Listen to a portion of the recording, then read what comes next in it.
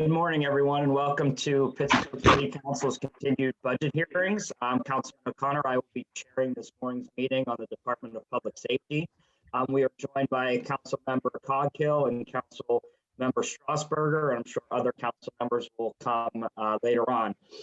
Because we are talking about public safety, I do want to first say that our thoughts and prayers are out there with the brave men and women that serve us in EMS, police and fire and animal control. Right now we're seeing a growth in the COVID cases in the county, and we want those individuals who are quarantining and those that have been hospitalized to know that the city council, as well as your fellow Pittsburghers, are thinking about you at this time. So I just wanted to acknowledge those individuals and say that we're praying and hope for a speedy recovery for those individuals.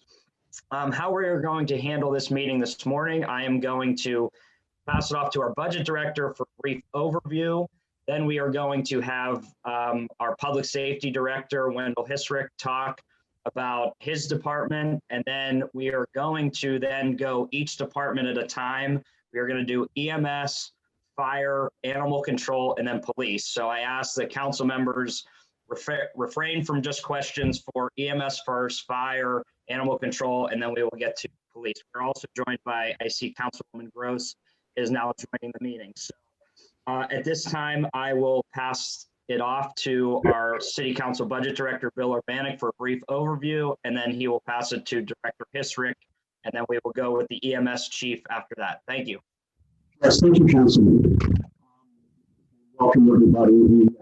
The Department of Public Safety is provided for the security and safety of all residents and patrons in the city of Pittsburgh through the oversight and execution of the public safety operational strategies. Through the planned and coordinated efforts of the police. Bill, there's something wrong with your mic. I'm sorry. Yeah, Bill, you may have to put on a headpiece. Your volume is awful. It came back. You're good, I think. Maybe I need to just move up. Can you hear me? Yeah, your volume is very low. Okay. There, that's a little bit better. Okay. Let's see if we stay static here. The coordinated efforts of the Bureau of Police, Fire, EMS, Animal Control, and Animal Care and Control. This mission includes the creation of command team with representatives from those organizations. The Bureau is, or the department is split up into several different divisions. First, is administration, which does all the coordination for all the bureaus. Division of Community Outreach, which handles everything from victim assistance to park police to youth policy programs. Also, there's the Nighttime Economy Division, the Group Violence Intervention Initiative, the Office of Emergency Management, which also does the coordinations for events and National Incident Management Systems.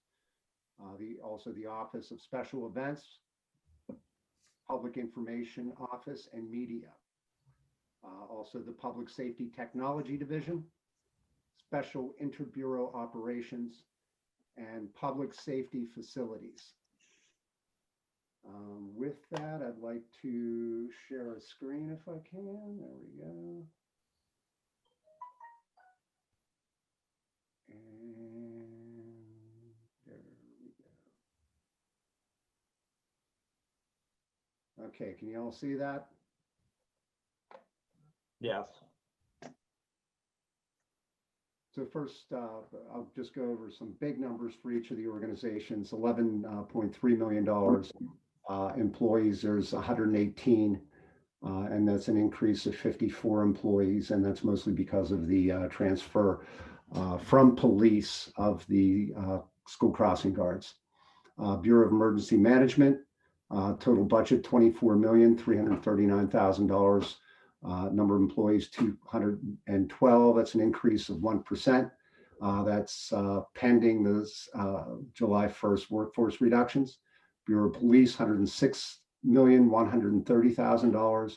It's a 8.7% decrease. 943 positions, 15 civilian positions, and the 103 crossing guards are transferred out of that department. to Public Safety Administration. Bureau of Fire, $83 million, 670 employees, same as 2020, pending the July 1st workforce reductions again. There's also capital projects within public safety that's managed through the bureaus. Firefighting equipment, $150,000 in PAYGO, and that's specifically for hazard management material response equipment. The Equipment Leasing Authority and the Office of Management and Budget oversee purchases for public safety vehicles. There are no capital funds going in this year for any of the public safety vehicles. Funding does exist in trust funds. 2 ambulances are scheduled to be purchased, and the operating provides for 20 hybrid SUV police vehicles. But there are 0 bond or PAYGO monies in 2021. Department of Public Works oversees capital budget projects at Public Works facilities. In the DPW facilities improvements, the deliverables include Fire Station 19 upgrades of $375,000. That is Stevens School, there's $1 million allocated, and Niederman exhaust systems for the EMS stations, $446,000. Additionally, the out years of the capital improvement plan include funding for the public safety training facility, which starts in 2024 with $5 million. The Bureau of Administration highlights, as I mentioned, the $11.3 million, a decrease of $648,000 or 5.5%. Employees transferred in the Bureau, we had mentioned the crossing guards. 67 of the 102 were transferred. The other 35 crossing guards have been eliminated in this first 6 months budget. Employees transferred out of the Bureau, Assistant Director Community Affairs, Stop the Violence Coordinator, and the 3 Safety Together Pittsburgh project coordinators, as well as a Victim Assistance Coordinator, are all being transferred to the Stop the Violence Trust Fund. Once again, positions eliminated are there. Other position changes, there's an addition of a Department of Business Administrator as a swap of one of the eliminated finance positions. As you can see, the 3 out of 9 tech and payroll positions have been eliminated. Anticipated July 1st workforce reductions for the department, $566,000 based on the average salaries of full-time benefits. With benefits of the employees in the Bureau, that's the equivalent of 24 additional positions. And once again, those may be filled positions. Non-salary budget items have been reduced by $864,000. Again, we are transferring some money there. The highlight there would be the police vehicles are reduced 35% or $605,000. Operational supplies reduced by $90,000. Community festivals are cut in half from $40,000 to $20,000, and the zone council funding was reduced from $2,000 to $1,000 for each of the organizations. Now, once again, we talked about trust funds in our presentation. There are many trust funds within the department and the bureaus, which we can touch on when we get to each bureau. However, the secondary police trust fund is there, $1.7 million year-end balance. 9.1 million will circulate through that. Of course, most of that is for salary reimbursement. The Special Events Trust Fund has $709,000 in it, includes funding for a part-time farmer market site attendant. Crossing guards, Special Events Trust Fund, $48,000. Public Safety Training Trust Fund, $1.1 million. Emergency Management and Homeland Security Trust Fund, $950,000. The Mayor's Youth Initiative, $202,000. The Southside Parking Enhancement District Trust Fund, $230,000. And the Public Safety Support Trust Fund, the current balance there is $221,000. And with that, I'll be quiet and hand this back to Councilman O'Connor, who can introduce our public safety folks. Thank you, Mr. Bannock. I also want to mention that we're joined by Councilman Wilson as well as Councilman Lavelle. I will pass it off to Director Hisrick to go through an overview, and then we will get right to EMS. So Director. Well, good morning, Councilman, and thank you for your time. When we sat here last year, we could not predict what was going to happen this current year. I was talking in a conference call with the Director of Pennsylvania Emergency Management, and he described it as if you were writing a scenario or an exercise to practice all entities within the state and in the city and the county. You cannot write such a script that we're going through right now. We started out at the end of January knowing about a possible pandemic occurring that would spread through the United States. And fortunately, we were well prepared and we provided training. We stockpiled equipment, knowing that it would eventually hit the city of Pittsburgh as well as the nation. Then we had the potential problems with the George Floyd incident in Minneapolis, which led to over 200 protests here in the city of Pittsburgh, most all of which went peacefully with interaction between police and protesters in most cases. However, the pandemic is, as you mentioned, Councilman, reoccurring, a second wave. And as of today, we have over 165 public safety employees off being self-isolated or quarantined. We currently have 26 that are positive, and we are making appropriate plans along with the county and the state for potential influx of additional patients. Unfortunately, from what I understand, that the patients that we are seeing throughout the city are much more severe illness, et cetera, which is taxing our EMS service. So we are all aware of the revenue downfall deficits that are coming in the forthcoming year. And we, as mentioned throughout the council hearings, the potential reductions in July 1st would basically be disastrous to public safety. However, like everything that we've gone through this year, we're trying to make do with what we have. And we appreciate the thoughts and prayers for not only the public, but our public safety employees that day to day are on the street, taking care of the 911 calls. As I issued the statement last week, rest assured that if you call 911 and it's an emergency, you will get the appropriate resources that you need throughout the city. With that, there have been some changes within public safety, within the Bureau of Police. There's going to be, in the upcoming year, a more focused attempt on prevention. Money has been allocated to address drug addictions, homelessness, and mental health throughout the city. The idea is that if we can prevent incidents from happening, it will further alleviate police responses. And the idea is to put a significant amount of money into prevention and take care of problems before it comes to police situation. And we will get into that, I'm sure, later in this hearing. I would just like to introduce the public safety admin staff. We did do some changes with the departure of our finance assistant director. Lee Schmidt is now the assistant director of operations. He's picked up a bulk of what Tony Landino did previously and is currently doing dual roles of both operation and finance. Shatara Murphy, to my right, is our assistant director of community outreach and will play a significant role in the community services and violence prevention portion of public safety. And Charles Showers behind me also assists in our finances and makes sure that we have adequate resources.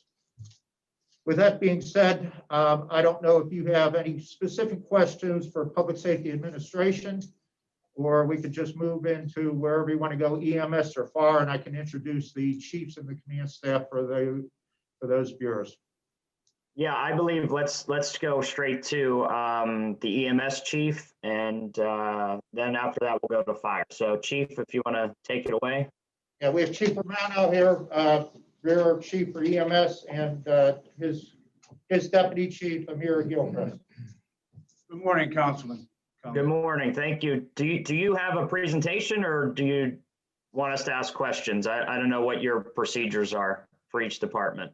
I can advise you as you're correct. The pandemic has put a toll on our service. We're handling it.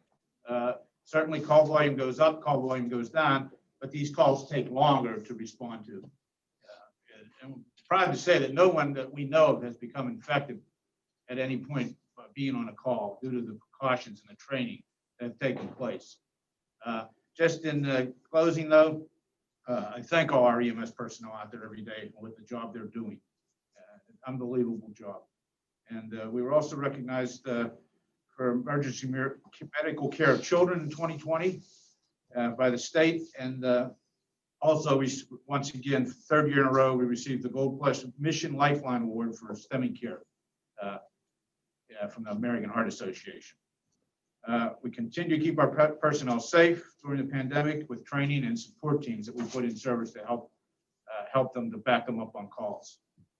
Any questions? Thank you, Chief. And for all chiefs, I was gonna, and you basically answered the number one question I was gonna have to kickstart this was, how has COVID obviously affected your staffing and things like that.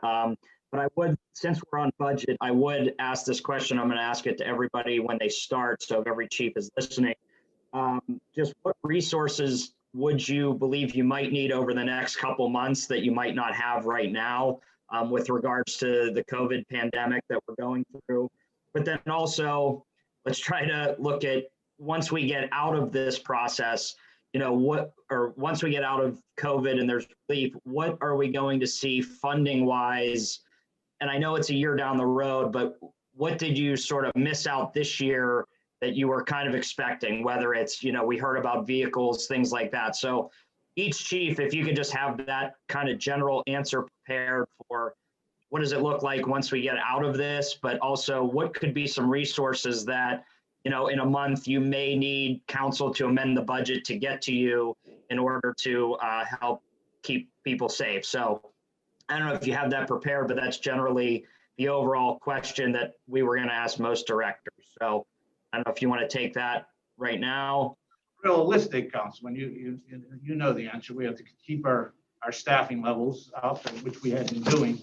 Hopefully, we're not, hopefully July doesn't really come to pass.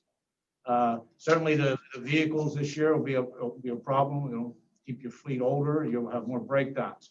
So I understand there's nothing we can do across the board, at this time. But those are things that you and I have always talked about. Right. And yeah, this is more refresher for everybody. That's why we're going through that. But I know that's a big issue, and we need to be aware of that as a council for future budgets that, knock on wood, the pandemic, we get out of it and mostly everybody's safe and secure. But what we have to look forward to in order for your departments to operate when we're not in such a world that we're living in right now. So with that, I will go in order of when council members sign on. However, I have a screen. Does anybody have any questions right now for just the EMS department? Any council members? I see Councilman Coghill's hand. So Councilman, I'll pass it off to you. Okay, thank you. And Chief, thanks for being here this morning. Appreciate it. I'm not going to keep you long. I think of our EMTs are an elite force. I'm a lifelong friend of Dan Capitola, who I know you all know very well. And I know most of your force. So I got to tell you, the job they do is incredible. And so just a couple of things that strike me here is, providing we do not get relief and, we have to make the cuts in July that we need to make. I see 64 employees would have to be cut. I put wow next to that. That's an incredible number. Can you possibly service the Pittsburgh area or Pittsburgh with 64 cuts? I saw that number today also. As you can imagine, it'll be very difficult to provide the service that we now provide.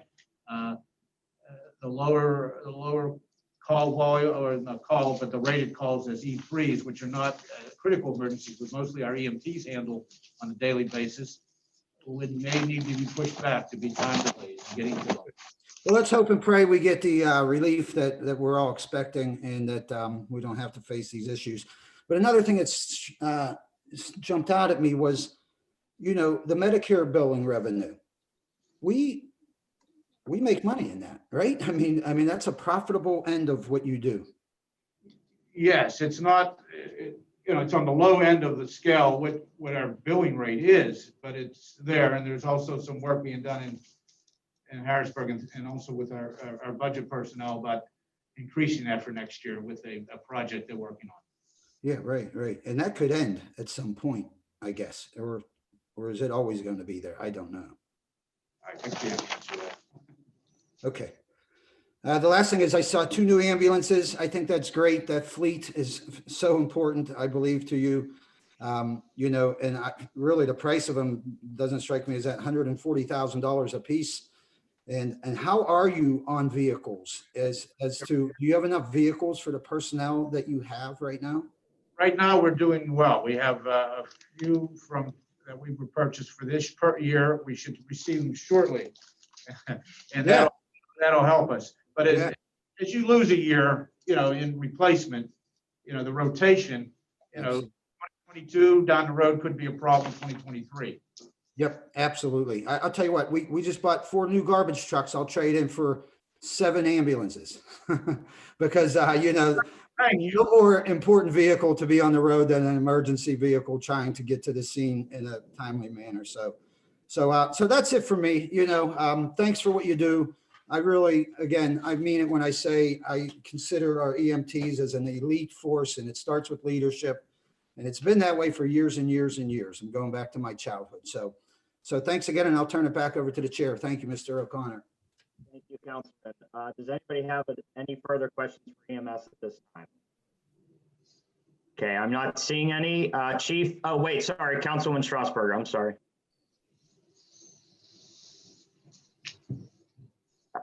Councilwoman, you're on mute, or we can't hear your mic right now.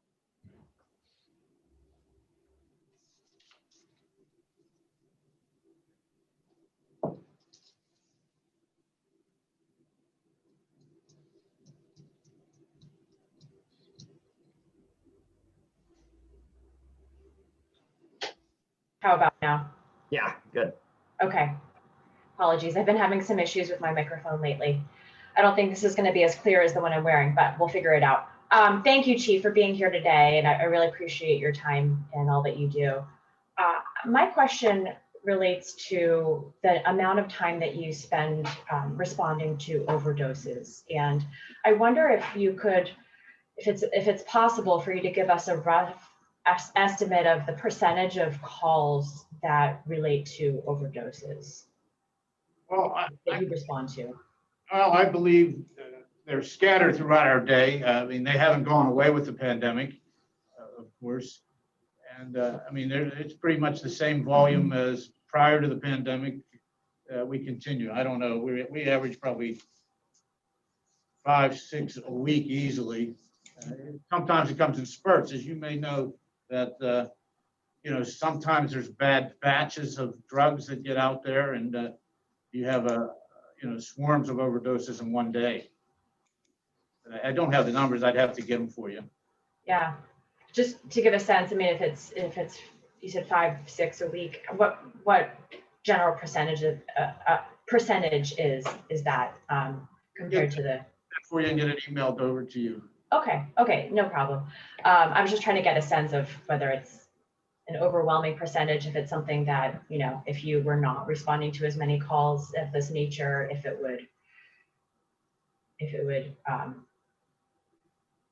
would free up the availability or ability for you to respond to other calls in a more timely manner. To give you, that unit would be more available for something else. Sure. And I understand that one of your 2020 accomplishments and it will continue to be a 2021 goal is harm reduction in relation to that issue. Can you speak a little bit about what role the EMS plays in harm reduction? I couldn't hear.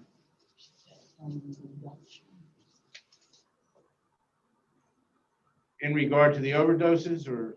Yeah, harm reduction. So what are you, I know that you leave Narcan behind. Is there what role does the EMS play as it relates to harm reduction and reducing the amount of, As you spoke regarding we leave behind Narcan, we believe that has helped at times. This goes back about a few years now, but also you try to engage the patient that has overdosed with to get them help, or you try to talk to their families to leave them information regarding that. Very difficult, as you might imagine, the situation where a lot of times the overdose that we revive, they bolt, right away. They're due to embarrassment, due to concern about being arrested. But we certainly try to help them. I believe we have made some steps forward in that. Anything you can add, Deputy? No, I think our program, our Leave Behind Narcan program, has helped tremendously in cutting down on the call volumes as far as the overdoses that we do have to respond to. And they are given information about treatment. So I think that has helped. Unfortunately, I think during the pandemic, there has been an uptick in overdoses. People are depressed, they feel hopeless. So we're trying everything that we can as EMS to just reassure them and just let them know that we're there. Sure. And I understand that there's only so much that you can do because you eventually have to go take another call, right? You can't stay there and provide services forever. At this point, is there another entity that is staying behind with that individual if they choose to stay behind and not bolt, as you say, to provide them with other services when the EMS inevitably has to leave to go take another call? It's in the information that can be left, if they accept it, or the family accepts it. But also, it's a help if we can get them to the hospital. If they agree to go to the hospital, you get them into that setting where the counselors or the social workers can reach out to them. That doesn't always happen because they're not always transported. They become of sound mind and they can refuse. Sure. I only mentioned this because it sounds as if this could be another opportunity for our new office of community health and public safety to be able to, respond almost after you're responding to these types of calls and stay behind to offer some social services. So if you have thoughts about that, please feel free. But I mentioned it in part to raise that query or that question.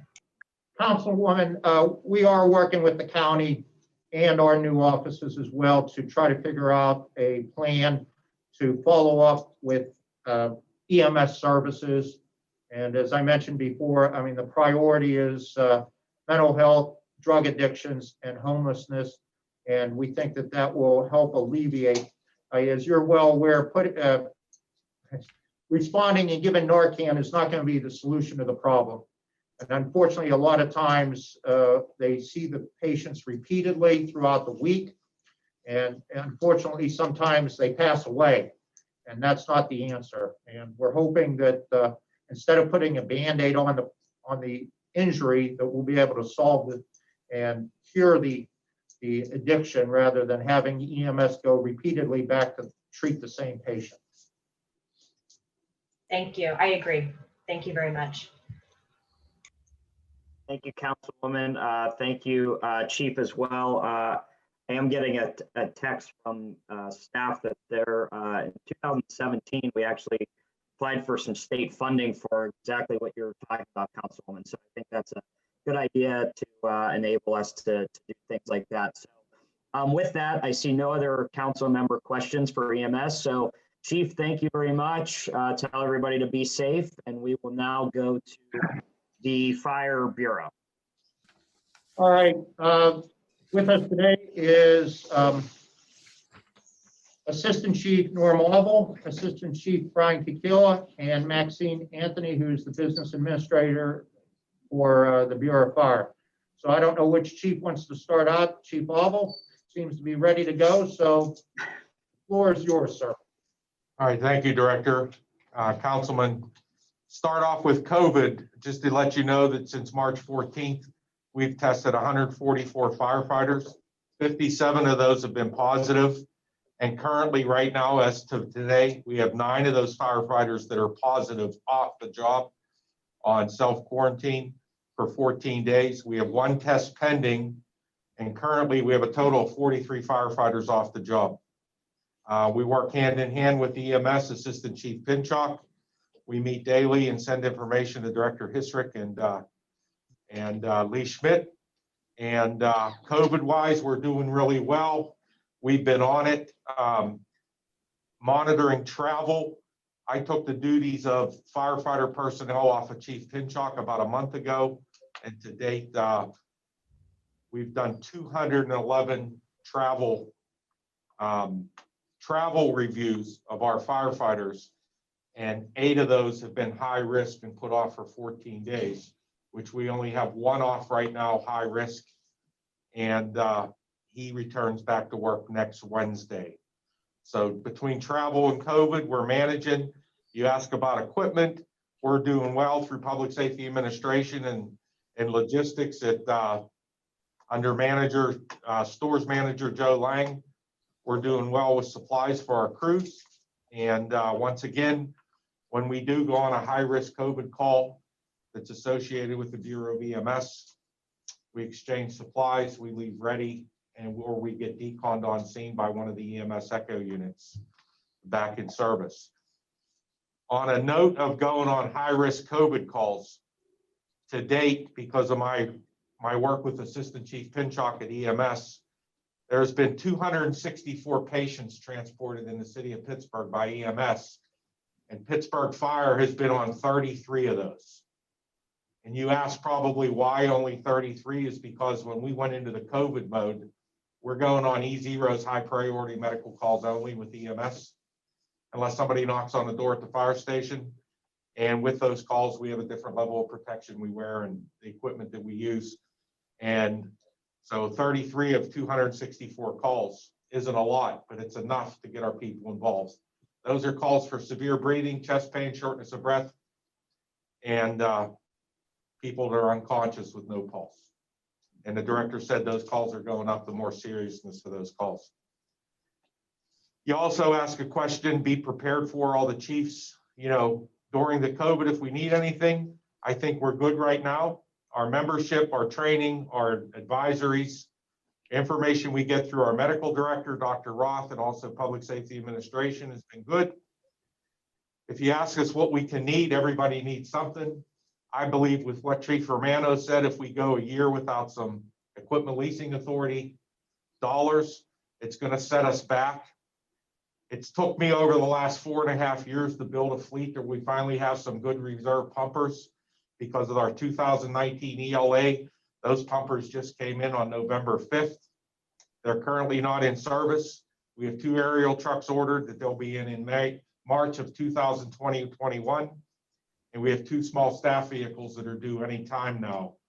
All this has been delayed because of COVID and production facilities going offline for COVID. If you ask what we need or what we could look for to assist us in the pandemic, fire administration over the years has been cut at the knees, and in turn, past administration has eliminated a lot of our personnel at headquarters, administrative staff, prevention staff, education staff, which in turn right now, it's just 2 assistant chiefs, Brian and I. We work nonstop. I do have to say I'll be on vacation next week, but I'll be working every day because that's just the nature of fire administration. We've asked for an third assistant chief for a couple of years now, and I know the positions are a big issue, but that would be a really welcomed asset for fire. Also, I understand in the budget next year, not in fire's budget, but in administration's budget, we're losing a payroll clerk. And that'll divert the duties of her job into the administrative office. either to Maxine Anthony or Jessica Shrimp or Donna Harper. So in turn, that's where we are. If we were, Oh, sorry, I'm sorry. I thought you were done. Sorry, go ahead. if we were very fortunate this year in the budget through the ELA, I would request 4 pumpers, 6 staff vehicles, and the logistics vehicle. The logistics vehicle is important not only for fire, but as Director Histrick states, our warehouse, our fire supply is a public safety facility, and we support all the bureaus plus animal care control, and especially in times of violence and standing up for protests and things like that. But that's in a perfect world. So as I give you my report, I appreciate the findings here. I don't think there's nothing we can say or do or add or change. And we'll have to take and run with it. And as fire always does, we do the best with what we have. But it'd be great to have more, and everybody would like more. But and we agree, and we wish this year was a little bit different. But there are some things that you pointed out with regards to education, headquarters, administration. Obviously leasing is going to be an issue this year, but those positions are really important so that we as a council understand your needs. And we obviously control the budget at the end of the day. So if there are enough members and we find some funding somewhere, this year's obviously tight, but that's what we really want to hear. And I want to thank you for remembering my question, because I forgot most of it, but I wanted to thank you for being prepared for that, because we really want a sense of what each department is going through on a daily basis now, because it's obviously different than what you usually do. So I have no further questions. I want to thank you for that detailed report. Are there any council members that have questions for fire? Council member Coghill. Yes, Chief, thank you for being here. And I just want to say, like the EMS,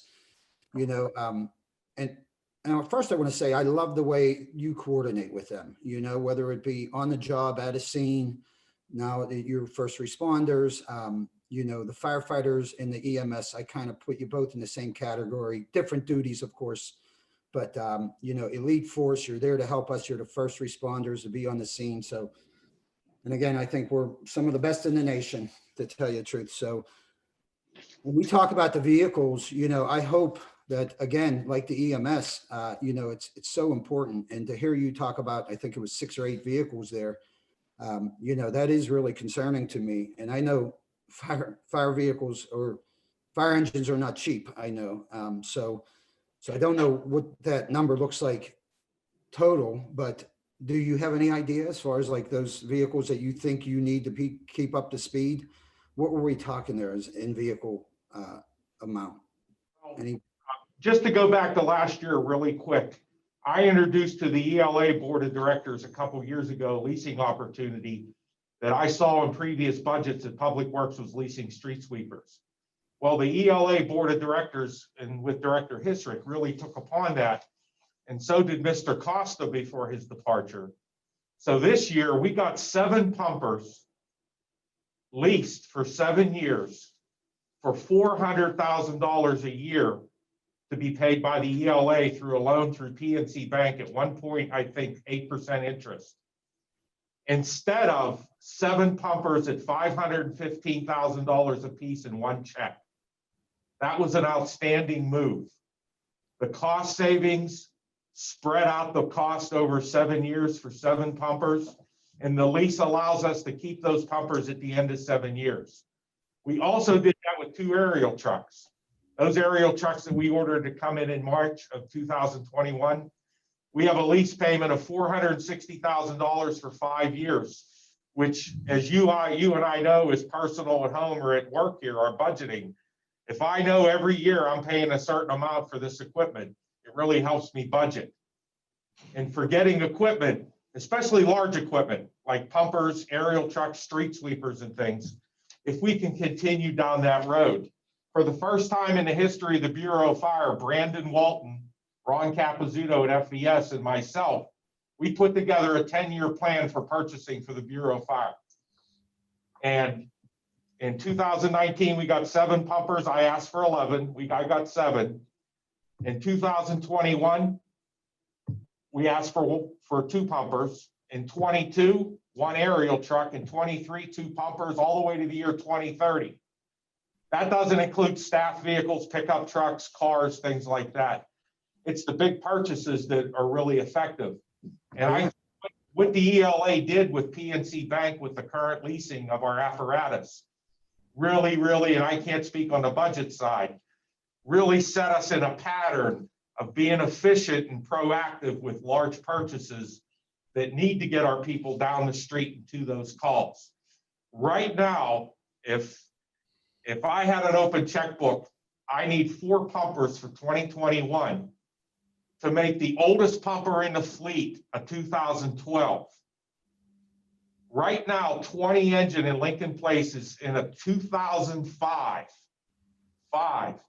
pumper with 231,000 miles and 14,000 hours on the pump.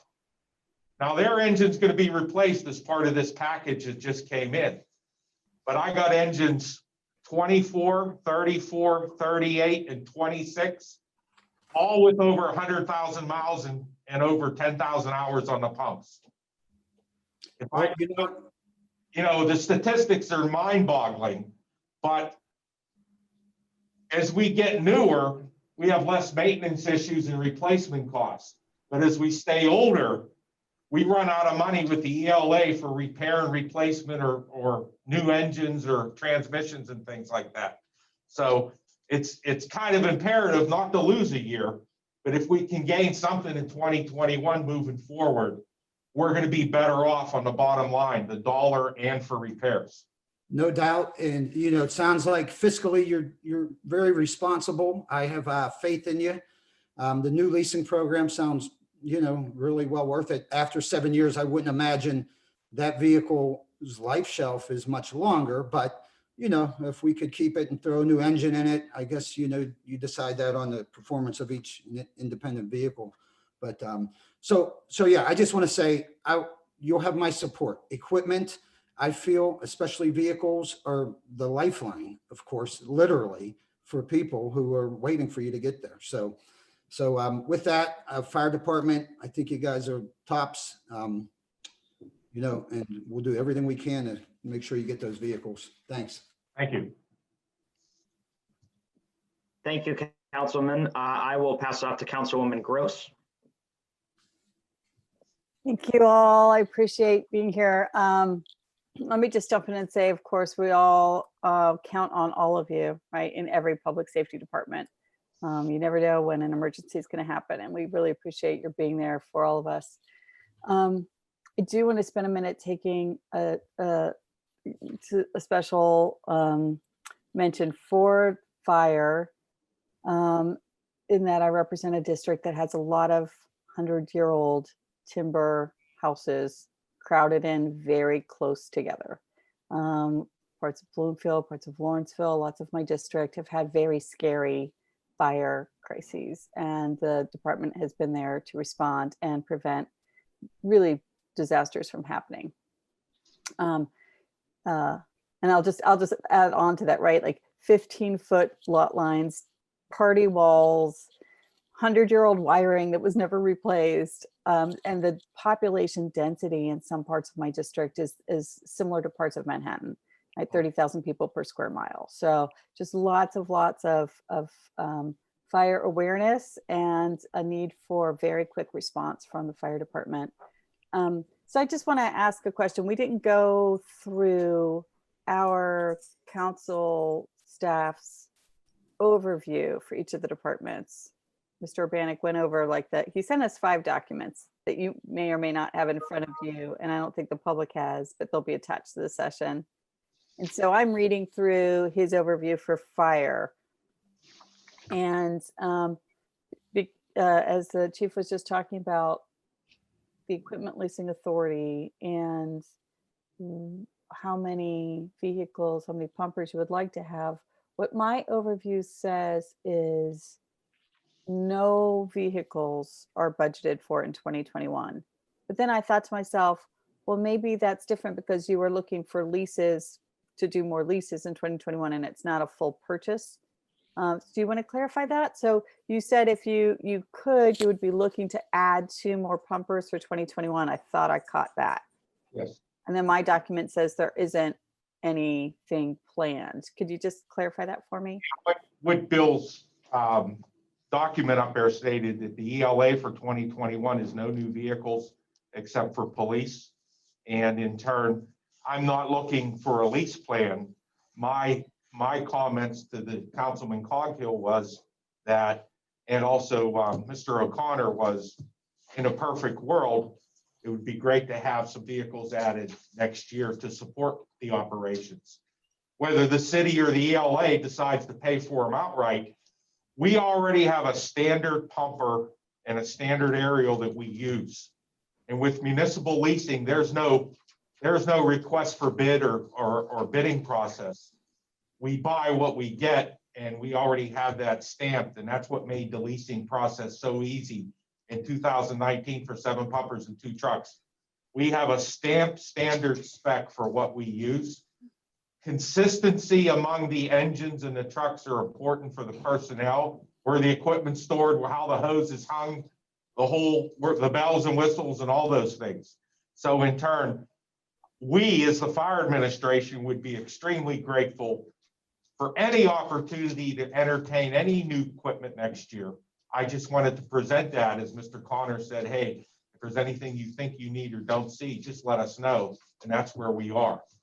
But in your district, we're doing really well. Apparatus wise, 6 truck gets a new aerial next year. They're in 17 in Homewood. But it's those 4 companies that I mentioned to Mr. Coghill that we need to bring up the par. And if we lose a year, at least for 2 of them, we're going to be, they could be out of service by next budget hearings because of malfunction, operability, and things like that. And that takes a reserve fleet. So I kind of missed the numbers on leasing. So let's say we were able to do a lease, what you said is over 7 years. And so if we added 2 more of the pumpers or lease them instead of purchasing them outright, what would be the 2021 budget impact for the ELA? I can tell you right now, a current pumper that we bought on the last lease was $515,000 a piece. They took that times 7 and they divided it by 7 years, and they did it 1.6%.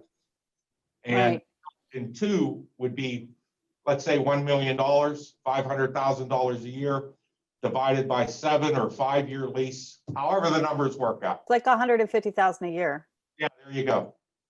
And Bill, did I do my math right? Maybe 8, maybe 16, 18%, something like that. So it's like 150, less than 200,000 a year. Yes. That much. Yes. Yes. So the budgetary impact on 2021 for the ELA, if we were to add 2 pumpers, but on a 7-year lease, ELA would only take $150,000 hit or so, less than $200,000 hit for 2021. That's correct. Thank you. I think I did that. It's always really hard to do math, even simple arithmetic, live on TV. I always follow up my math by saying, like, did I do that right? Somebody please correct me if I did it wrong. And I wouldn't fault you if your math was wrong and I was getting 4. So thank you very much. Appreciate it. So the only thing to add specific to this is one of the things that's been cut historically over the years is not just the fire administration, but the fire prevention staff. And if you compare Pittsburgh to other major metropolitan cities, our resources deployed towards prevention of fire and education of fire is dramatically lower than even cities a quarter of our size. When you talk about the specific your district, the tight spacing, the old construction, the old residential building stock, if we can inject and enhance our education, we can make an impact on the risk, not just of a fire occurring, but the subsequent risk of response to the mitigating that event. So. And the out of compliance, unpermitted work that's been done over the years by Uncle Joe or cousin, whoever, especially in the wiring. So everybody's like nodding their heads because you see it. I mean, I see to my own house when I look in the basement, I think I really need to get an electrician in here. And then I priced it out and it's still scary. I need to really do it because, different other people had it for 100 years before me. And some of them did some real, unpermitted, I'm sure, work themselves. And I remember having fired out to some of our community meetings and doing things like handing out fire alarms, all those kinds of stuff. But still, I feel like there's a kind of the fire prevention awareness, but also goes hand in hand with code compliance. And we know that we are really decades behind in bringing our 100-year-old housing stock and commercial stock, frankly, up to code, to where it would be meeting the safety standards of new construction. And so it's something that it's really been bothering me and is on my mind, maybe because I have so much work and rehabilitation of homes and businesses going on in my district. And again, just lots of that high population density always concerns me for that reason. So thank you for bringing that up. That's also on my mind as well, the fire prevention, what we can do, just like in policing, right? What we can do to prevent that 911 call. Just for clarity, we have one deputy fire marshal and one public educator. So how are you keeping up with inspections? We're not. That's a problem, right? And I mean, just to go back to the electrical things, it's just on my mind. That might not be our worst, but it's like other people I know who've had fires, they've been electrical at the beginning. So that's on my mind. And at PLI, the last time I checked, and I'll have to ask them when we get to them, when you go in for an electrical permit, you're just handed a piece of paper with 20 private electrical inspectors.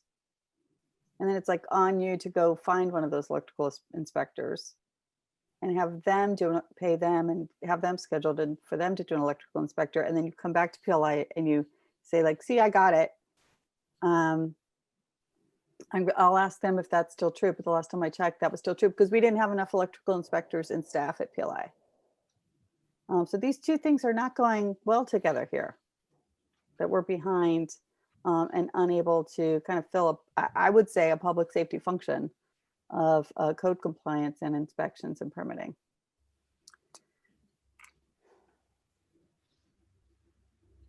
Anything else to add on that I need to know? Thank you. Okay. Thank you, Mr. Chair. Okay, thank you, Councilwoman. I see no further questions from council on fire. So if we can please bring up animal control. Councilman, with me today is the Supervisor, Animal Care and Control, David Madden.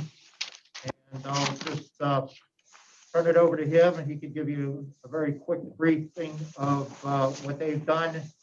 I don't know, I mean, they're taking, like every other public safety employee, they're taking appropriate precautions, wearing masks, trying to do as much social distancing as possible. It's a little bit difficult because we're required to have 2 officers in the vehicle, but they're getting by. I leave it to Dave. I don't believe we have anyone off currently from Animal Care and Control, but I'll let you ask Dave that question. Good morning, everybody. Thank you for being here. Director Hisrick is right. We have no officers off due to COVID-related illnesses. In fact, we have only had 1 officer back during the first wave where his wife did test positive and he did self-quarantine for 14 days. He never had any symptoms. He did have a test at the end of it. He was negative and then he returned to work. So since that time, my officers, I do check their temps on a daily basis, Monday through Friday, ask them questions or at least make sure they're healthy. And then everybody wears masks. Partners that ride together, one partner stays in the office to get the calls for the day, calls for the morning, any announcements I have or anything like that. And then they they in turn report them to their partners. So we have, I don't know if you've ever been to the Animal Care and Control office. It's a very small office. It's actually smaller than this room. The main office anyway, the main big area. So social distancing in there with every officer would be impossible. So that's the way we've been doing it since the stay-at-home order, and it does work well. People can stay 6 feet apart, continue to wear masks, and hopefully no transmission there. That's where at as far as that goes. As far as for the questions that you asked, I'm like everybody else, fire and EMS. Some of my vehicles are pretty old too, although not as old as some of those fire engines are. But again, I was planning on maybe getting a new truck in 2021, but what would be a live animal truck. But I understand the reason why not. It's not as impactful for me as it is for fire, police, or EMS as far as 2021 goes. One of the things I was hoping to do in 2021, though, was to hire a person, a professional animal shelter consultant. The reason is that prior to the pandemic, Wendell and myself and a few others had a meeting with Dan Rossi, the director of Humane Animal Rescue. And at that meeting, again, prior to the pandemic, he had told us that they were thinking about getting out of the stray animal business. They were the only shelter within the city of Pittsburgh or even in the immediate surrounding of Allegheny County that can handle approximately the 1,200 animals we get per year. Now, since that time, because of the pandemic and everything, Dan and HAR have agreed to sign a new one-year contract for 2021 at the same prices we had for 2020. But he also emphasized that if things change dramatically for the good in 2021, that they may not sign a new contract in 2022, which means during a pandemic and high employment and stress and everything else going on, we're going to have to start planning at a very minimum how to either renovate an existing building or build a new municipal animal shelter. We're not going to have any choice. There is no other shelter in Allegheny County that can handle the 1,200 animals that we average per year. And if HAR does decide they don't want to be involved anymore, and they've done a great job for us for as long as we've had a contract with them. But Dan Rossi did tell us that he was thinking about maybe not doing it. He said that he's done research where cities comparable to the population size of the city of Pittsburgh that did originally have stray animal contracts with private organizations have since no longer have those contracts. So I'm sorry, I definitely have some questions on that. I don't know, are you done with your presentation? I'm sorry. Yeah, that's okay. Yeah, go ahead. Yeah, so if that were to occur, obviously, then we would be, and the nearest one you say is nowhere close. So the 1,200 animals we get per year, what would we need facility-wise? So you said we would have to gut our own buildings and place them in there. What's the volume of animals? Like, what's your max at one time of animals? Well, that's information I have to get from HAR. Okay, yeah, that's fine. Now, are they getting out of that system just because it's not? I know we have actually a bill on the table. I think it was last week to extend, or a couple of weeks ago to extend the contract. Are they getting out of that system just because they get a lot of lost revenue from taking on our animals, or they just don't want that burden of it anymore? I think it's a mixture of those two, to be honest with you. One thing is when we seize animals, either ourselves or the police, for a resident breaking animal laws, cruelty, neglect, or hoarding, a lot of the times, mainly dogs are involved in those types of seizures. And a lot of times those dogs may spend up to 1 year at a shelter before the case goes to court. And so for that long, if we pull 4 dogs out of a house or seize them for a cruelty case, well, that's 4 kennels every single day HAR doesn't get to use for other dogs. And that has a tendency to really pile up for them, plus their expenses of taking care of them. Normally what will happen for most of those animals is the owner will agree to surrender them, but won't pay any of the previous board bill or medical fees or anything like that. They simply don't want the animal anymore. And so there's no way for HAR to reimburse their fees. Also, I think you're right about the burden dealing with the hassle. You know, my officers pick up the animals and bring them to them. If the resident wants to go in and reclaim their animal, they have to go and talk to HAR. So if they're upset, if they're angry, whatever mood they're in when they get there, they're going to take it out on HAR staff. They're not going to take it out of my officers or my office staff.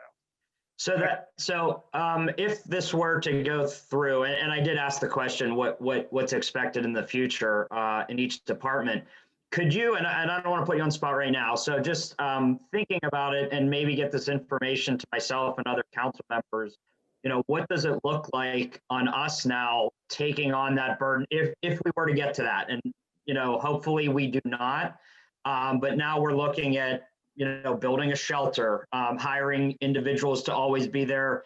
I assume certain hours you can pick up your dog if it got loose and you guys brought it to the shelter.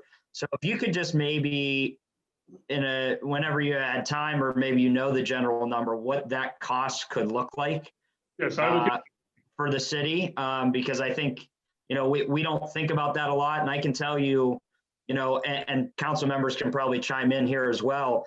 A lot of my residents have been, you know, unfortunately at home through this process, and we're getting calls a lot about animals, and, you know, they're seeing them more and more because, especially when you get to the parks, you're seeing more and more deer frequent, you know, Shenley Park and Frick Park, just because, you know, people aren't using them as much and there aren't as many cars on the road, and we're seeing animals, you know, act a little bit differently than they would when there's, you know, traffic jams on those certain streets. And I've gotten a lot of calls about that. So it's interesting that those call volumes have actually gone up, or at least emails to myself and my staff.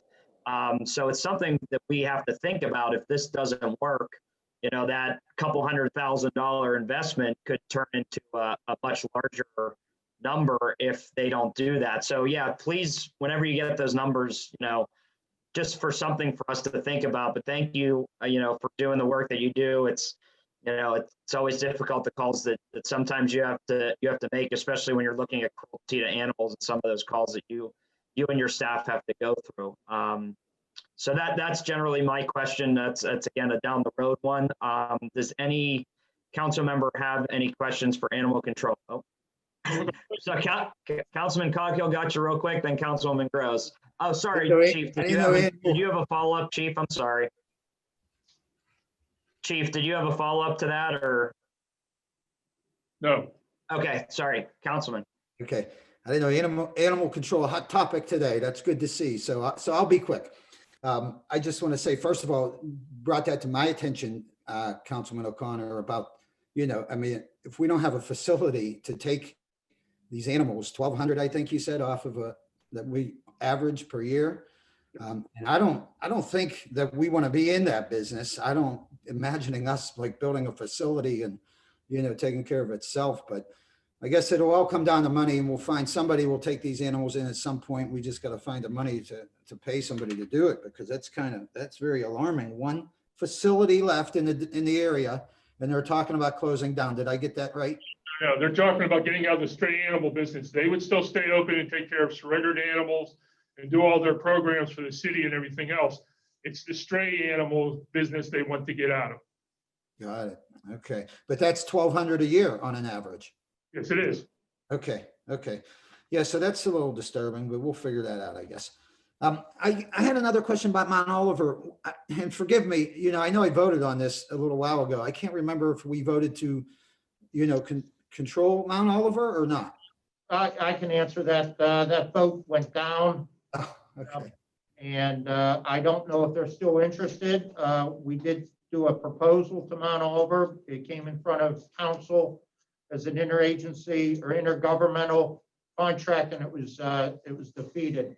The problem that I had with it is that there have been several occurrences that we had no choice but to assist them, because, as you're well aware, we do EMS for Mount Oliver, and it was a case of an emergency situation where you had a dog over its owner, and, you know, what else are you supposed to do? You certainly don't want to take lethal action against the dog if you don't have to. Yeah. So there have been occasions where they requested the city to go up and assist them we did it, and then there was communication that it would be like a pay-as-you-go type where they would pay us for each call, which there wasn't that many. Right. Council decided at that time to defeat that bill. Right. So these animals, yeah, you're right. These animals, they don't realize they're crossing city lines here, so they still end up being our problem. And you were looking to, get compensated for something that we take care of anyway. What was that contract, that proposal to Mount Oliver? What a difference would that have made, Director, as far as, what was it, $1 million a year, or, what were we? Would have been minimal, and we, of course, would not have lost money in the deal. And Mount Oliver is, as you're aware, surrounded by the city. So the stray animals that were in Mount Oliver, this hour, next hour, they're in the city. So it would have probably helped both communities. And like I said, on a public safety, I always like our EMS to have that safeguard that if they ever got into a jam where, they had a vicious animal or a dog, that we had the resources to address that. And we still do. I'm not going to deny if somebody's life is in danger that we can't cross borders to save a life or save it. Absolutely. The only other thing I'll say is, percentage wise, 33% deduction, they really take the biggest hit across the board. Taking count, of course, the amount and what amount of dollars that are involved, of course. So anyway, yeah, I'm finished. Back to you, Mr. Chair. I know the other members have comments and questions. Thanks. Real quick, too, on the Mount Oliver thing, the officers union actually came out against it too. They read. I knew that. Yep, I did. They wanted 2 new officers hired. They wanted another brand new truck added, and they had a few other stipulations before they would even agree to it. I knew that. One more quick thing. Yeah. How much is a live animal truck? Any ideas? Right around $65,000. Thank you. You're welcome. All right, thank you, Councilman. I saw Councilwoman Gross. I know we are also now joined by Council President Smith as well. Councilwoman? Thank you, appreciate it. Again, all of these public safety functions are important. I want to clarify some language. I'm not sure if this is the language that you guys use for the different kinds of activities you do. So we have stray animals, which you talked about. We have about 1,200 per year. Those would be domesticated animals that you've taken into your custody.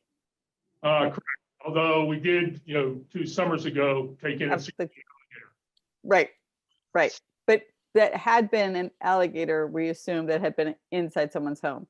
And Yes. so just to contrast with things like the bear from Highland Park or the Morningside bear that are wild animals, I think we would call that, right? Correct, yeah. And of course, that also includes raccoons, deer, geese, things along that line. That are kind of like, we're okay with them. They live in their own habitat. We share a habitat.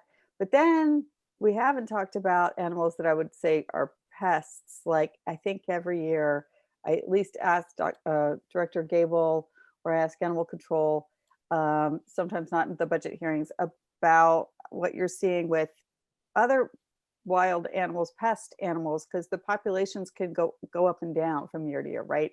I'm concerned about rats. We live in a city. The city I has, hate to bring it up, but can you speak a little bit to the kinds of animals we really don't want in our spaces?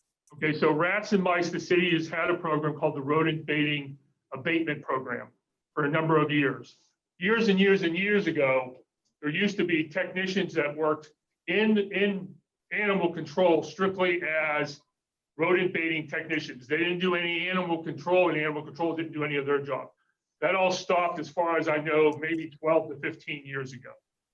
And then at some point, what happened is the city started to contract with one private vendor to take care of rodent baiting within the city. And then that's hooked up with the mayor's helpline, which is 311. So any resident within the city, and they can call us and we'll still refer them there, can call 311 and ask for rodent baiting on their property.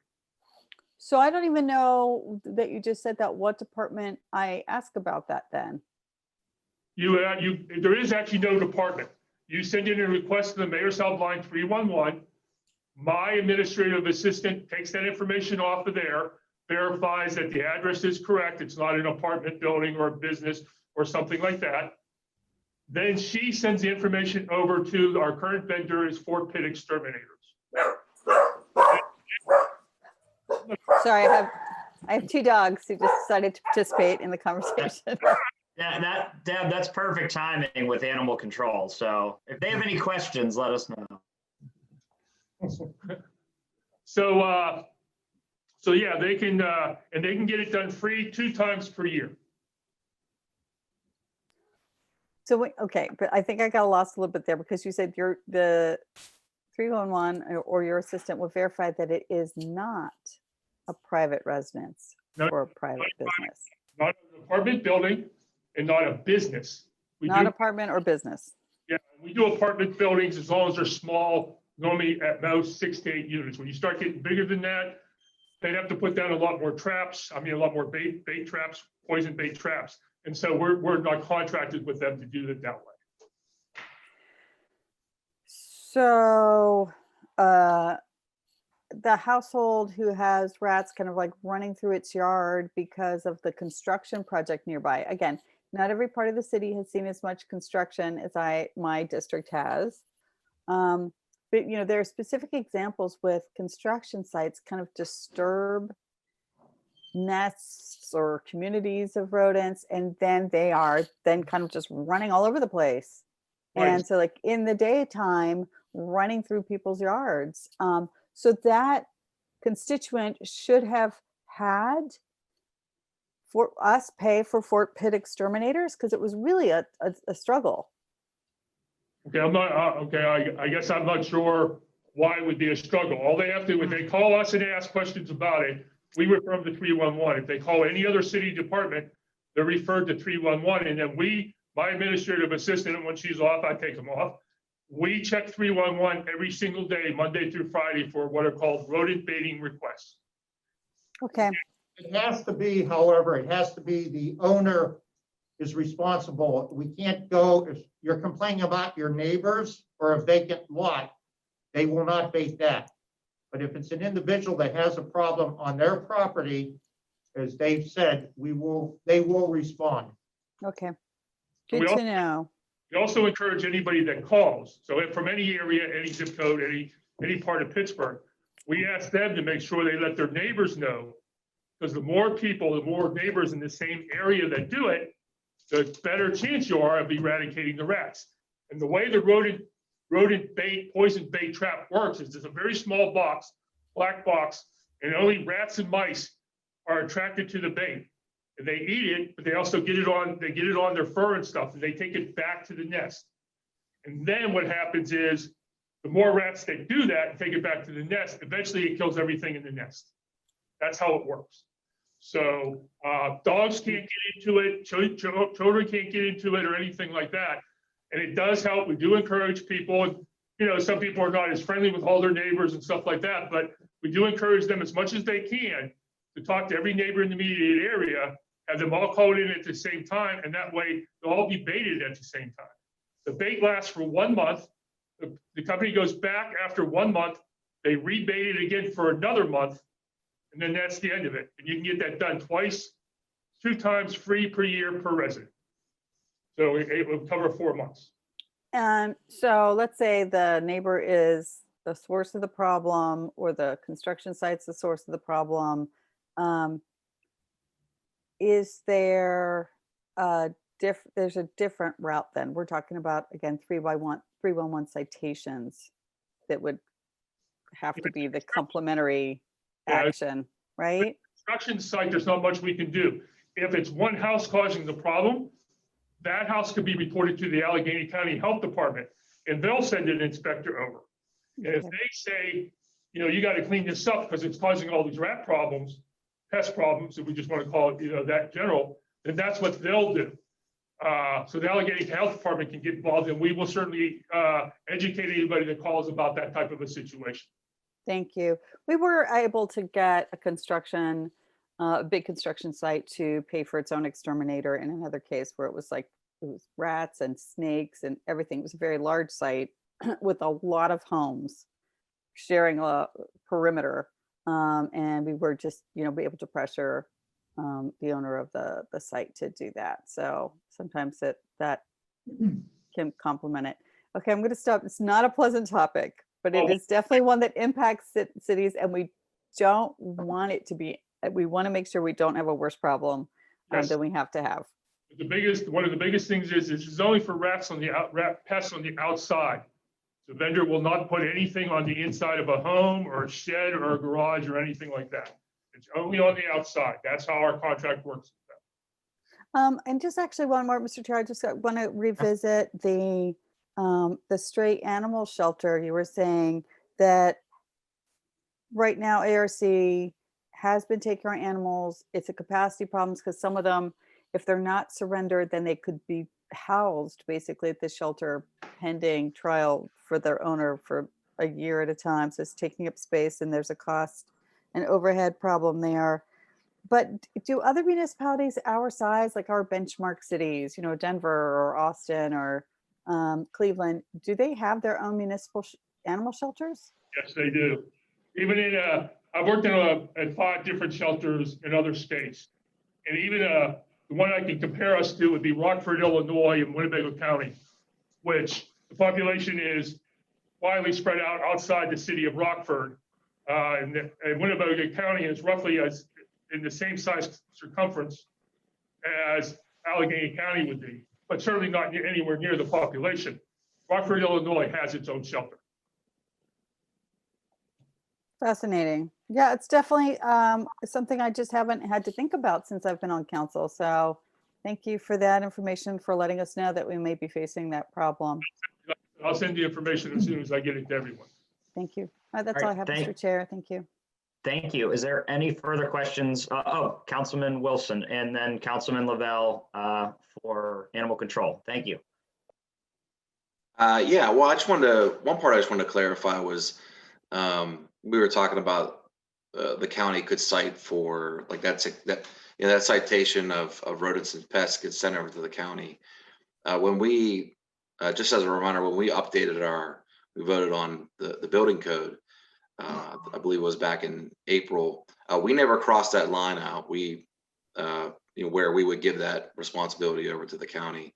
They still have, they still have those powers, those policing powers, what we do as well now. So, we kept that in there this year for that update. All right.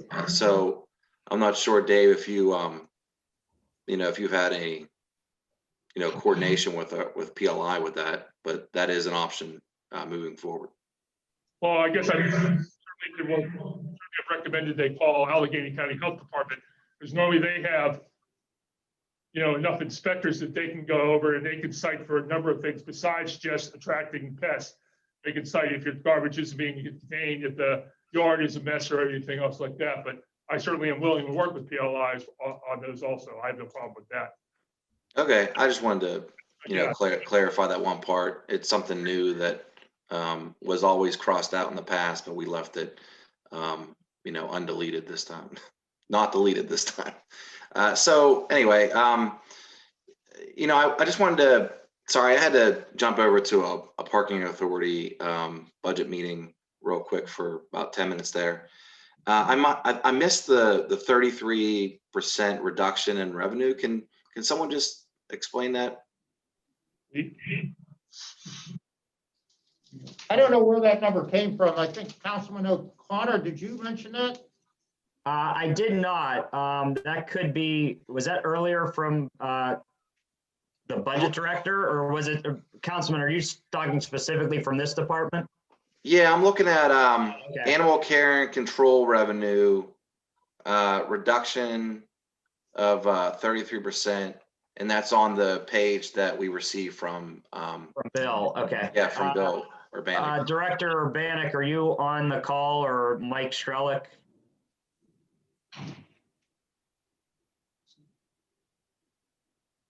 Yeah, I'm still here. There's a line item for animal care and control in the revenue section. It's 179,000 this year. It's reduced from last year. I have a lot of guesses why. People aren't out and about, just like a lot of our other revenues, but I don't have any detail specifically to that. Okay, is that for like a dog registration or?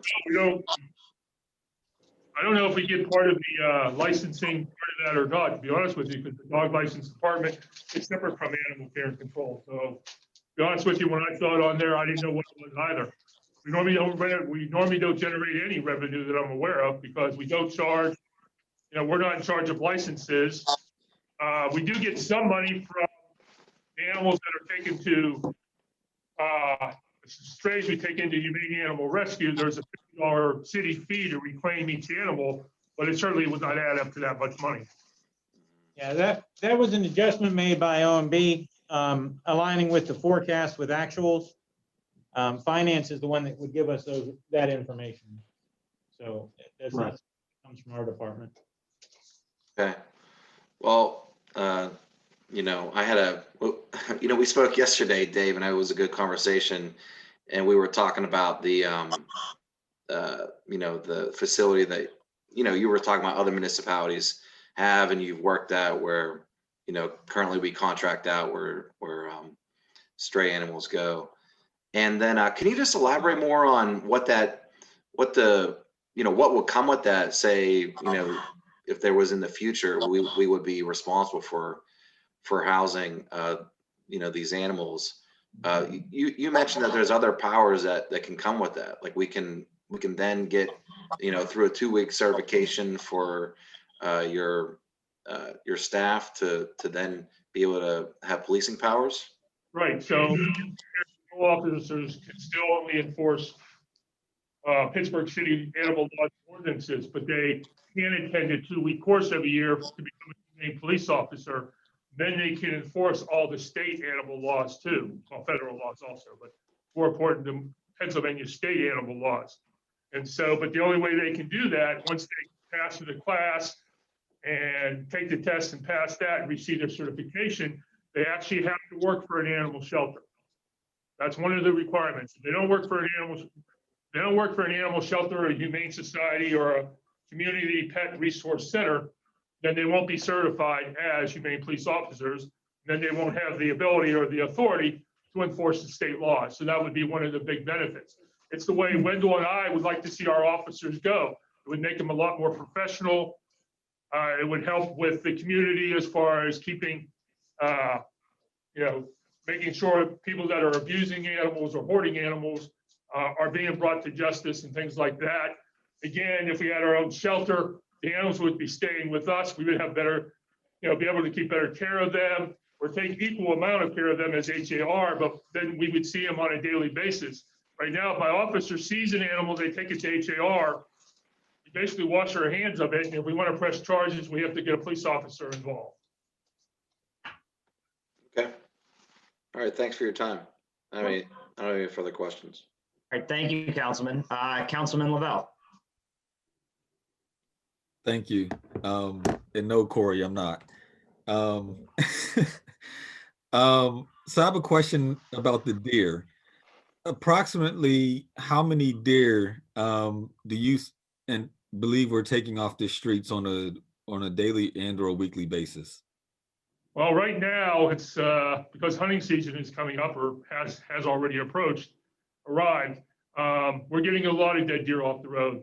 There are some days where my dead animal truck officers are pulling anywhere from 7 to 15 dead deer off of roads, before bridges, sidewalks, people's backyards, various things like that. So right now it's high. When it becomes fawn season again next year and buck season and things along that line, it also runs high. And then as hunting season ends, then it also just dies down, and it may only be 1 or 2 dead deer a week. Okay. The reason why I'm asking is compared to where we were this time last year, to me, it seems that we have an increased deer population. I do want to thank you. I know I wasn't on the meeting, but you had a meeting with the state in my office back in June, actually, where they sort of outlined the process of what it would take to potentially have the state come in and try to remove deer, the deer population from the city, or at least starting in the Hill District, where I thought it was of tremendous concern. And I know we needed to follow up with sort of starting the organizing process for surveying the community, and given COVID and everything else, we sort of dropped the ball and started paying attention to other things. But having literally witnessed 8 deer run down my street 2 nights ago when I went to go put the trash out and almost take out a little kid at the bottom of it, I'm getting increased calls of concern. So I will reach out and follow up with you to start that process. I just wanted to thank you for the initial meeting and let you know that I haven't forgotten it. We did get sidetracked, but we will pick that process back up. Okay. Can all of us just like nod our heads like yes about we the all need deer? support. Yes, they're all over. So to that point, when we met with the state, just for council members to know, they told us in order to start the process, we had to start surveying the community about where the deer were, where they're coming from. Like I can literally tell you where about 6 to 10 are every single day in my community. But if we want to have a conversation about a larger citywide effort, it may be worthwhile all of us sort of getting together on a Zoom meeting one day to sort of talk about it, or at least those of us that feel there's increased pressures within parts of our district, so that it's not just a one small conversation, but it's a larger survey, and maybe there's a citywide effort that we could actually put together, working with public safety to begin sort of figuring out a way to survey the entire city to figure out where the worst places are so that we can then get the state in, because the state says we have to start with that process. And then I think the second process is once they identify it, like I live in the Hill District, but behind me are actually woods before the next street. And they literally just roam there day in and day out. They said they could actually start with allowing hunting to occur in the city, which we were a little fearful of, but they said they can actually control it if you're only targeting wooded areas of the city. So like Frick Park, I heard Corey talking about it earlier. So you would start with like Frick Park or maybe the woods behind my house, not We just have big greenways on hillsides. right, the greenways. Yeah, so they could start and they would do like bow and arrow hunting in the greenways of the city, and then eventually expand from there, where in Mount Lebanon, they actually came in and targeted the deer and took them out. So if we Professional hunters. say it again. Mount Lebanon used professional hunters hired by Mount Lebanon with permission of the Pennsylvania Game Commission to come in and call their deer herd for whatever number they decided had to go. Right. And we may even have to like legislate that to actually occur. So anyway, that's a long way of saying it's an issue that's on the front of my mind. But if other colleagues are experiencing the same level of concern, we may want to get on a call and talk about how to have a citywide mitigation effort. Yeah, I agree. We definitely could set that up. And as chair, I can set that up because we had some people hunting in Frick Park the other day, and they were pretty close to some playgrounds as well. I do know, there's some weird rules that if you're, I think 150 feet, you can still shoot the animal. I know there was somebody that lives right by Frick Park, or actually by Shenley Park. She was 86 and went out and bought a bow.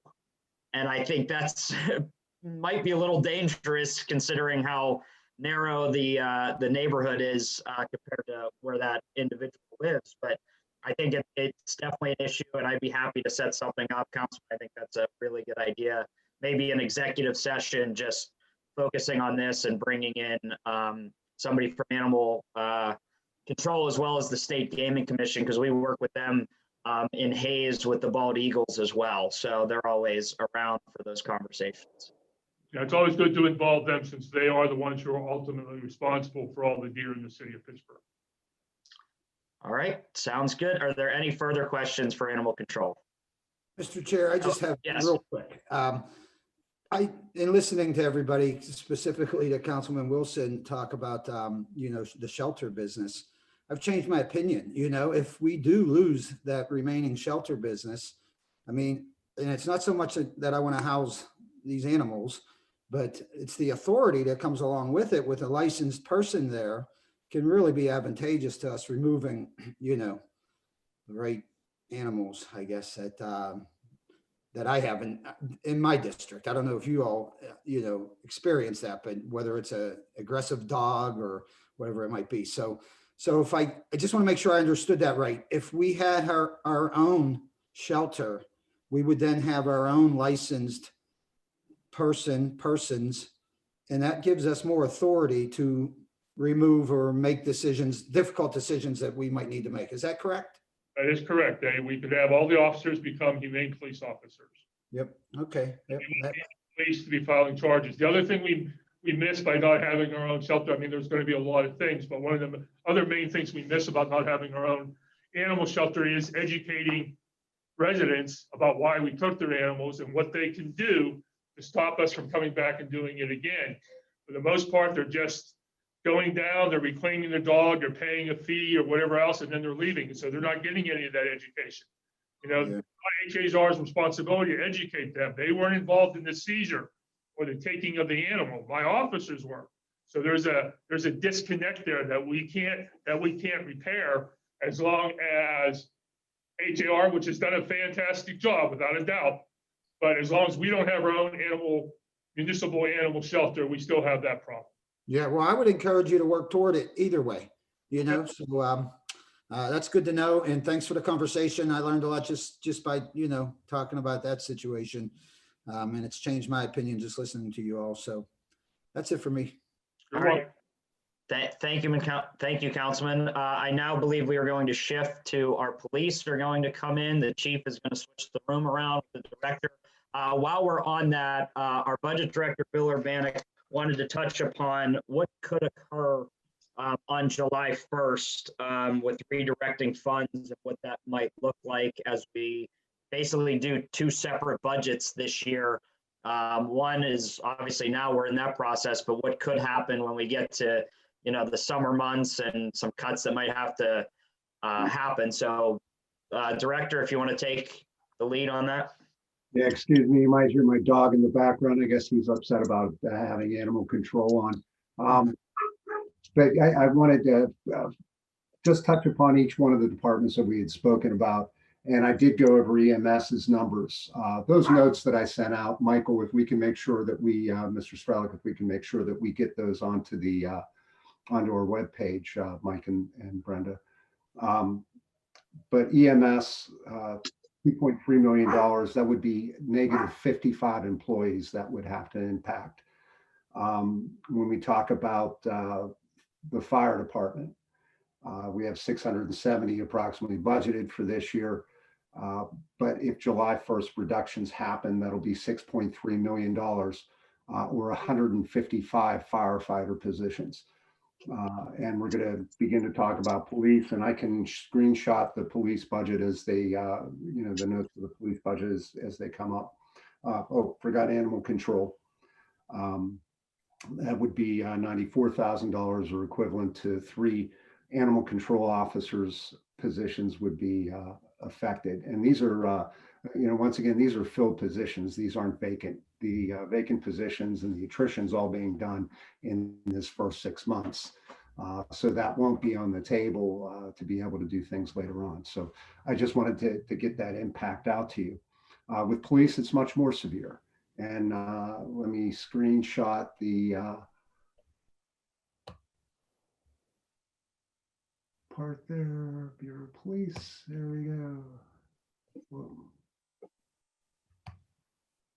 Can you see it? Yes. Okay, good. The budget for the police is looking at $106 million. That is down from last year, and from what we anticipate in the 5-year plan, it's actually down over $10 million. The total full-time positions in the department is 943, reduction of 119, and we went over in the Department of Public Safety that there's 103 crossing guards moving and 15 civilian positions are eliminated. For now, there aren't any positions, police officer, sworn officer positions eliminated from the budget. The uniform officer strength, including grants, remains steady at 900 officers budgetarily. Non-salary budgeted items have been reduced by over $1 million from what was anticipated in that 5-year plan. And you can see the some of the highlights there. and they may prove to be untenable. And specifically, when we get to those workforce reductions, July the 1st, the workforce reductions are approximately $8.8 million. And that's going to be based on first in, first out. So the newer officers will be, the newer hires will be eliminated. And due to contractual agreements, reducing that police payroll budget by that amount results in 220 police officers being eliminated from that budget. So I'll leave it at that. We'll make sure that these things posted Bill, on. Sorry, Bill, and maybe this is a question and you don't have to answer it. Well, you probably know the answer, but I think it might not just be with regards to this, but if we're looking at this federal bailout, and I'm going to get to the chief in a second, what number can you put on that we would need in order not to do the just overall? So we know, are we looking at, we need 50 million, 100 million, 200 million? And maybe that comes at the overall end of the discussion part, but that's a question that I've had for a couple of weeks. And I think the general public should also know that if we're looking at these bailouts for every department, what is that? Ultimately, what that number is that we need relief from. So I don't want to put you on spot now, but I think that's something. I'm fine answering that. It was part of the presentation there.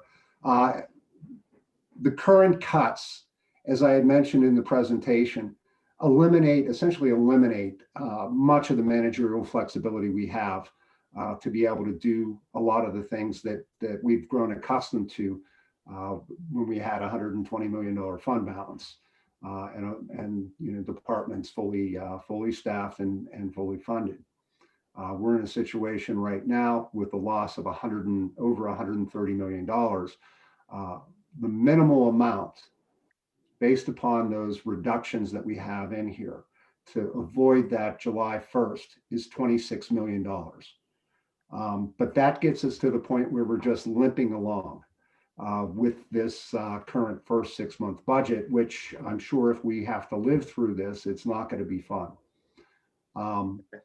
So I would say that inadequate, to get us back to where we were, $130 million, I would hope that we would, that's probably reaching a little far right now, but I would hope that we get something in between, in the middle, 50, 70 million, to be able to at least get us moving in a better direction than just limping along. Okay, and I just wanted to ask that for the general public, and obviously we're talking about cuts, and so everybody knows what we're looking at in the future.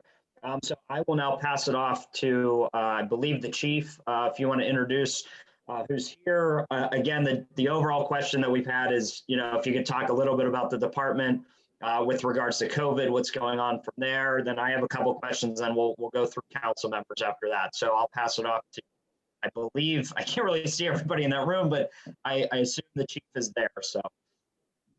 All right, thank you, council members, for allowing us to have dialogue with you and answer questions on the 2021 budget. In the room, we have for our finance, Rachel Opperman. We have Assistant Chief Lavani Bickerstaff from investigations. We have Commander Christopher Ragland from our Office of Strategy, Accountability, and Resiliency, OSAR. We have Commander Anna Kudroff from our investigations branch. We have Deputy Chief Tom Stambrecki. We have Assistant Chief Linda Barone from administration. And I think you already introduced before, right? Okay.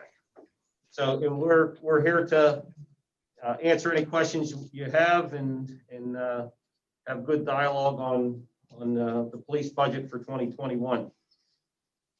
As I said, thank you for allowing us to be here. We truly appreciate it. As we all know, this has been a very challenging year for the Pittsburgh Bureau of Police, for the city of Pittsburgh, and for the residents, visitors, business owners, all that we serve on a daily basis.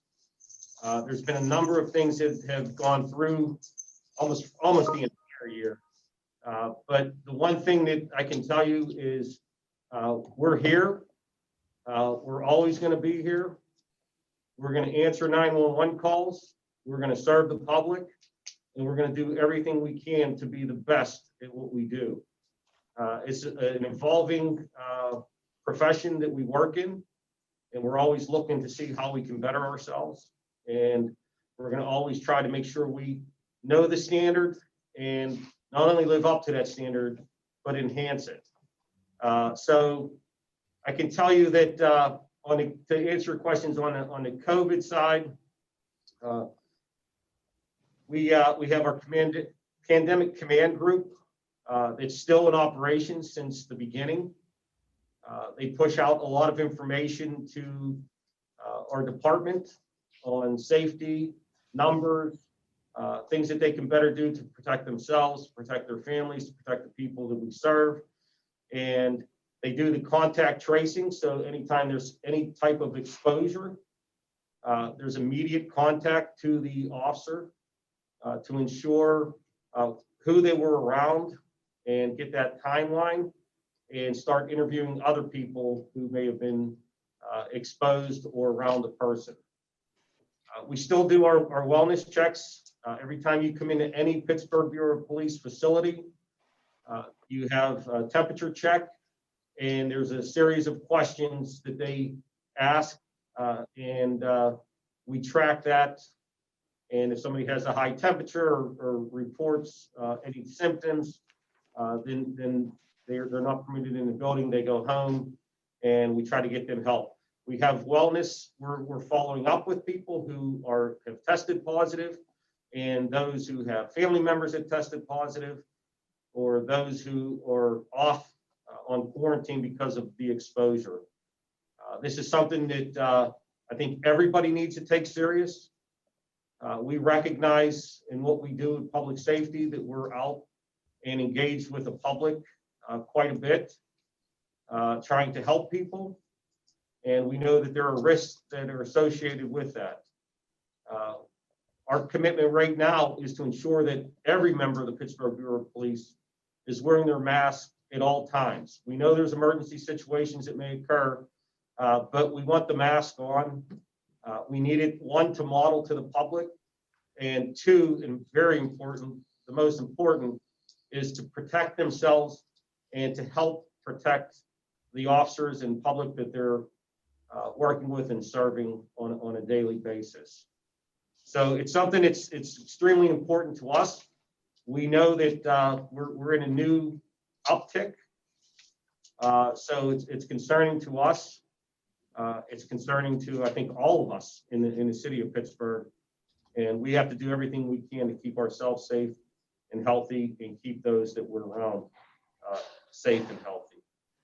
As far as what do we look like for the next couple months, I think we're in pretty good shape. But our biggest concern is always manpower. We have a significant amount of officers off right now, and we're still able to shuffle so we can make sure that we can answer 911 calls, investigate crimes, and to be honest, we still do community engagement through the pandemic. We find different ways to help. As we go into every year, we deliver Christmas presents and participate in a lot of holiday events for Thanksgiving and Christmas. And, so we had to look, how can we still be a part of this and be safe and healthy? So even with the Get Stuffed with Love that's been going on for many, many, many years, we're still going to be there delivering meals to people who don't have a meal on Thanksgiving. Pandemic Command continually looks at things, at how we can do it safely and still be a part of things. We still will help with the Christmas giveaways. It's just, we change how we do it so we can either have people come and get a present or drop it off on their porches and have that social distancing and limit the engagement to keep everybody healthy. There's so much that we're still doing on the community engagement side, even through the pandemic, delivering groceries, delivering vegetables, diaper giveaways. We're down helping with that when they do it. when the food bank was giving food away. We were a part of that. We're a part of Pittsburgh, and we're going to do everything we can to help Pittsburgh. You know, it's all of us. If we want to get through anything, and I think we have a history of it in Pittsburgh with a lot of the major incidents and things that have occurred over the years, we've always gotten through them together, by working together, by putting off any issues or anything like that, and coming together as one. And we just saw it again in 2018. And I'll forever always think about what happened at the Tree of Life and what our officers did, what the community did, how we all came together as one in that slogan, stronger than hate. And that's something that I will for always remember and always be thankful, you know, for the city of Pittsburgh of how we came together as one. And I hope that's something that we will always strive to do, because we are truly a beautiful and you know, blessed city in my mind. As we go into 2021 with the COVID and what we would need in the future, it's always going to be, manpower is always going to be paramount to ensure we have enough people and resources to answer. One of our challenges is always going to be, because the officers we have working in the zones, working in investigations, working in administration, is the workspace. You know, trying to social distance, you know, in the confined areas that we work. You know, trying to ensure that we have people in one-person cars to limit the interaction at closed spaces. So courts, when we go to court, trying to do as much as we can on teams to limit the exposure of officers, victims, witnesses, things like that. So there's all kinds of things we're looking at, but sometimes you have to modify the workspace, and that may be putting up plexiglass, that may be spacing things out the best you can, that may be relocating personnel. So that's always a challenge for us, and obviously technology is a challenge because unlike, you know, 90% of the city of Pittsburgh employees, that's a high number, but a lot of city employees who have the ability to work from home, we don't really have that because we have to be out with the public. But those that can work from home, and it's not a huge number, but those that can, limited technology to allow them to do that from home, so we can have some spatial distance between our personnel. But no matter what comes our way, I mean, we're the Pittsburgh Police. We're proud of who we are. We're proud of serving the public, and we're always going to do what we can, and we're going to adapt like we always do to get things done.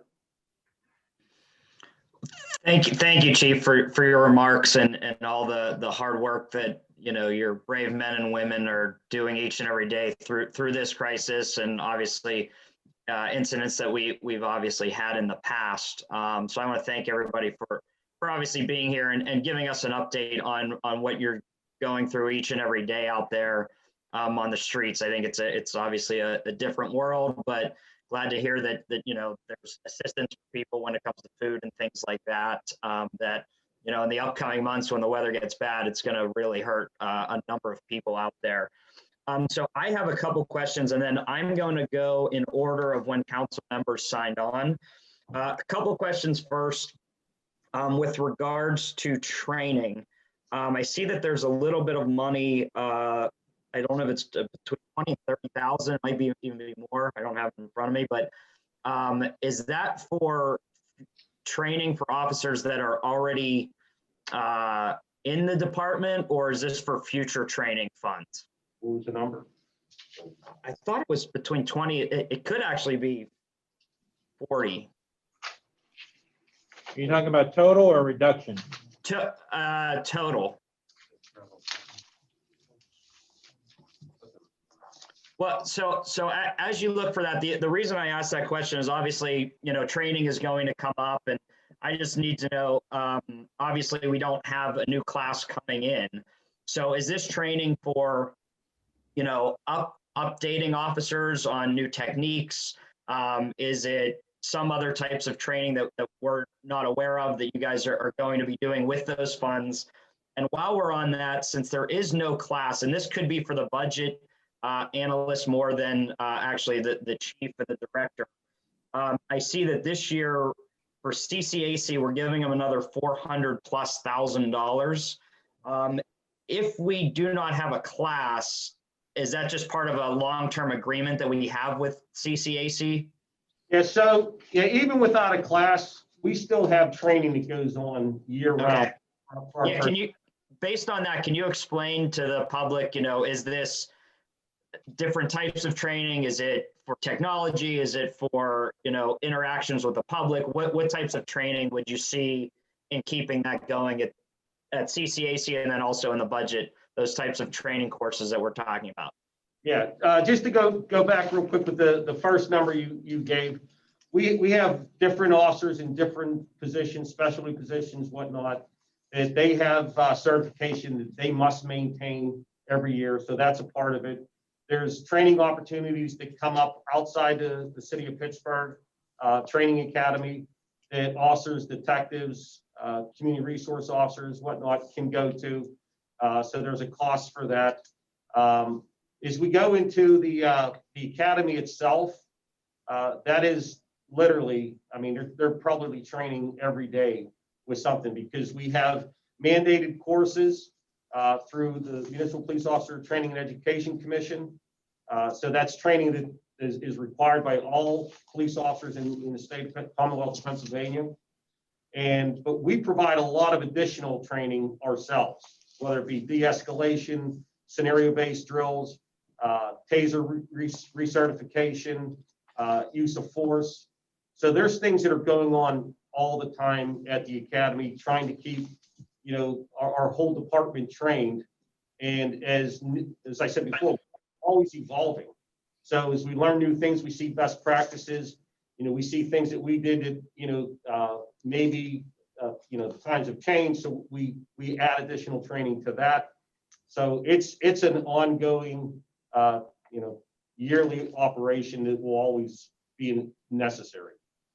Okay, thank you for clearing that up. I also want to thank the director. We held a post agenda last week, and a lot of council members came in about the task force, and we are going to call this week for a follow-up about the implementation that's going on through the department and where we see the implementation, because of the task force really asked for that. And we're going to hold that for the post agenda. At least I am. Other council members might want to talk about implementation that came through that task force.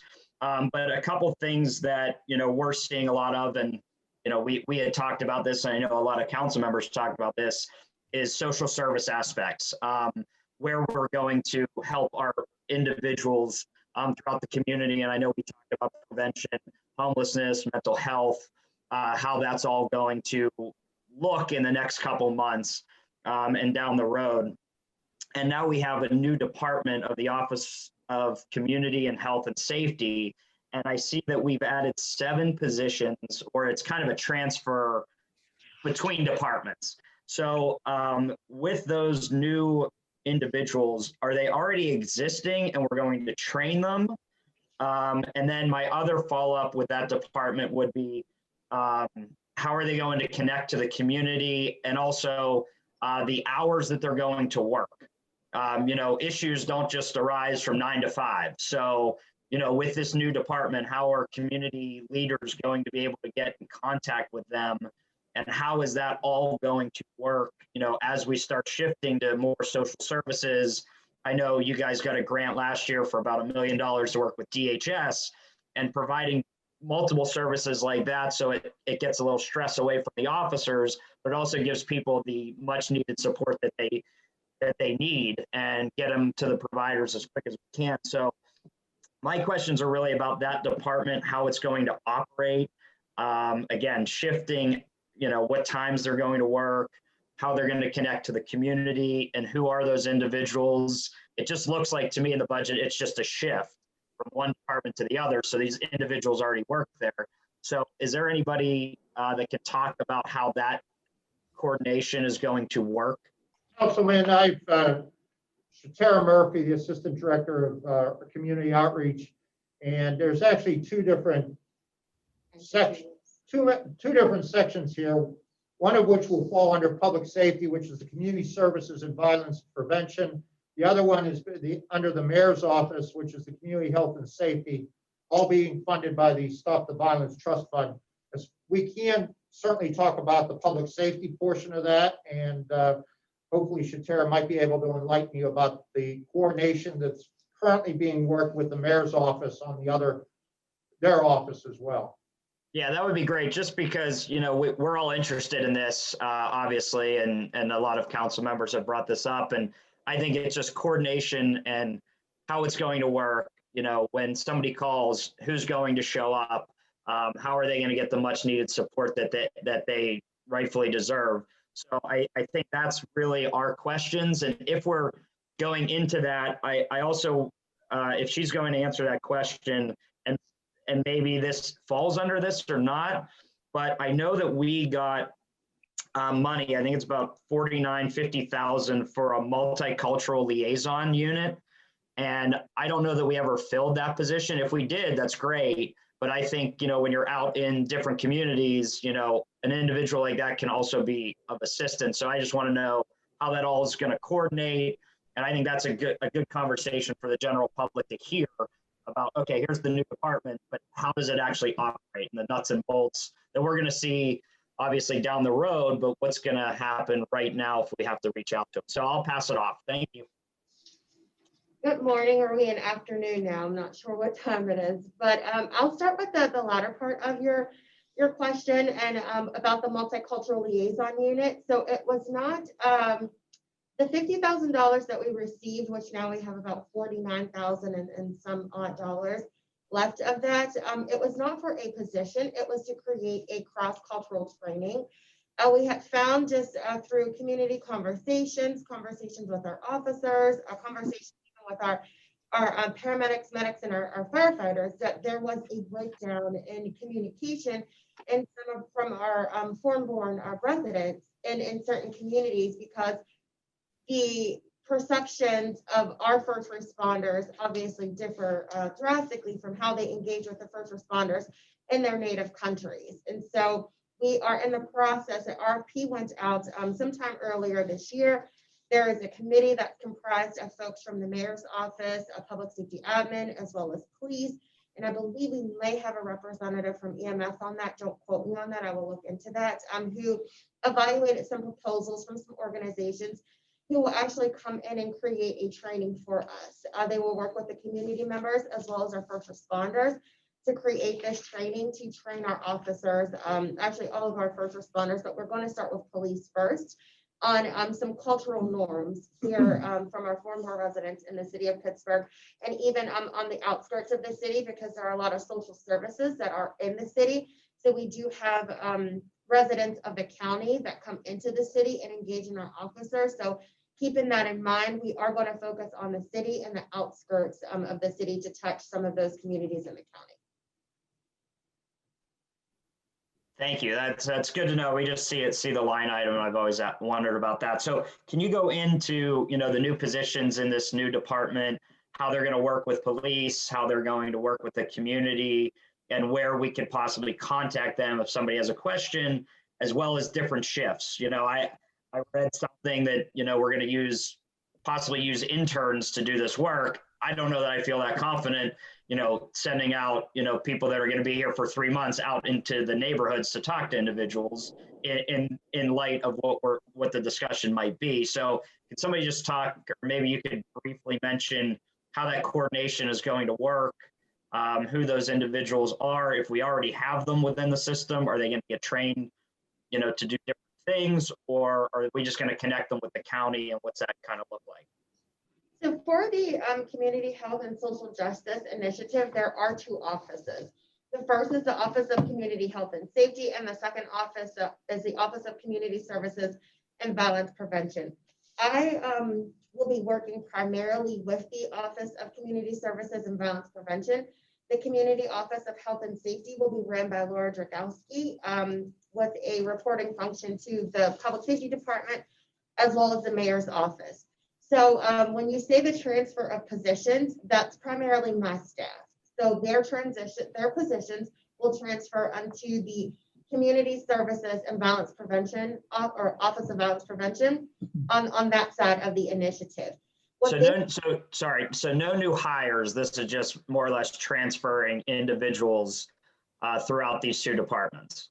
For that particular part of the initiative, I'm not the information that I can provide on the Office of Community Health and Safety, since I do not have Laura here with me right now. So there is the desire to have social workers out with our police officers. Councilman Lavelle has been very instrumental in this work.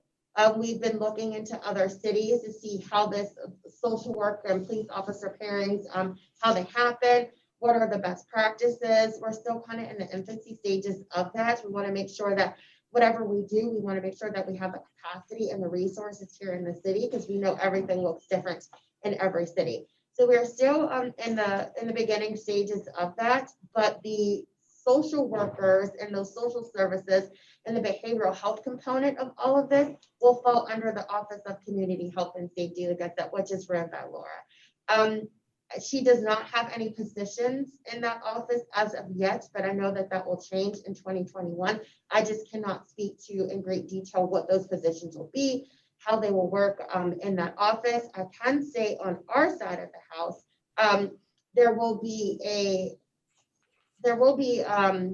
we will work together, especially with our GBI folks in the outreach initiative, because there's a lot of people and families that they run into that need social services. And we know the need for social services look way different in our Black and Brown communities than it does at the city as a whole. And so we will utilize our outreach workers to help us get those social services into the communities where they're needed, where they traditionally would not work with a social worker that's coming from one of these agencies, into a Black and Brown community. Now, with regards to your department, are they working multiple shifts? Are they just strictly 9 to 5? Because these incidents occur at all hours, as I'm sure the chief and other officers in that room could tell you. Are we looking at what those shifts look like right now, or are they steady at this point until we figure out more details on this other department? So as far as the my current staff that's transitioning into the Community Service and Violence Prevention Office, they have a regular 9 to 5 schedule. However, prior to this initiative being created and prior to the pandemic, we work whatever hours were needed. So we'll 9 to 5 issues arise during the evening, and we're on our phones and in emails and sometimes in the community. Our outreach workers, I like to say their jobs are 24/7. They're out there at 3 o'clock. Yeah, I would definitely agree with you. That's sort of my concern, because we really don't have much detail to tell about this sort of interchange that's going on, and that, we already have some of these officers. We're just shifting them somewhere else to use them at a different title at this point. But I know that, that's something that we're all interested in figuring out what this coordination looks like, and not just say we're doing it and we end up, doing the same things that we're doing, because we all want to see changes. We want to see support for police, but we also want to see more support for the community and how everybody's going to connect using this new department. And those are some of the major questions that I know I have, and I'm sure council members have as well. And we hosted a post agenda with DHS and Allegheny Health Network and some of the work that they're already doing and piloting different programs. And I think that's, what we want to sort of get out of this department is, okay, can you show us what you started with, but what it's going to look like in a year from now, and how many, I think transparency in this department is going to be really important to see how many calls they went on, how many people they helped, how many people ended up, going to the proper assistance that they were needed based on this new department. So I think that's something that we really want to keep track of and keep more and more transparency. We heard that a lot in the post agenda that we had, just transparency when it comes to not just arrests, but in people that we're helping and what those timelines look like. And DHS, I know, is a great partner throughout the county. And I think, they need to be involved in a lot of this conversation because we don't want to duplicate services. We want to add to those services and create some new ones along the way. So those are really my big questions with regards to how we're going to coordinate this. And, we'd like to see a little bit more open dialogue and detail about what this is going to look like. And it's not from you. I understand that more of it's coming from the other department as well, but that's something that a lot of us are really eager to try to help our residents with as best we can. Those are some issues that have obviously come up, and those are questions that I really have in moving forward. So that I'm going to stop there because there's probably going to be multiple rounds. So I'm going to go in order of when council members signed on. So I'm going to begin with Councilman Coghill, then I'm going to go with Councilwoman Strasburger, Gross, Wilson, Lavelle, and Council President Smith is on. If anybody signs off, I'll just jump them, but Councilman Coghill, I'll begin with you. Thank you, Chairman O'Connor. And, I just want to say very well-run meeting, very informative. I like the structure of it. In particular, how you let the person who chimes in first go first all the time. Yeah, you're lucky you're on time. Yeah. Because usually when it gets back to me, the other members hit every question that I had. So now I have the full gamut of it, and I appreciate that. So at any rate, let me start with Scott Schubert, Chief Schubert, as I know him as Scott. When he says, we are Pittsburgh, we are here. We grew up together. I know it's in his heart. And nothing was more comforting to me when Chief Schubert came on months ago and said, I'm committed, I'm staying. Be easy for him to walk away, especially under, the current circumstances that they were going through at the time. So I really appreciate, his commitment to it. I know he's the right person to lead us through this. And the same with Director Hisrich. I think his reputation is, I think we're lucky to have him, and I think he understands everything that's going on, and he's got a fine grasp of things, and just want to commend them for the job that they do. And in particular, I've always stressed that through the protests, I felt we did a very good job. If I had to grade it, I'd say an A- in the end. So not bad. I didn't get too many A- on my report card, but in particular, since the protests, when I had people calling my office or calling actually council chambers for public comment and saying the police are our enemy, and the ups and downs that the families of police officers went through all the kind of knee-jerk responses I felt from the public. The fact that you put the uniform on every day, you go out there and you're willing to put your life on the line, I respect it, and I thank you for it. So I just wanted to clarify that. Getting into the nuts and bolts as far as the finances and where everything's at, you'll never hear me talk about defunding the police. I think, that's, I never like the word. It's just insulting, I feel like, to a certain degree. However, if we can transfer money from police to social services, for instance, and if social services can really truly alleviate some of the calls that the police department has to answer on a daily basis, well, that's a win-win for everybody. It means that we'll probably can use less officers because they're not responding to these calls. And my first question is this: if we were to take one thing off the hands of the Pittsburgh police, and I'll just give you two examples, domestics or traffic stops. For me, I feel like traffic stops are impossible. There's nobody that could step in and do that. But domestics, I feel like if social services, and I'm not sold on anything yet. I did see who Councilman O'Connor brought in, human services, very encouraged by that plan. 8 people in a district, with a chief operator. And if they can respond to domestics safely, well, that's a huge win. We're really not defunding the police. We're transferring money and taking a burden off of the police department. How big of the burden? What's the bigger burden, domestics or traffic stops? They're both about the same, and officers that are killed in the line of duty generally come from traffic stops or domestic violence. It's just the nature of the danger of the job. Now, is there the opportunity for domestics that we go to have somebody that can help after the scene is safe? I can tell you this, I backed up 2 Zone 3 officers up in Mount Washington this morning for domestic. And, you know, one of the things for our values is compassion. And it was nonviolent. It's 2 people that need counseling, and those officers became counselors on the street and in the home to help this couple. Now, we don't have the luxury of time to stay and keep working with that person. So if there's somebody, whether it be for domestics, whether it be for homelessness, whether it be for mental health, whether it be for addiction, you know, we're asked to do a job for just about everything.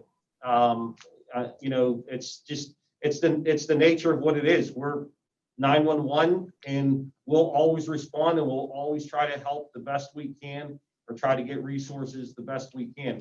But if you have that follow-up, I think that's huge, whether it be for domestic. We sometimes, and we all know it, we go to the same house 30, 40 times for domestic. And like I said, it could be just loud talking, arguing. Obviously, if there's any injury, somebody will be arrested. But ensuring that they get follow-ups to that end, so the person is safe. So the spouse, the girlfriend, the brother, the mom, it doesn't matter who, is safe and gets the help that they need in any given situation. So those are tough ones, especially the domestics, because we've seen how they just spiral out of control like that. And what seems like a situation that's fine is turned into a deadly one in a matter of seconds. Chief, couldn't have been better said. You know as well as I do, with my brother losing his police officer, it was, you know, he was ambushed is what he was, you know, and I often think, well, to send a social worker into a domestic call, you never know what you're getting into. I like the idea as far as sending a police officer there first, make sure there's no weapons, make sure if it's somebody who's just mentally disturbed, that's when you call a social worker in. So I never foresee a police officer having to abandon these calls, because I feel like you never know what you're getting into, as you said. And not knowing that, you know, you have to secure the place first and foremost. Once that place is secured, I'll give you a prime example on my street, SWAT situation. A call came in, a woman had a knife in her hand. Well, SWAT was here for 6-7 hours. I mean, walking the streets, you know, she wasn't coming out.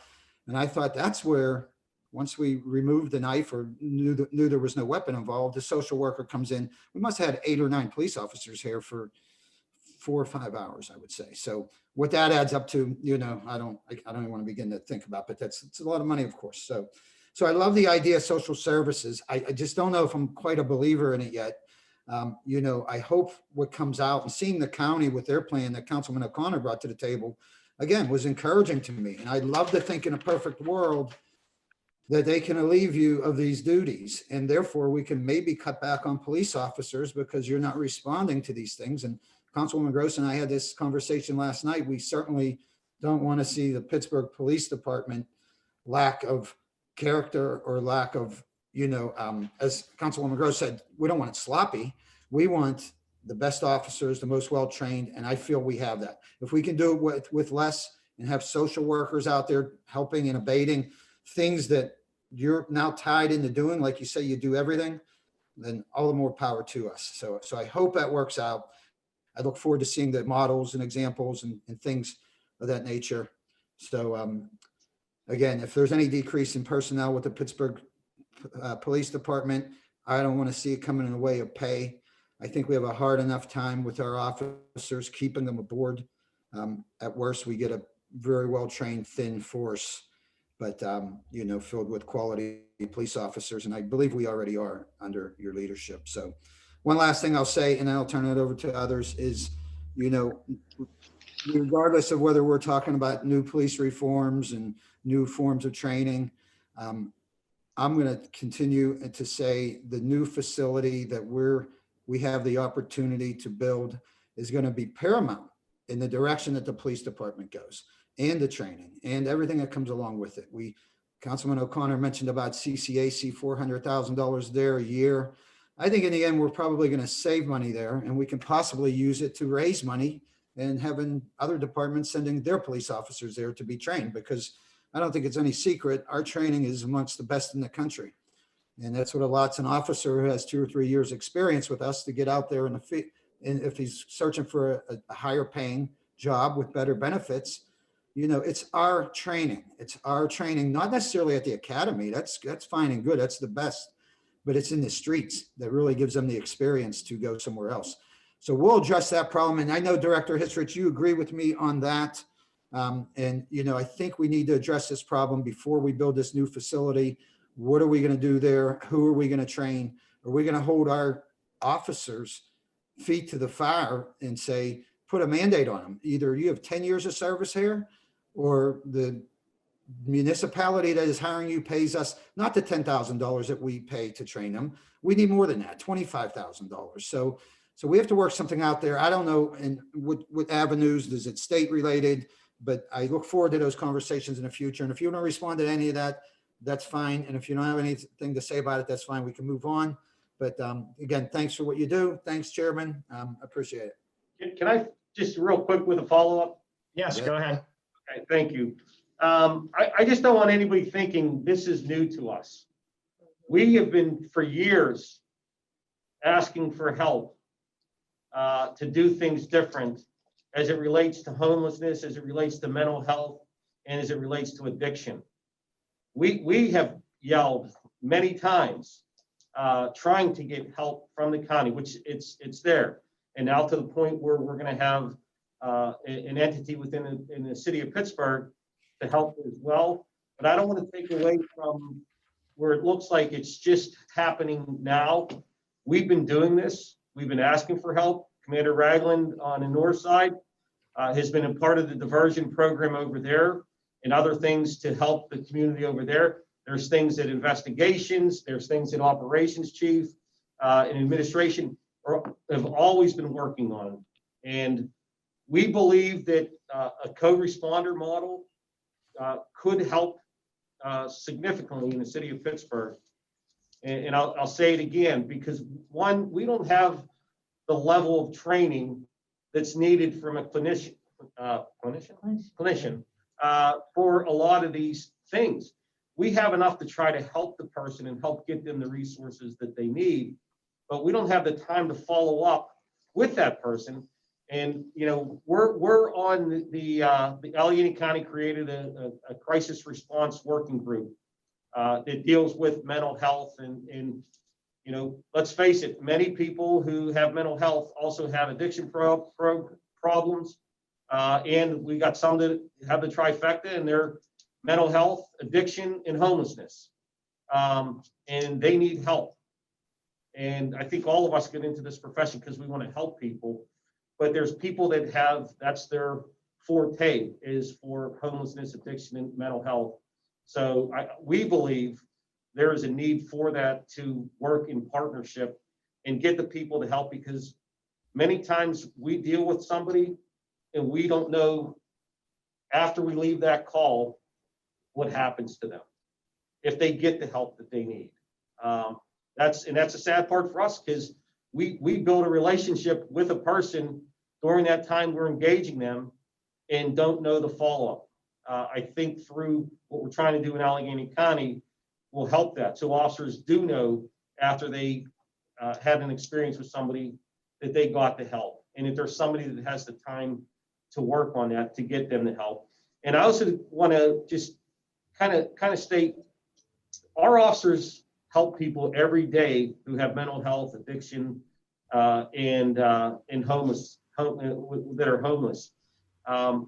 We have officers that talk people off of bridges all the time who want to end their life. We have officers who talk people out of suicide in their homes. So this is something that means a lot to us, and we want to get it right. But I just wanted to get the point out there that this is not new to us this year. This is something that we've been asking for help for many years, because we know that it's needed to help people get the true help that they need, and that there's follow-up with it. Hey, Cor. All right, thank you, Councilman. Thanks for your time and being on the call. Oh, sorry, yes, go ahead. I just had one quick thing for Shatera that I had failed to mention. And let me say, Chief Schubert, you know, it's obvious your heart's in this city, and you know, that shows by your emotion. And I'm glad that you're leading this police force, and I'm confident with our future. Shatera, you know, the trust fund, the violence trust fund, okay? And this is, to me, is an example or a classic way where I feel like the money we're putting there can help alleviate the Pittsburgh police. I'm hoping. I'm going to give you a scenario, one or two of them real quick. And you just tell me if it's something that you feel that this new budgetary, you know, what we're doing here is can come in and play for me. I have a woman who spades and neuters cats, okay? The neighbors around this house that she does this, they have big problems with her. They threaten each other. They're to the point where they're wearing cameras. Neither side's giving.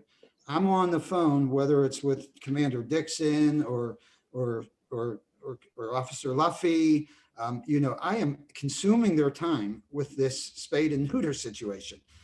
First of all, is that something that you see the Violence Trust Fund coming in on and helping us out, where we could get the police out of the picture there? And you can, I don't know what to do with this situation, to tell you the truth. It's very difficult, but yeah, I mean, my staff mediate situations like that present day. We run into so many issues with neighbor disputes and things like that where we don't involve our officers. Those who are familiar with our zone councils, they usually reach out to them, and then they get them in contact with someone on my staff. And then we take on that mediation role to try to help them figure out how to resolve these. So those are things that we already do and that we will continue to do under this trust fund. Now, I do want to emphasize that when Councilman Lavelle and Councilman Burgess advocated for this, they assured, and I believe them based off of all the meetings that we had, that the work that will be done from the positions and the initiatives in this trust fund will support that of the Pittsburgh police to help alleviate them of some of the frustrations just in those areas of where there is that lack of knowledge, because they're not trained social workers.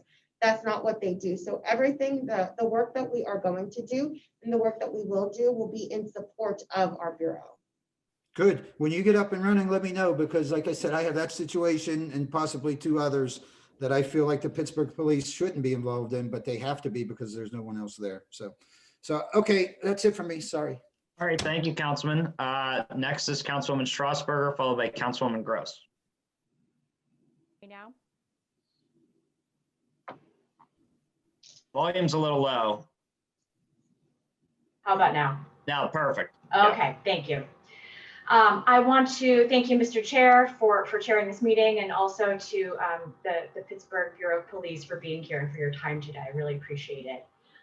I will start with just kind of continuing the conversation that Councilman Coghill brought up about the co-responder model and the work that you've been, I think, thinking about and starting to do for many years, but we're really starting to put some money behind it this year.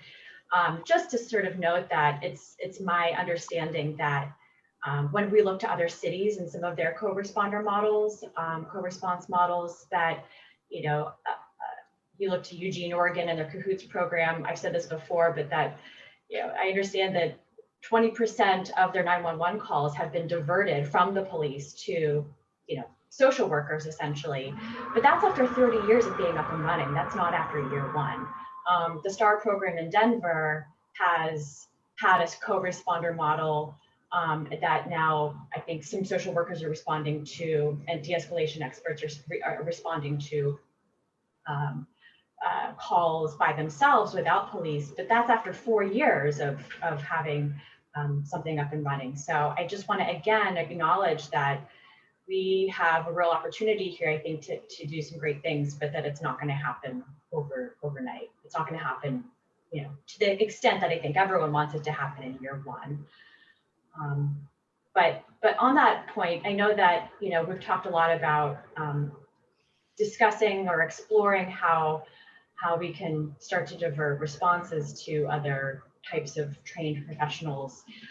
Councilman Coghill did bring up traffic enforcement, and I'll go back to the data that I pulled together with a huge amount of help from Heath Johnson in your bureau. Thank you to Heath. He was wonderful in helping us get some of this data together.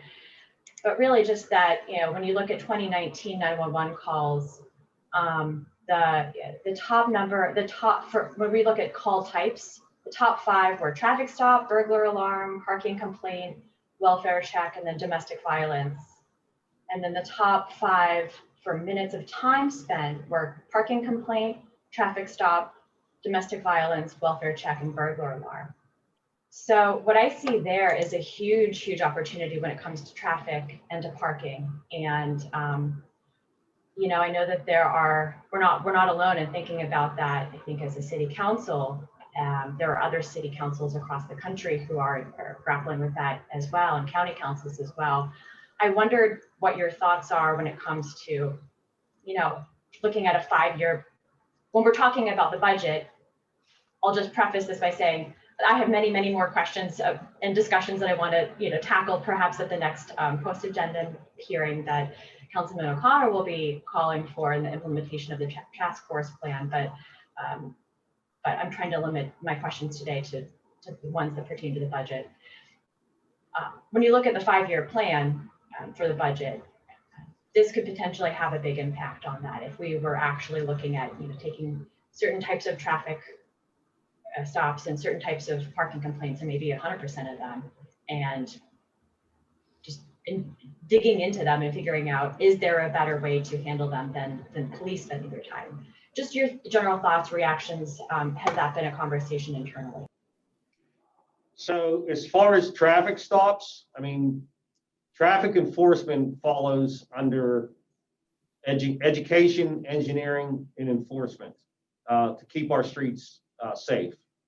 And what we do is, and we get calls from council all the time on running stop signs, things like that. But we look at the data that's based out of PennDOT on where crashes are occurring, where crashes occur, where crashes where there's no license, or where there's traffic stops with no license, or an increased amount of red light violations, stop sign violations, whatnot, speeding, things like that. To do enforcement, we try to work first with the education and the engineering, with our own internal partners and with PennDOT on that. There's a need for it. To me, and I don't have the data in front of me, but I don't think I need the data to see that crashes are occurring. We're seeing more violations out there. I'm a proponent of the red light camera. I think that can be effective in certain areas to help. That's what I did my paper on in Point Park for my master's, was red light cameras in 2009. I think things have changed dramatically since then, so I am a proponent of that. But you're always going to need us on a street when we see a violation or something like that, of taking action. The vast majority of traffic stops, I believe, don't need to end in a citation. Sometimes it's talking to the person on the violation that they committed and giving them a verbal warning on that. But I also want to be mindful that, traffic stops that we do end up taking homicide suspects off the street, taking warrant suspects off the street, taking guns off the street, taking drugs off the street. So there's a lot that goes to it. Are we open-minded on looking at different things? Absolutely, for that. So that's the traffic stops. Burglar alarms, over 11,000 burglar alarms, 99.5 probably are false. That's a lot of calls that could be used elsewhere. Mental health calls, going back to that real quick, mental health calls, I think it's how the calls are dispatched or how the information comes in that can determine whether somebody else could go. And I used this story before, but just in the last couple of weeks, there was a call for a man on Brookline Boulevard, and I just happened to be the closest car when a call came in. And at the end of the call, did that need to go to police? No. Somebody else could have checked on that. And if there was issues, they could call 911 and have police respond to that as well. I think it's all based on how the call comes in and, what's being relayed or what's being seen in a park, on the street, or whatnot. So, we're open-minded for everything, but I will preface that with things need to be safe as well. And I apologize, you had some more, so whatever I missed, just let me know and I'll. No, I appreciate that you're open-minded about discussing this, and this is absolutely something I'd like to continue to discuss with you all. My second question is related to data itself. And so, as I mentioned, we were able to get some really helpful data on police responses and 911 calls and time spent, officers' time spent, how they spend their time. It was illuminating and really helpful. It seems like the two ways that we can access this and really important data right now is through the annual report, which is published as a PDF, as a static document, and through the some of the data from the Western PA Regional Data Center, which has a little bit on. There's some data there on how call responses, 911 calls, but scrubbed from that are the unfounded calls. So it really is just focusing in on the true crimes that are committed. And as we saw in the task force report, they're really recommending, that data should be available and consumable through easy to use dashboards, that they should, include the number of encounters with community members, minority and marginalized groups, people with disabilities, types of encounters, contacts between police and communities of color, LGBTQIA+ people, other intersections, marginalized people. The list goes on, and that they should be available for, and as I say, disaggregated format so people can really dig into them and put together in their mind and draw conclusions about what maybe changes need to be made within the Bureau. Like I mentioned, Dr. Heath Johnson, really great data analyst that you have in your Bureau and probably a whole team of people there. But I guess in year one, would you not need necessarily, from your understanding of what the task force is calling for, additional staff to be able to make that happen, to be able to give us the data that we as council members and the general public needs to be able to see patterns here and see, work with the police to see what changes might need to be made with internal policies? Would that require extra staffing? And I understand that building up a dashboard would require potentially extra funding, but in terms of just extra, having those staff on hand to be able to do this data analysis, do you feel that you have the number of staff necessary for that as is? I would need to talk to Heath on that. We have a unit, an analytical unit that deals with all of our data. That's how we operate, is based off the information. And I know he provided stuff for you, and I'll get the list for council, but there's a number of different ways you can get data on Pittsburgh police any public person can get the information for it. Yeah, I mean, we're obviously looking at from the report on things that we can put out more frequently. I don't think that's an issue, but we're kind of limited right now on what we can. And if you look in the report, if you look in the report from the Center of Policing Equity, there's more data that we need to collect. And as I think I've told council before, when we switch over to the record management system in 2021, that may not be till June, July, hopefully, it's through the county. We'll be able to add a different data collection spots that we need to put on there. I mean, and it's free through the county. I mean, obviously we have our own costs because there's a lot more that we do. But, you know, we have a number of different systems that we try to pull things off of now. You know, talking to Heath, you know, I think there's a lot more we can do. But I also think that the report didn't give us the credit that we should get for the amount of data that we currently collect and put out to the public, even putting out on social media. So like I said, we're open-minded. We're reviewing the task force report now. I mean, we have it broken down into a bunch of different things and what we already have done, what we're currently working on. And, you know, is it a heavy lift? Do we need additional resources for it? Do we need additional personnel for it? I think we're okay with what we have, but I'd have to talk to Heath to find out if we needed more for it. Yeah, go ahead.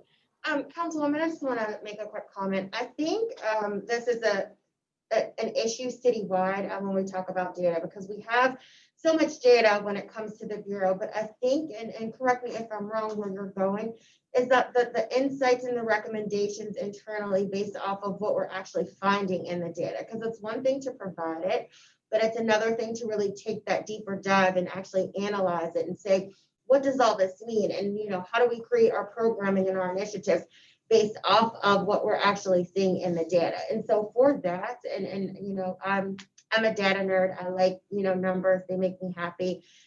We would need additional staff because that's actually a lot of work. And, you know, for all of the communities that we have in the city of Pittsburgh, if we're going to focus specifically on police and what we can do with that data, that will take a team of people actually pulling it, but then actually going deeper into it and analyzing it and pulling out those insights and recommendations, and then determining if we have enough resources at the city to actually make changes based off of the data that we find. And I would just follow up with that real quick.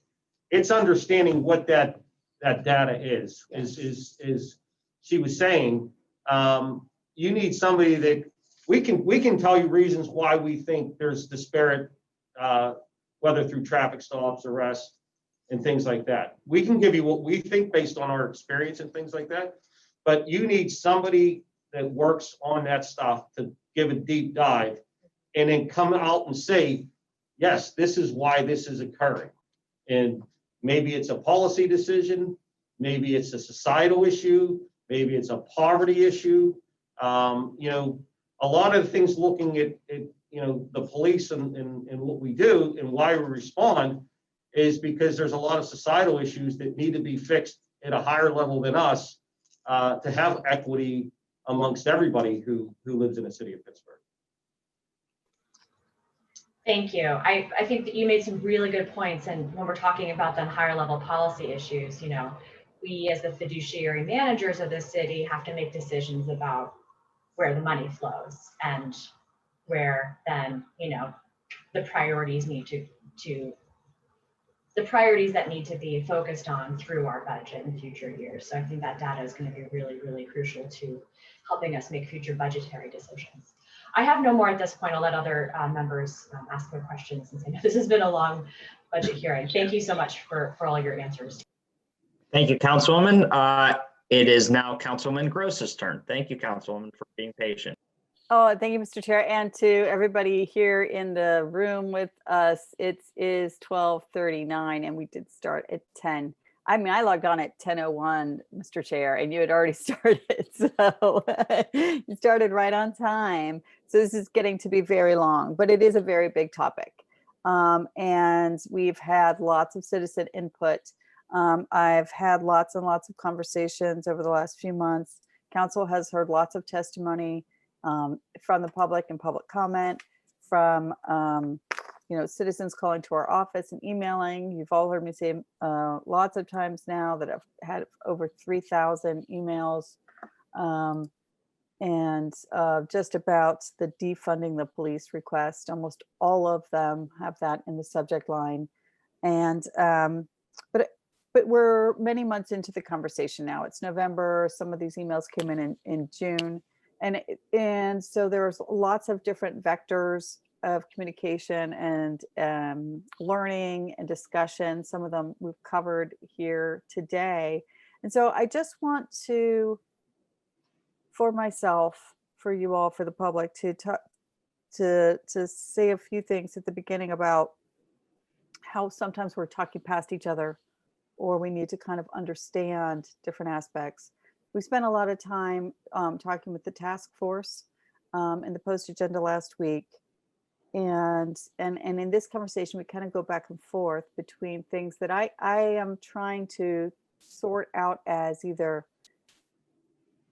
reactions to a 911 call, whether that's a crisis or it just one of those calls of like, there's somebody on Brookline Boulevard. We don't know what's going on with him. Maybe he needs help. The kind that Chief Schubert responded to himself last week. But I feel like a lot of our public is calling on City Council to do the investments to prevent that call from ever happening. So to do the investments upfront, as I think maybe Chief Schubert, you were referring to, the fixing the things we can do, the investments we can make, the things that need to be fixed at a higher level. That is not policing, that are still in the public's mind about making themselves safe, or their family safe, or their neighborhood safe, right? Those are what I see in those initial emails about, reduce the police budget, but then invest in housing. I'm reading now, invest in our public transportation, invest in mental health services, invest in community programs that meet my neighbors' needs. That doesn't mean that you should have to do it as police officers in your police budget. And so we need to balance that as we look at our total budget. And as I've said to Director Hisrich and Chief Schubert directly before, and council members have mentioned it amongst ourselves, and we've talked about it with the task force, a lot of those dollars are not coming out of city taxes. A lot of those dollars are at the county level. Some people we talked to, I had a conversation last week when I said that with some constituents, and it made them very frustrated. Well, you're just passing the buck. You're just not doing your job. And I said, no, I really don't have the authority to spend that money. It's sitting over there at a different body of government, $1 billion for human services at the Allegheny County budget. And that's the county council's job to reallocate those funds so that the city residents, who are also county residents, the county does not service just outside the city boundaries. And we understand that some 50% of the crises that are human service crises are happening inside the city boundaries. And so we want to make sure that the county is providing our citizens with the resources that they need. And so that's really where a lot of the pain is coming from. And there's real need out there that we know our residents, and I think we all feel this, and we all want to figure out how to address and get our residents the support that they need for whatever crises that they're facing. And we're trying to figure out what more we can do with our really very relatively smaller city budget. And some of that might mean, though, really taking money out of that page and column of the budget, and that column that is the police department, so that we can put it somewhere else. And I think that but the conversation is kind of going on both sides of the 911 call. Sometimes we're trying to figure out, when we're talking about co-responding and the cahoots model, it's talking about what happens after that 911 call comes in. And that some of those dollars may shift, some of that may stay under the police budget, some may go outside the police budget. But we also need to make sure that we're not ignoring those parts of city residents. And I checked through those 3,000 emails, and if anyone listed where they were from or what their neighborhood was or their zip code was, we flagged it. And many hundreds of them came from my own district alone. That it was, really about investments so that 911 call never happens. And that would also be good, because I think as much as parts of our constituents are disagreeing with each other, they both are just wanting people to be more well, for there to be more well-being, for people to have the support that they need. So having said that, I do have some details that I want to drill down to, because I think it helps us all get on the same page about how to have this conversation. The first one is very basic, I think, which is we have a varying staffing level in any city department, but especially in the police budget and the police department, which is the biggest single employer in the city, right? With the nearly 1,000 officers. How many officers do we have today? 2005 with recruits. 1,005 with recruits. 1,005, right? And so sometimes we talk about it as 900, but right now it's 1,005. And just so, and I again, I think the director and the chief have heard a lot of this content from me, but just to have it in the public record, I had my staff research the other kind of benchmark cities that we often compare ourselves to. There was a very helpful piece in Governing magazine, which does a lot of public policy data and research on comparing all of the cities in the US and how many officers they have per capita, because some cities have a bigger population, some cities have a lower population. This is not dollars, it's just numbers of bodies in the department. And this was from 2015. So we have a lot more officers than we had in 2015. I mean, we might have been closer to 800 at the time. I'm not going to try to share my screen or anything like that, but actually probably could. Let's see if I can figure out how to do this. If I click this table and hit share screen, you can see my tabs. What is happening now? Seems like just a little slow if I click on it. Did you guys see anything? Yes. Okay, so I am gonna say, here again, these numbers would be higher now than they are on this table.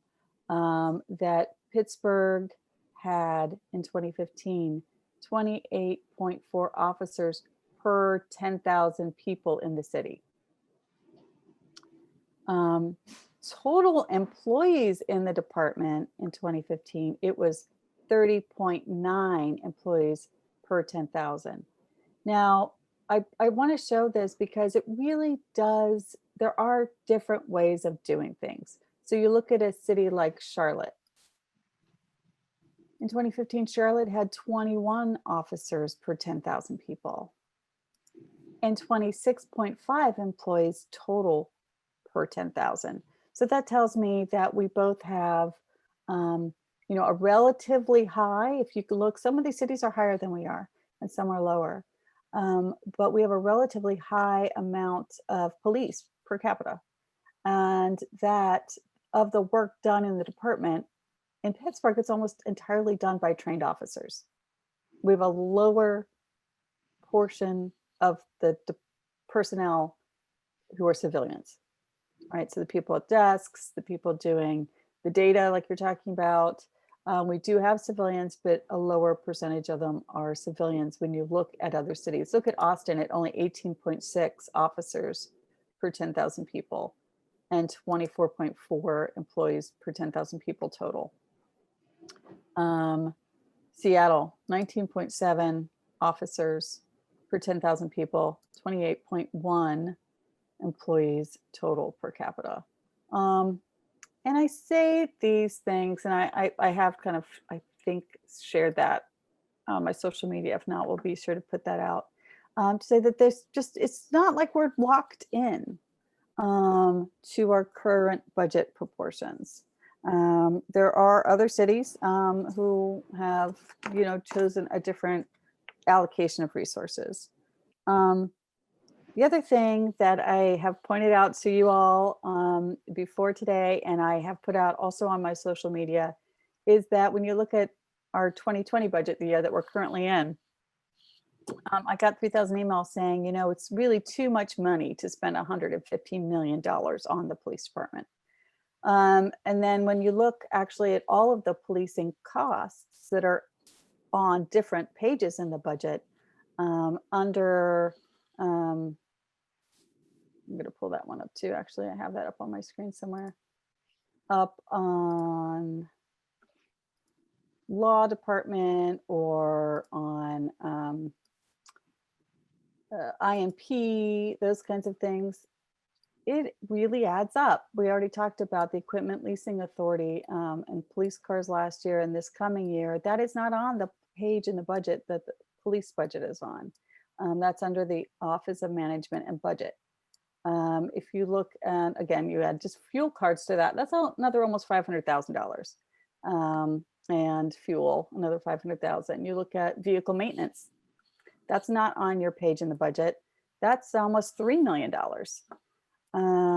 So police exams, the psychological exams for recruits, the IMP overhead costs, security cameras, V3 solutions, those kinds of things. In the current budget year, that's $178 million. And that was in a $600 million expenditure budget. And so this current year that we're in, that's like 18.8% of our spending citywide is, if you just use the $115 million number. And we haven't really decreased that amount of spending, right? So we just got briefed from Bill about how much your budget was going down in dollars.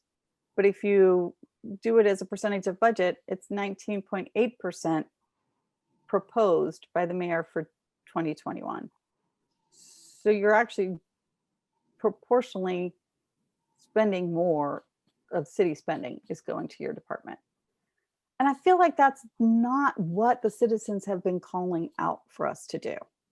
And now I believe that the protesters, the people sending emails to my office, my constituents don't want us to be less safe. They don't. So let's just kind of not paint that picture. But so I do think we have a really complicated conversation to have about how we invest in our communities to make them more safe.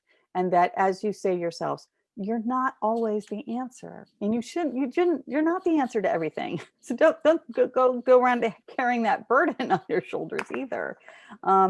We need to have, I think, really hard conversations about how we're failing some of our neighborhoods so that they end up in 911 calls, they end up in the criminal justice system, and really what they need are support. Our neighbors need support. And so let me also ask you some other questions. This July 1st budget that cuts positions from your department. I need to better understand, I think the public needs to better understand, like, what would happen on July 1st if we don't get that federal infusion?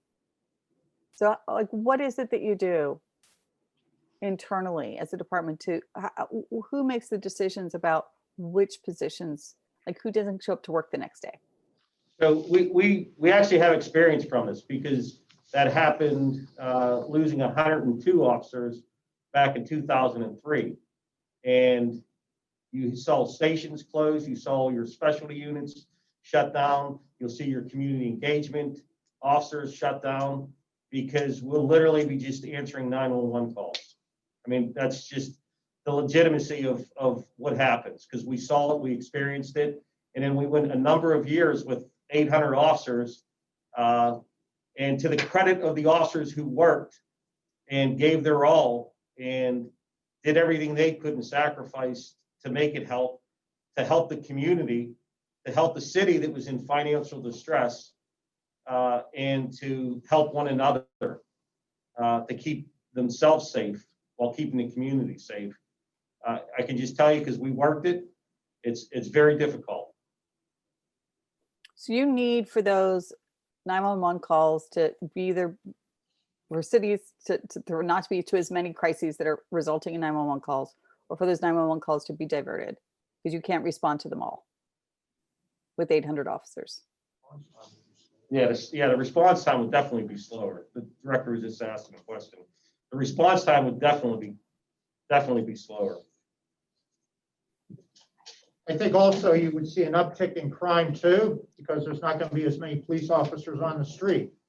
There are times on a weekend where zone 5 or zone 3, they're out of cars and police personnel, and other zones have to respond into the zone and answer calls.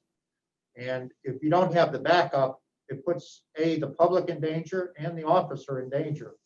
So when I first arrived 5 years ago, there was a complaint from certain council members that 800 police officers is not enough, and we have to increase it. And through council's help and the mayor's help, we were able to increase it.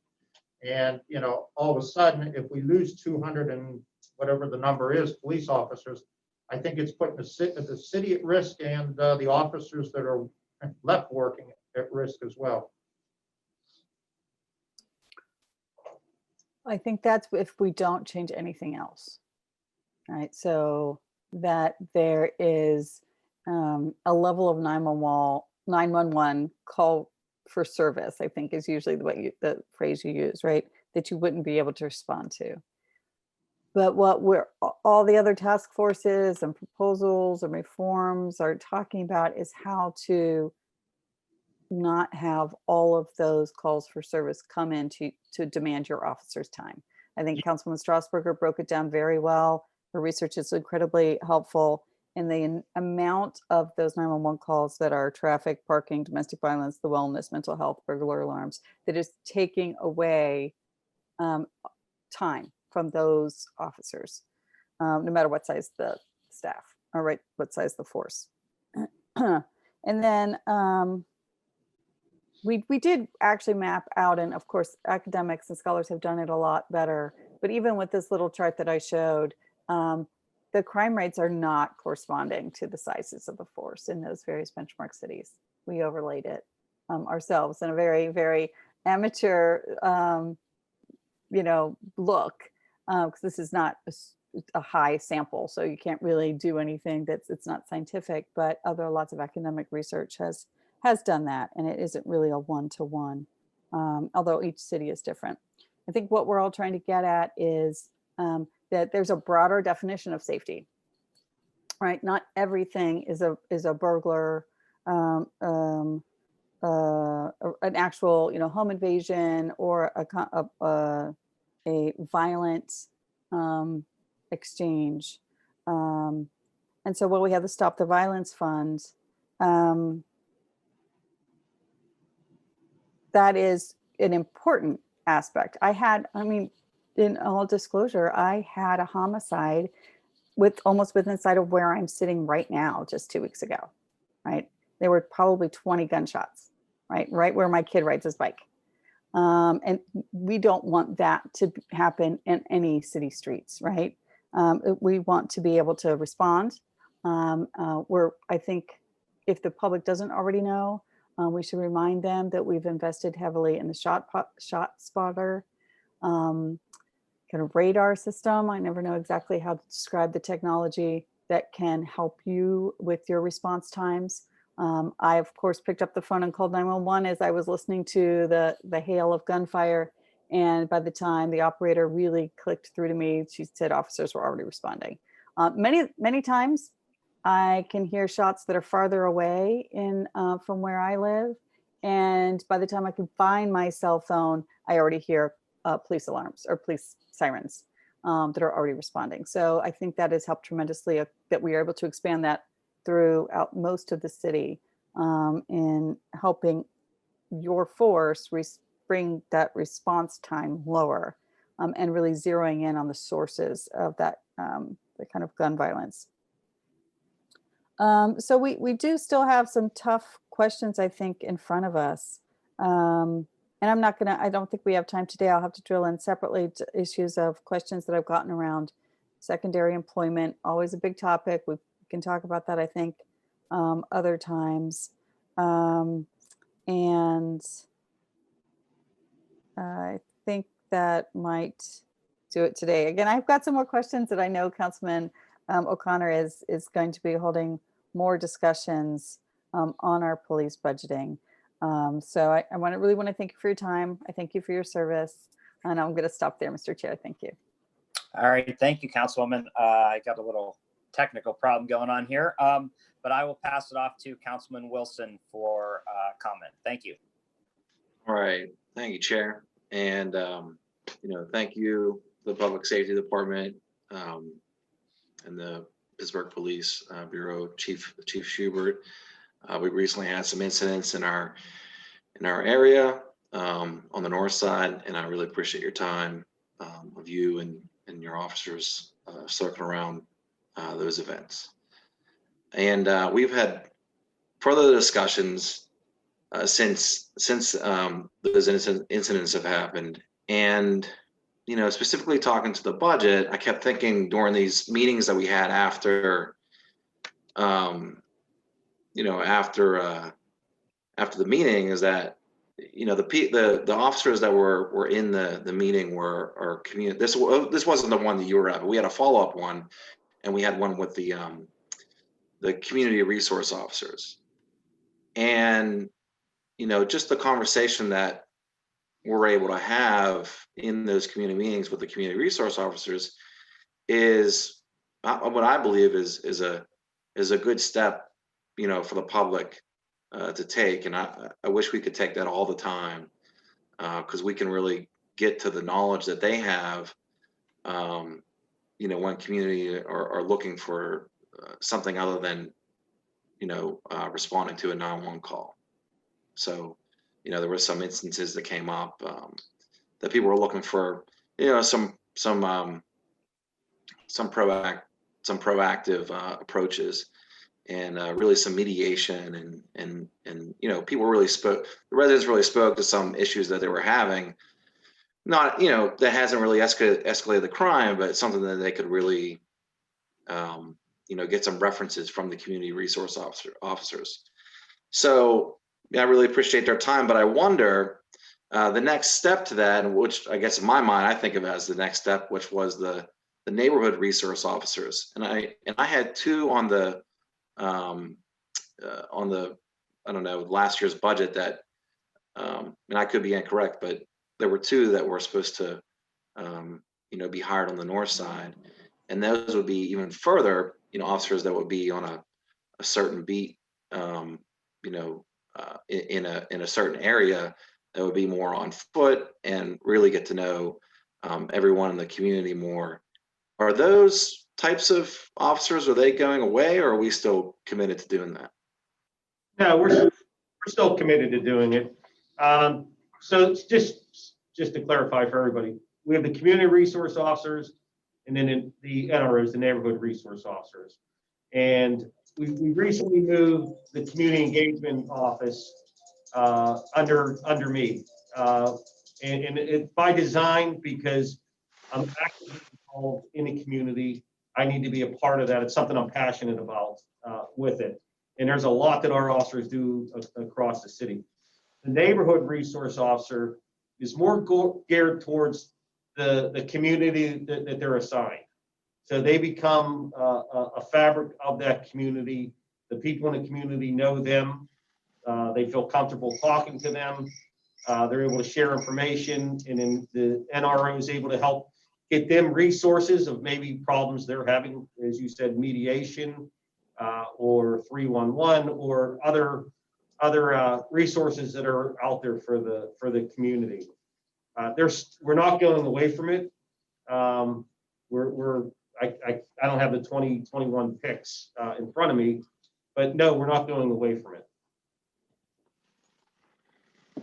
Right. That's good to hear. And I originally had a request, and I just feel like I want to bring this up. I know there are some barriers to doing this, with the contract we have with, I think maybe with the FOP, but, I would really like to see in the future some negotiation that we could strike to have the community involved in the interview process.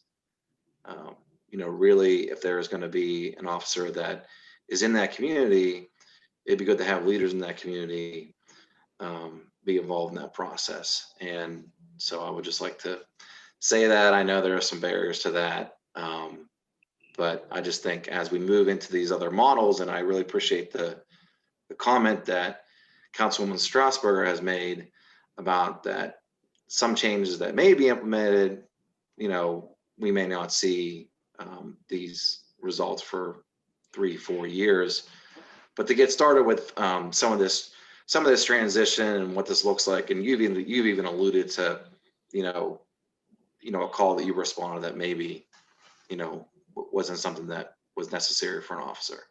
It could be diverted, you know, routed to another individual that would be, you know, they would have their own profession. They would be able to tackle that in their own way. Something that I wanted to ask about though was how that really, you know, as we do any sort of transition, you know, and I continually learn all the different resources that public safety has to offer. And so, you know, I do see that in the budget that this is, you know, we're moving some positions into this other department that's been created.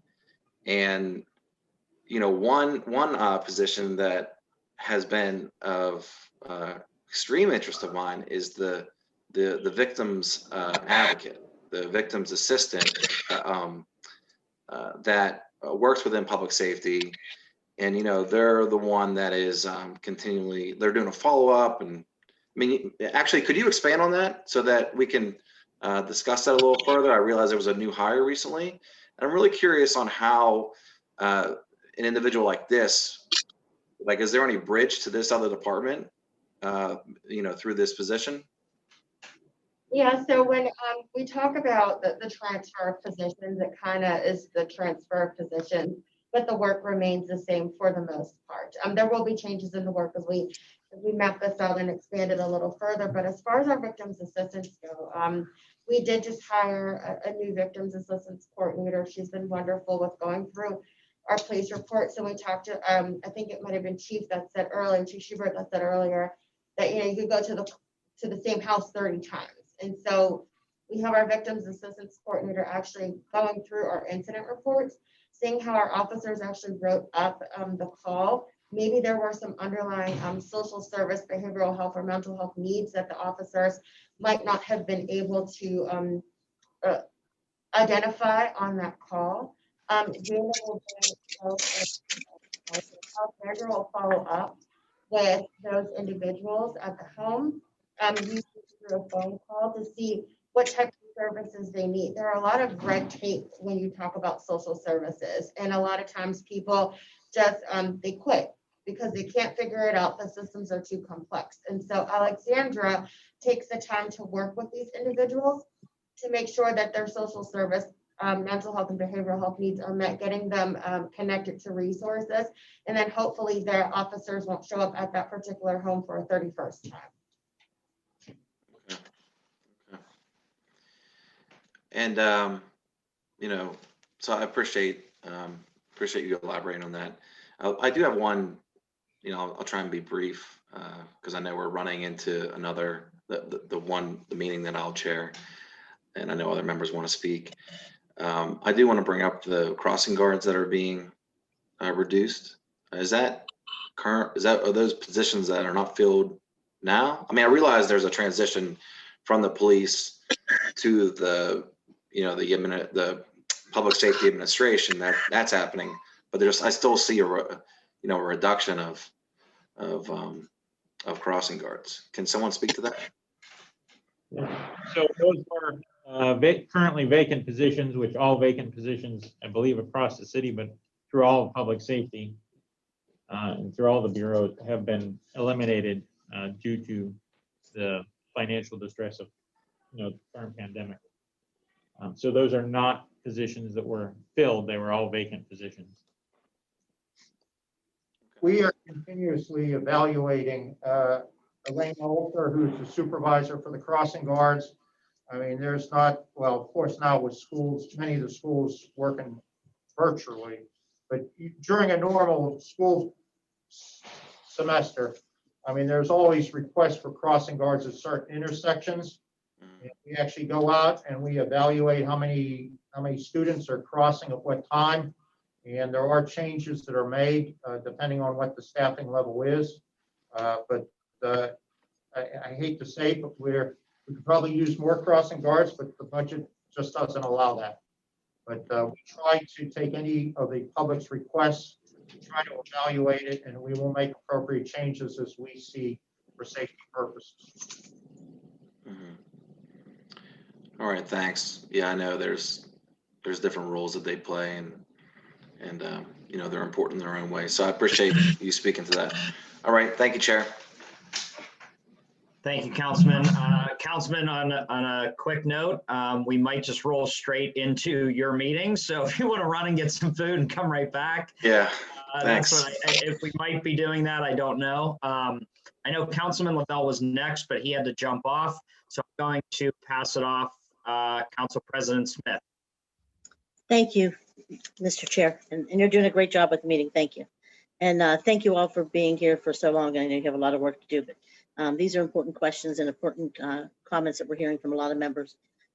I want to say that, first of all, a long time ago, I started talking very publicly about the need to do more in terms of help and getting people resources before we're doing things like arresting people and giving them a record, and then spending a lot of time trying to undo those things to get people employed. But I've always said we need to do it in a way that's methodical and actually effective. And when I hear us saying, about talking about defunding the police and or reducing the police staff, I get really upset because I think a lot of these people have never been in to some of the communities and some of the neighborhoods where the police are most needed. And so I invite you, and I've asked, I've asked the director and the chief to please set up a time for council members to go into some of the neighborhoods where you have some of the highest call volumes and some of the most dangerous situations to see what our residents are living with before we just jump on a political campaign or try to use politics in terms of running the police department. So I hope that you'll follow through with that. That's number one. Number two is when I hear about the social services, I think that sounds great. I've always wanted to do that. As I mentioned, I've had my whole staff trained early on how to handle mental health calls. I had council staff members, same thing Councilman O'Connor just did. I did probably 3-4 years ago when I was the chair of public safety. And so we've done a lot of things trying to address this issue of social services. The fact is the county gets about $2 billion for social services. And I think that if we're going to talk seriously about wanting to get help for people, and we're not doing this for political purposes, and we're not doing this to appease one group versus another, we really want to get people help, and we're sincere in that effort, we're asking the county what they're doing. And so I've done that, and I've asked how we're making sure we're getting the services we need in the neighborhoods that we need them. And one of the things I've learned is there's not been a recent needs assessment, if ever, a needs assessment done of our region. So I'm wondering how you're determining what social programs, what work, or what the needs are. Is it just based on call volume? Is it reactionary? We're basing it on the calls, or are we doing something to be preventive? So I'm going to give you, for instance, in Sheridan, it's 50% transient. Half the people that live there this year won't live there next year. Half the people that attend Langley High School this year, or Langley School this year, won't attend next year. So of course they're having a lot of issues with the transient population. But as we started drilling down, we found out that there was a high number of open CYF cases, but no preventive programs. There was no, so when I met with the county, there was no parenting programs, no drug and alcohol programs, no employment program, nothing to help the family unit or to help people, children not to be taken from their homes, or to help families not to lose their children. So what they're doing is they're either losing their children, and so that's why they're not going to the school, and that's why they're not in the community, or they're moving to avoid losing their children. And so I think that if we did the right programs, preventive programs in advance, knowing what the needs are for that community, we can make a huge difference in the lives of families, and especially our children. And will have a great effect on the community, the neighborhood, and the schools.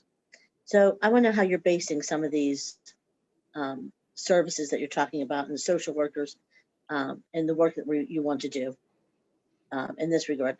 Who's making those decisions, and how are you basing them? So, well, one, I agree with what you just said. If we could do that and stop things from, before they get out of control, you probably wouldn't have 911 calls to it. Every zone is different. Every community is different on the problems that they face, that are available. I think a lot of what we do is based off of our experience, based off the calls that we go to. Realizing that, this isn't a police call, but these people need help. Who's available to help them? And I'll let Assistant Chief Kudroff jump in real quick from operations, because I know she's active with a lot of this stuff. But it's really trying to find what services are available. I think it's why it's important that, that at least the county is finally doing with the county or with the crisis response team for a lot of these things. I think there's more, you need more coordination on all of the services that are out there. And I think you got to look which ones are effective and which ones aren't. And so we're not directing somebody to something that may not give them the best of what they need. I appreciate the comment. I've heard it a couple times so far today. The amount of money that the county gets for these services, hopefully that trickles down to help people that really need it. But Anna, if you could just give a quick synopsis. Just for example, over summer, I partnered with some DHS administrative folks and visited zone 1, 2, 3, 4. And we spent 8 weeks just doing walkarounds in the neighborhoods that had the highest population for our homeless community. And this was the best time ever because we discovered, DHS discovered, our police officers know and care about our homeless folks. They go to great extents to get them help. And then we learned that police officers know almost nothing about what resources are available. The outreach workers don't know the officers don't know the wide variety of services available. And we initiated just like direct communication with the DHS administrators that partnered with us so that when an officer sees a homeless person now that looks like they may be on the decline or the behavior is changing, we call, we share the information confidentially, and DHS then picks it up and researches whether that person has a caseworker, if they have a file, if somebody on their end knows that person. This has worked successfully 5 times so far. So how many times? 5. So I'm going to tell you my concern, or some of these things that I've dealt with. I was in a few weeks ago, maybe about a month ago or so now. I get a phone call from residents in one of my neighborhoods, frantic about a gentleman who's tearing up the neighborhood. Get down there, the police had called for a social worker. Social worker didn't show up. So the community called me. Now, I don't have a gun in a vest or a badge. I might get one. But I go down there and this person's irate and out of control. There was no social worker to be found. So do you send the police officers home? I mean, they eventually got another call. They had to leave. And there's not enough officers to keep people sitting there waiting for the social worker to show up. And so it was hours that I stayed down there and that social worker never showed up. Next day, I get a phone call, same neighborhood, different street, another issue, another person waiting for a social worker, for a kid who's threatening to rape the neighbor's daughter next door, threatening the woman. She has it on video, she has it on film. The kid has mental health issues. Police officers know he needs some help, but nobody shows up again. So my concern is, how are we going to make sure that the social workers show up? I can't imagine during the Tree of Life people looked up and they said, oh my God, there's too many police officers here. Let's get them out of here. Let's get some of them out of here, save some money.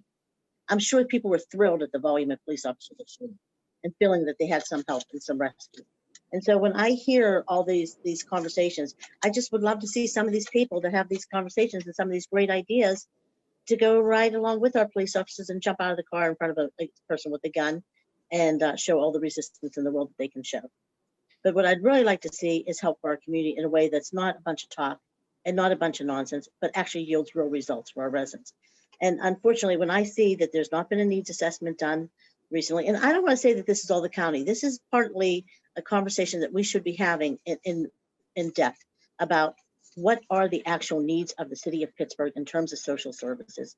And if it's employment, let's get employment centers up and running there. If it's parenting classes, let's get people into parenting help. Let's work with our magistrates and the judicial systems to get people into the help that they need before they get a record, before somebody gets hurt, and most importantly, before somebody gets killed.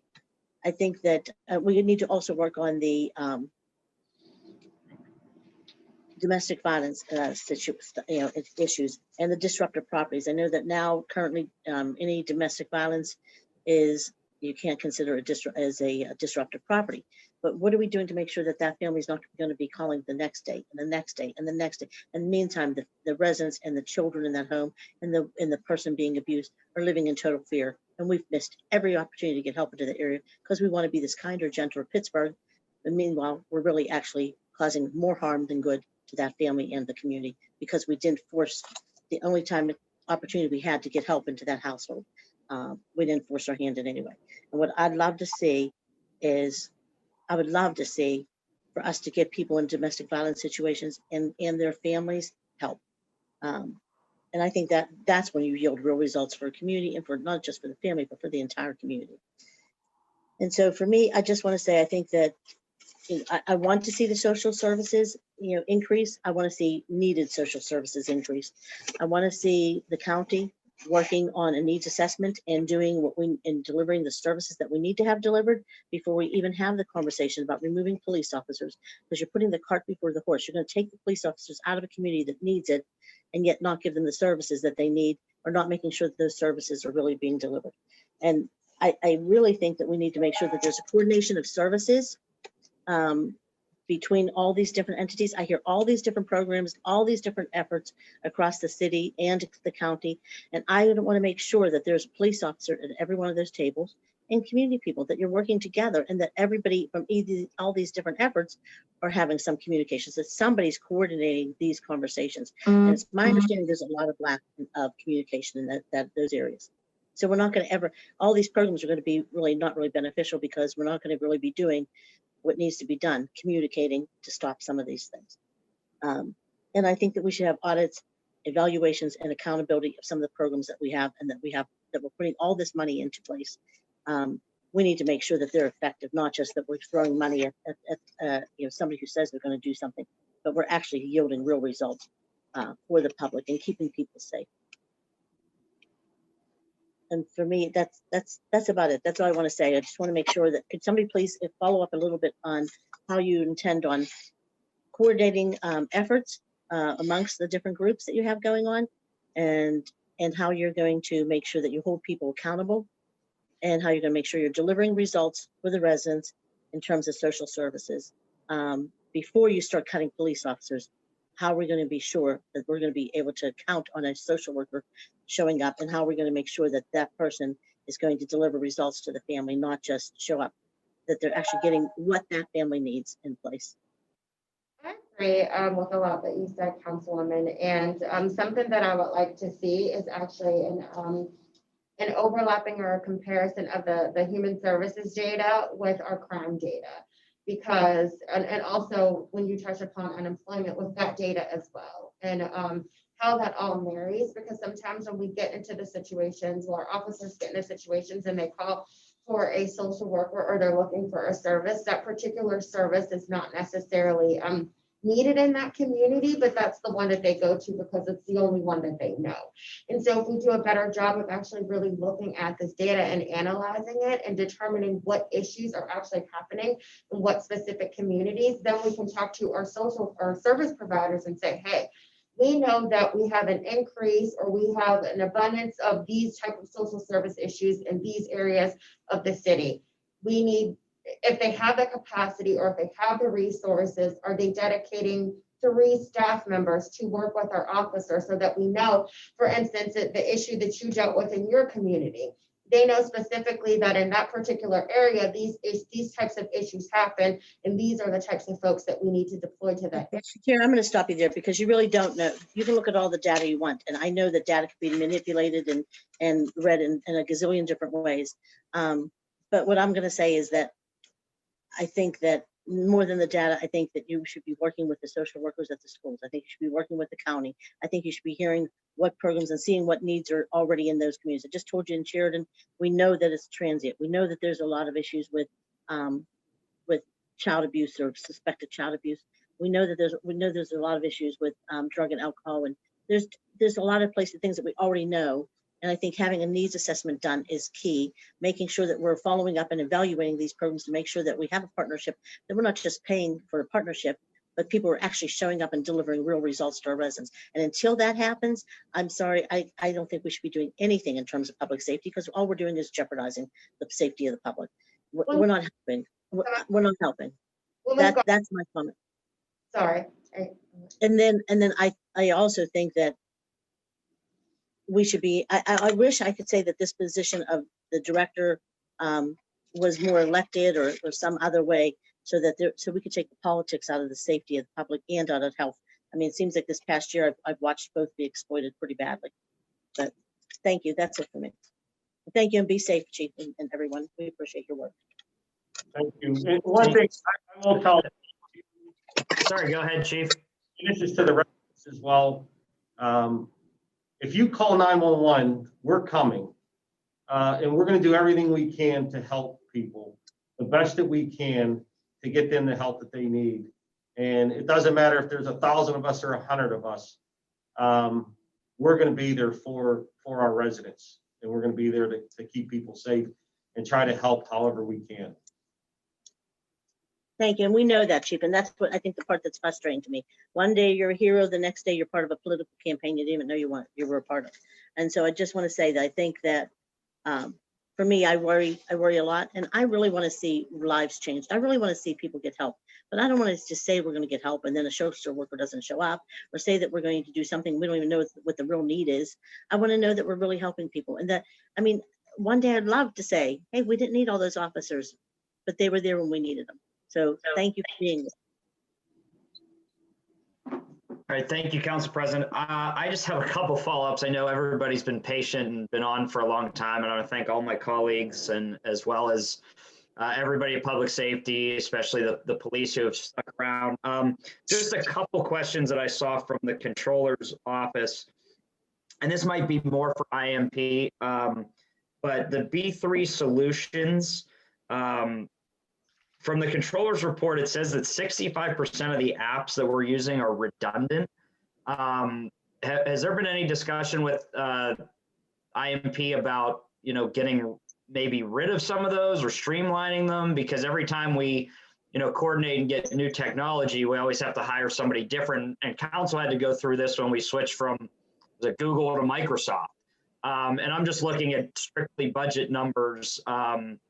So I don't know if anybody can answer that, or maybe that's a question for the IMP department, but just seeing, ways in cutting back and repeated services, especially when it comes to technology, when our discussion here today was more about resources to individuals and getting people out there. Now, you want to talk about technology and data, that's different, but if there are apps and things like that that we're being redundant on, I think everybody in this room has already talked about, hiring more people for social services, giving out grants, connecting people so that we can have that. That's just something that I saw in the Controller's report that I wanted to ask about.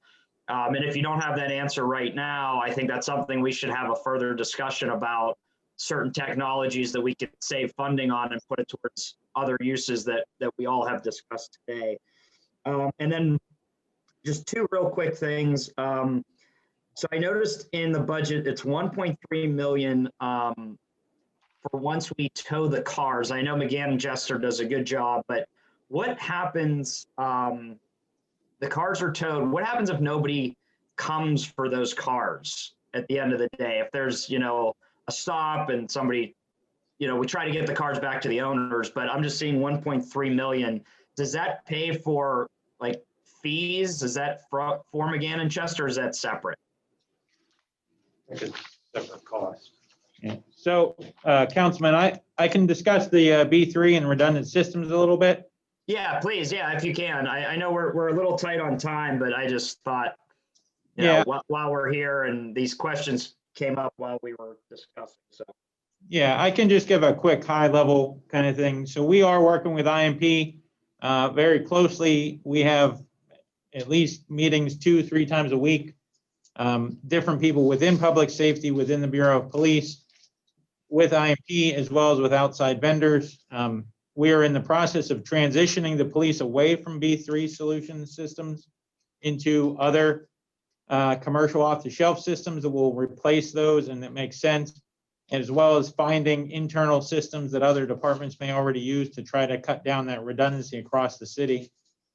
In the process, though, we will have multiple systems up and running because, as you all know, you can't just, flip one off and turn the other one on. There has to be a transition period. So like we're currently working with the county for the new RMS system for police.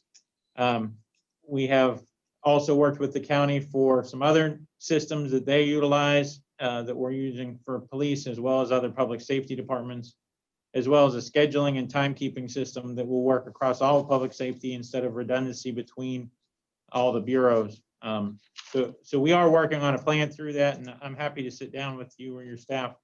Yeah, that would be great. I mean, I've seen over the past budgets that we're sort of weaning off of that. And I think just, knowing that there's funding that we could put forward down the road, especially looking at a 5-year plan with some of the resources that we've talked about.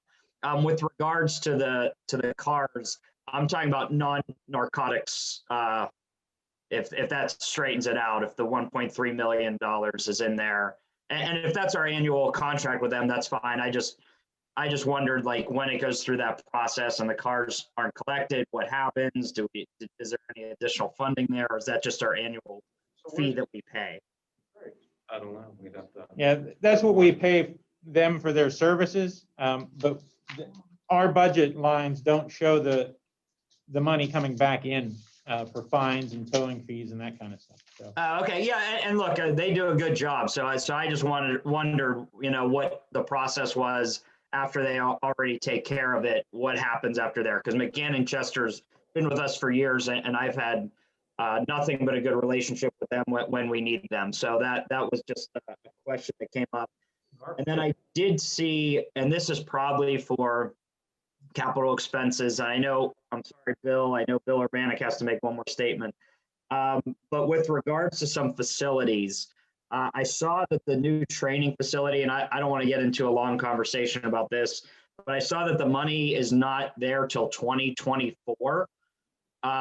Is there a reason that it was pushed back so long for the new facility?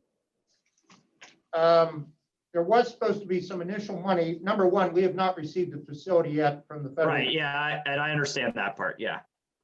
Pushed us back a year at least. There was supposed to be some minimal money in there for starting to come up with the design. But we don't expect, to be honest with you, don't expect it with the pandemic. I mean, we're way behind on this, and yeah, I think and I understand that. So yeah, I was just not sure about that. So. The problem is that we're hurting for money in the city. So if in fact we get a stimulus, we can readdress that and address putting money in there to start the architecture and design of it. I mean, okay. I think the VA, and I know one of the council members made mention of it, but I mean, if we could get the training academy up there and we can get police headquarters up there, we're going to be saving a lot of money that we can have our own building and our own facilities rather than paying rent to someone else. And the last question I would have, and then Bill, I know you want to make some final statements before we get into the next department. The other facility question, and I, along with other council members, get this call all the time, and I don't know if this, because of capital, it's not going to be moved, but Zone 5, that has come up a lot. I didn't see any specific line item in that, unless it was in the capital expenses, and maybe Bill could help on that. Where are we with that? We get a lot of emails about that all the time, whether it's being moved or, we're rehabbing the facility. I don't know if you want to mention that. That's one that all council members have a lot of questions on. We put a lot of money into the fire end of the Zone 5, which is also Station, what's the Station 8. And at the same time, with the money that we're putting in there, we put additional funding in there that if the decision is made to move Zone 5 up there, we will have some of the infrastructure already in place. Needless to say, sooner or later, we're going to have to vacate Zone 5 on Washington Boulevard. It's a continuous problem with flooding down there, and there has been some public interest of trying to move Zone 5 back into the community. But I don't think that that's going to happen in the next year, and there will be ample time for public input regarding that. Okay, thank you. That's one of the bigger questions that I know council members hear often. So I'm going to pass it off one more time to Director Urbanik for some follow-up, but I just want to thank everybody for hanging in there. This has been a very detailed process today through all departments of public safety. I want to thank the director for sticking around and being with us, and then all the department heads and chiefs for being with us this afternoon. So Director, if you wouldn't mind going through your. Sure, thank you. I know that it was like a light year ago, but I just wanted to mention a couple things that had come up, questions that weren't answered. One was I wanted to let Councilwoman Gross know that her math was pretty good on the fire lease. The amount $550,000 would be about $84,000, but I'd like to also let you know that it wasn't 8% or 6%, and the interest rate is actually 2%. And I want to give credit to our folks, Brandon Walton, Peter McDevitt, and Kim Osterman for helping to do the research, to engage PNC, and our solicitor there, Mr. Gladys, to help negotiate that rate down to just 2.01%. However, I'll let you know that it's a $1 million annual payment. Luckily, the payment that's due in February in 2021, the money's already been allocated in 2020. Those have to be operating dollars.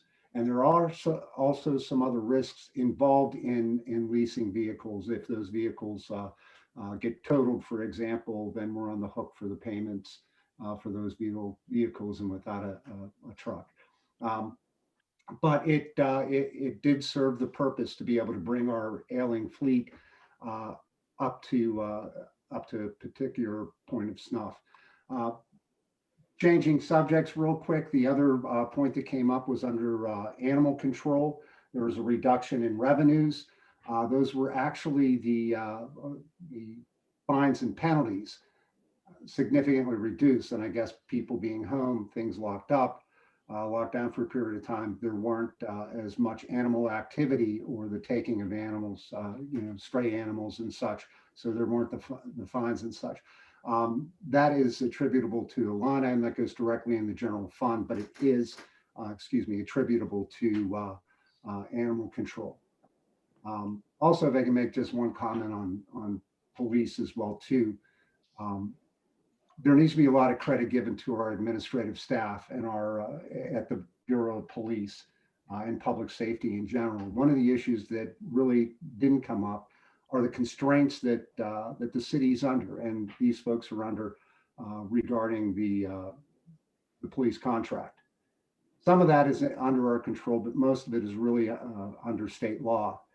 And the different things that the officers, that the administrative staff has to consider in scheduling and in overtime and these other issues to make sure that they have a good force going out. It's really tremendous what they're able to do that. That's going to figure into what that police force size is as well too. So there's a lot of variables, and there's also a lot of constraints that, frankly, city government, whether it's coming from the mayor or coming from council, we have limited options in what we're able to do. And that's my comments here on these issues and my corrections from earlier on or additional information. So. All right, well, thank you very much, Director. Thank you, everybody, for being here. We are just going to go right into our next meeting. There is Councilman Wilson. Thank you. I need a 10-minute break, so thank you for being on time. So I will pass it off to Councilman Wilson for the continuation of our budget hearings. Thank you. Thank you, Councilman. And, I have to say this is the second thing that I've chaired. First was a public hearing, so this is the second one. But I am, eager to hear about the PLI budget, permits, license, and inspection. So if you're tuning in, thanks for tuning in. And we're going straight from the public safety budget hearing to the PLI budget hearing. And I wanted to first start off with our council budget director, Bill Urbanek. Bill, if you'd like to start us off. Sure. Thank you, Councilman, and thank you for allowing me to start this here. The mission of the Department of Permits, Licensing, and Inspection is to improve the safety and quality of life for residents of the city through the administration and enforcement of the Pittsburgh Building Code, Zoning Code, and the regulation of contractor and trade licenses and various business licenses as prescribed by the Pittsburgh Business Licensing Code. The department's mission is also to help provide a high level of customer service to residents and developers alike as they do business within the department. It's broken up into three different divisions. One is the construction division, the operations division, and the licensing division. And if you bear with me here for a second, I am going to share a screen. If I can remember how to do that here, here we go. There we go.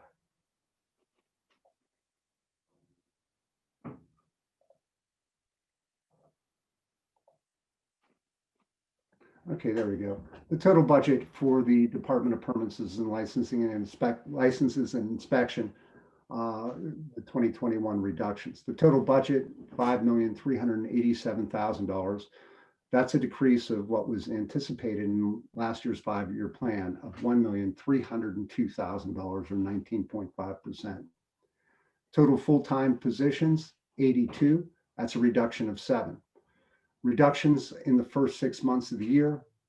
There's an elimination of 2 of the 22 inspector code positions, 2 inspector code positions. The other ones were for construction.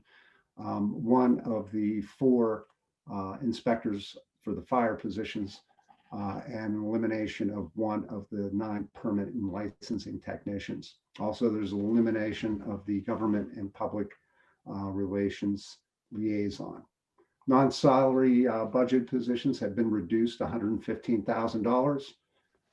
Most of that lies in computer maintenance, where the Acela contract lives. It's reduced by $67,600. Anticipated workforce reductions for the July 1st period. Based on the average salaries, it's $633,000. Based on the average salaries and benefits of the current employees, that would equal an elimination of 16 to 17 employees.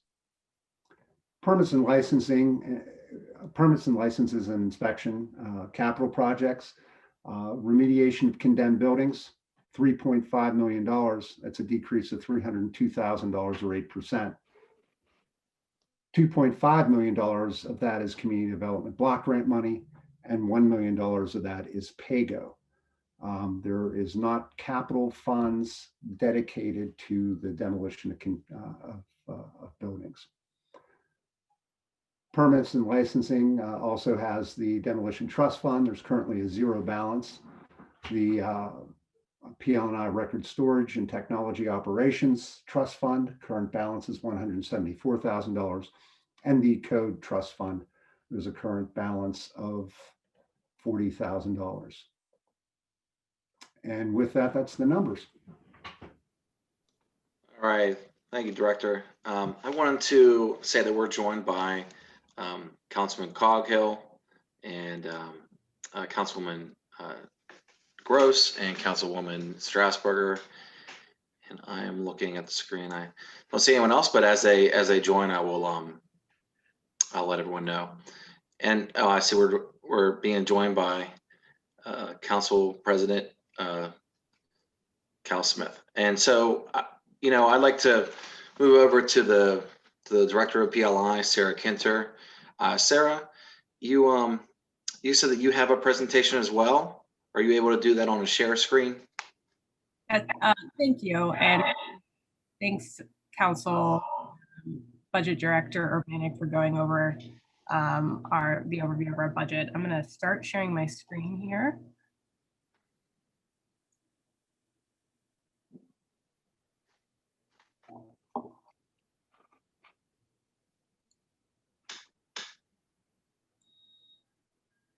Okay, and hopefully you see a PowerPoint.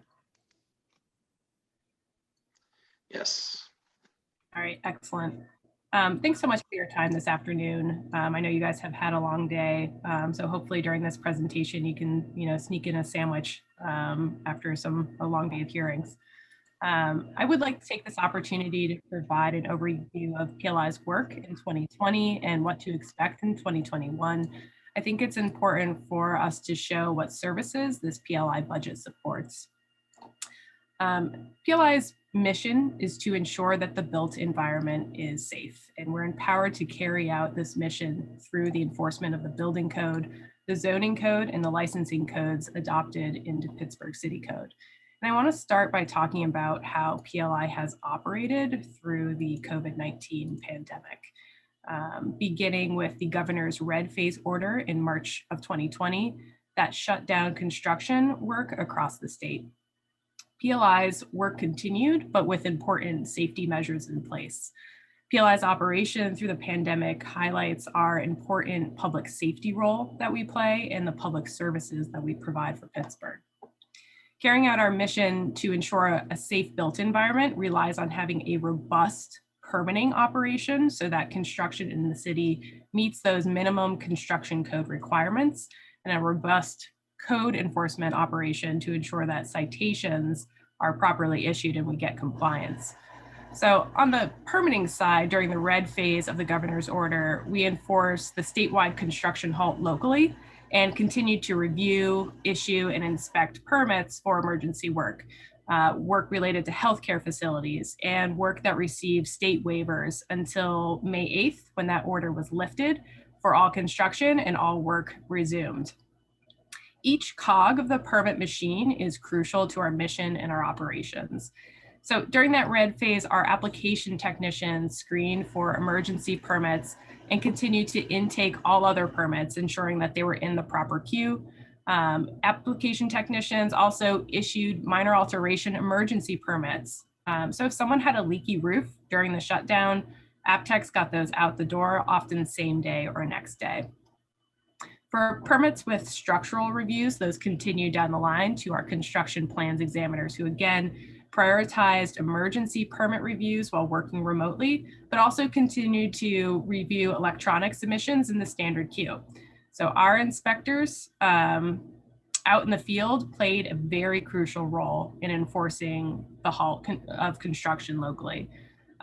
Very importantly, they had inspected or previously inspected in progress permits to ensure site stability and safety before shutting that site down.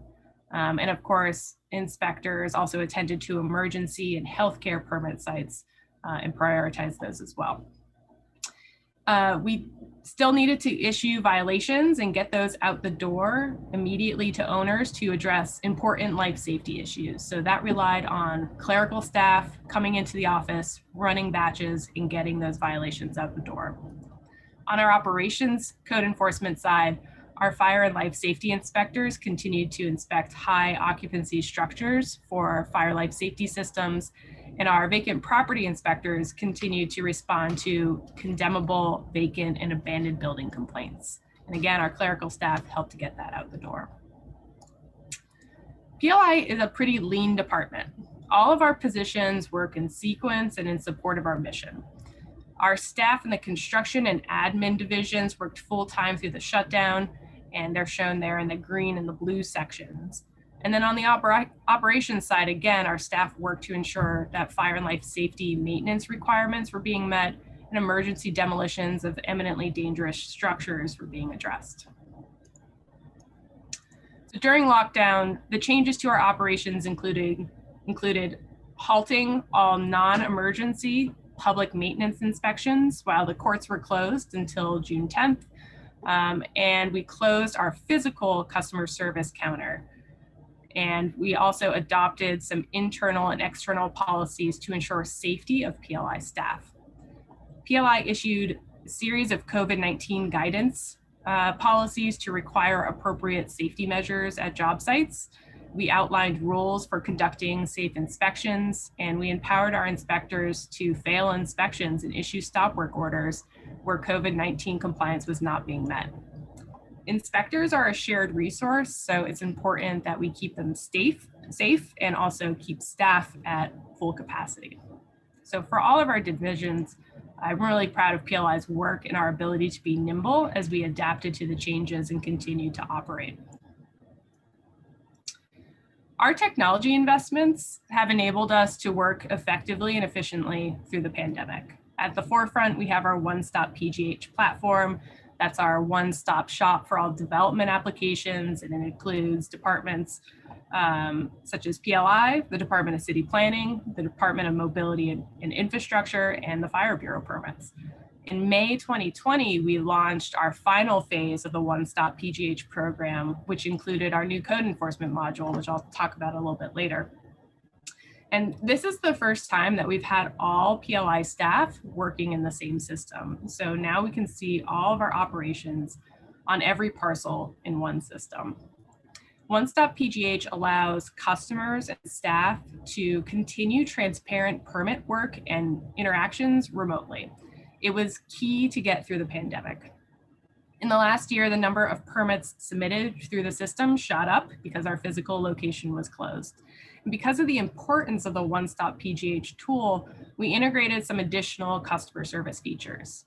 One included a new chat feature called Talk To, which enables us to help customers along in the online portal. Staff can see what customers are clicking on in One-Stop PGH and guide them to make a successful application in real time. The chat feature has been immensely popular since its launch in mid-April, and we help about 80 people a day through the chat feature. So it was something that was born out of the pandemic and the need to maintain customer service, but it's a system that's here to stay. We've also worked with our sister departments to have their staff plug into this feature as well so that we can work better together. Another feature we adopted was the web-based phone application in partnership with the Department of Innovation and Performance so that we can answer customer calls safely while at home. So we were able to get that up and running around mid-May. The web-based phone app actually has more functionality than our desk phones did in the office. So we are now able to capture call statistics, transfer calls out into the field, and have caller ID. Through our online chats, our calls, and our emails, PLI is having over 200 One-Stop PGH customer service interactions on average daily. On our plan review side, because we accepted only electronic submissions through the pandemic, our plan review has also benefited because we're not dealing with the administrative burden of paper drawings. So the volume of review has remained relatively stable in comparison to previous years. So we're getting about 9,000 reviews annually in that year period, and our review times have improved. And you can see our average commercial plan review for that first review is showing as almost 24 days. Our service level agreement is 30 days. So we are meeting the mark prior to the due date. And we're doing that consistently. And we're meeting our service level agreements 99% of the time. One additional important feature of One Stop PGH has been our automated plan review report and the markups that list the revisions required to obtain a permit approval. And that report is available to customers through the customer portal. It's a wonderful feature because it allows us to electronically mark up documents. So there is no, it's very clear, I should say, what the change needs to happen so that we can get an approved plan. So if we're talking about sprinkler heads, we are marking up a drawing and saying right here in this corner, this sprinkler head, this is what needs to happen to change coverage so that we can gain approval. So that clarity and that use of the tool has been a real win for the department and for our plan reviews.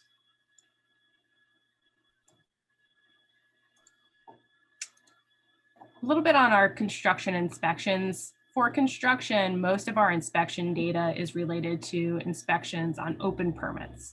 So in a year timeframe, you can see that our construction side has completed over 28,000 inspections, which is about 5 inspections per day per inspector, assuming full staffing with full certifications. In addition, construction inspectors are performing enforcement inspections to issue citations for work without a permit or work outside the scope of a permit, etc.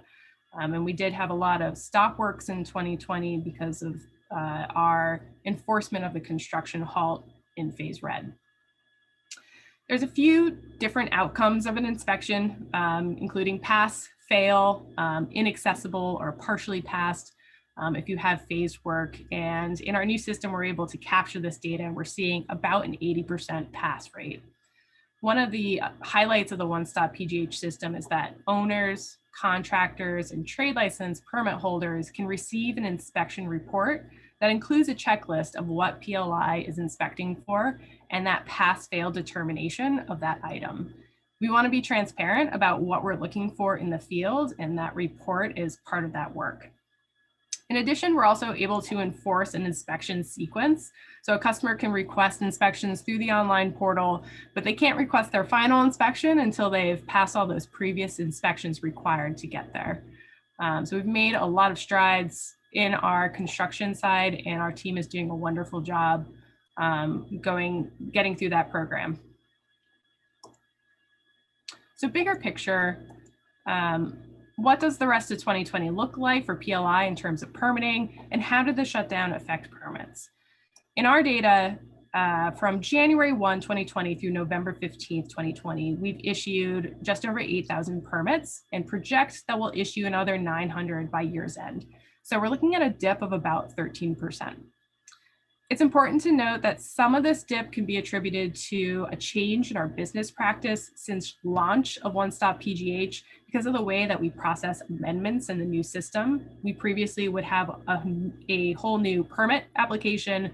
Now we are making a change to an already issued permit. So that does account for about 3% of the 13% drop. But what's interesting is that despite that decrease, the value of construction, you can see here is reported right now at about $1.1 billion of permitted work occurring in Pittsburgh right now. And we project that we'll just get over the 1.3 billion mark by year's end. So we're seeing a strong construction economy and construction work in Pittsburgh. On the operations side, inspectors are enforcing the property maintenance, zoning, and business licensing codes. This division includes our unit that inspects fire and life safety systems of high occupancy buildings and vacant property, and the vacant property unit, that inspects condemned buildings. So in the past year, this unit has completed over 55,000 inspections, which amounts to about 8 inspections per inspector at full capacity. When our code enforcement team receives a complaint and conducts an inspection, 65% of the time, a violation is issued. One important feature of the new system has been reporting inspection outcomes and reflecting those in our public portal, Building Eye Civic Central. So now folks know whether the inspector issued a violation or not, and why. Of those inspections that result in a violation, over 80% of the time, the violations are corrected or abated. If it is not abated or corrected, then PLI on the third inspection proceeds to court. Another new feature of the one-stop PGH code enforcement system is recording those court outcomes in Building I Civic Central as well. So we just started inputting this data June 9th, 2020, and so far we've had 2,300 court outcomes that we've included. Most of the time, the court outcome is cases continued, which is some interesting data points in and of itself. This means that the courts and PLI couldn't track down a responsible agent to abate the violations on the property. And these are by far the cases that take up the most of PLI's time and are nuisance properties for neighbors, and the types of complaints that I know council members receive as well. One way we're addressing these types of properties is through our new programmatic inspection tool in One Stop PGH. So we use programmatic inspections to list and inspect our high occupancy buildings for fire and life safety, condemned structures, and now for a listing that we call dead end cases. The goal of this is to track these properties in a separate listing and then research for a responsible agent and proactively inspect to send these properties to the Department of Public Works for board up if necessary, so they can secure the property or to send them to clean and lean. PLI also runs a licensing program to ensure that permits are obtained by contractors and trade license holders who are qualified and are connected to businesses that pay their taxes and have proper insurances to work in the city of Pittsburgh. Trade license holders must pass an exam relevant to their trade and are qualified to obtain permits that are specialized for life safety work, including electrical, mechanical, fire suppression, and fire alarm system permits. And trade license holders are also required to obtain annual continuing education.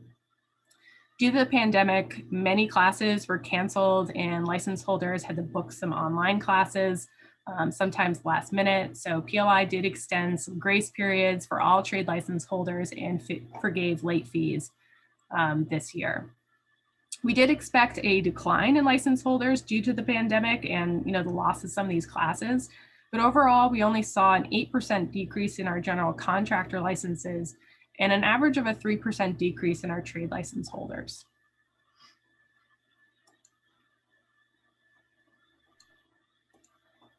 PLI is also responsible for completing city-funded demolitions of eminently dangerous condemned structures.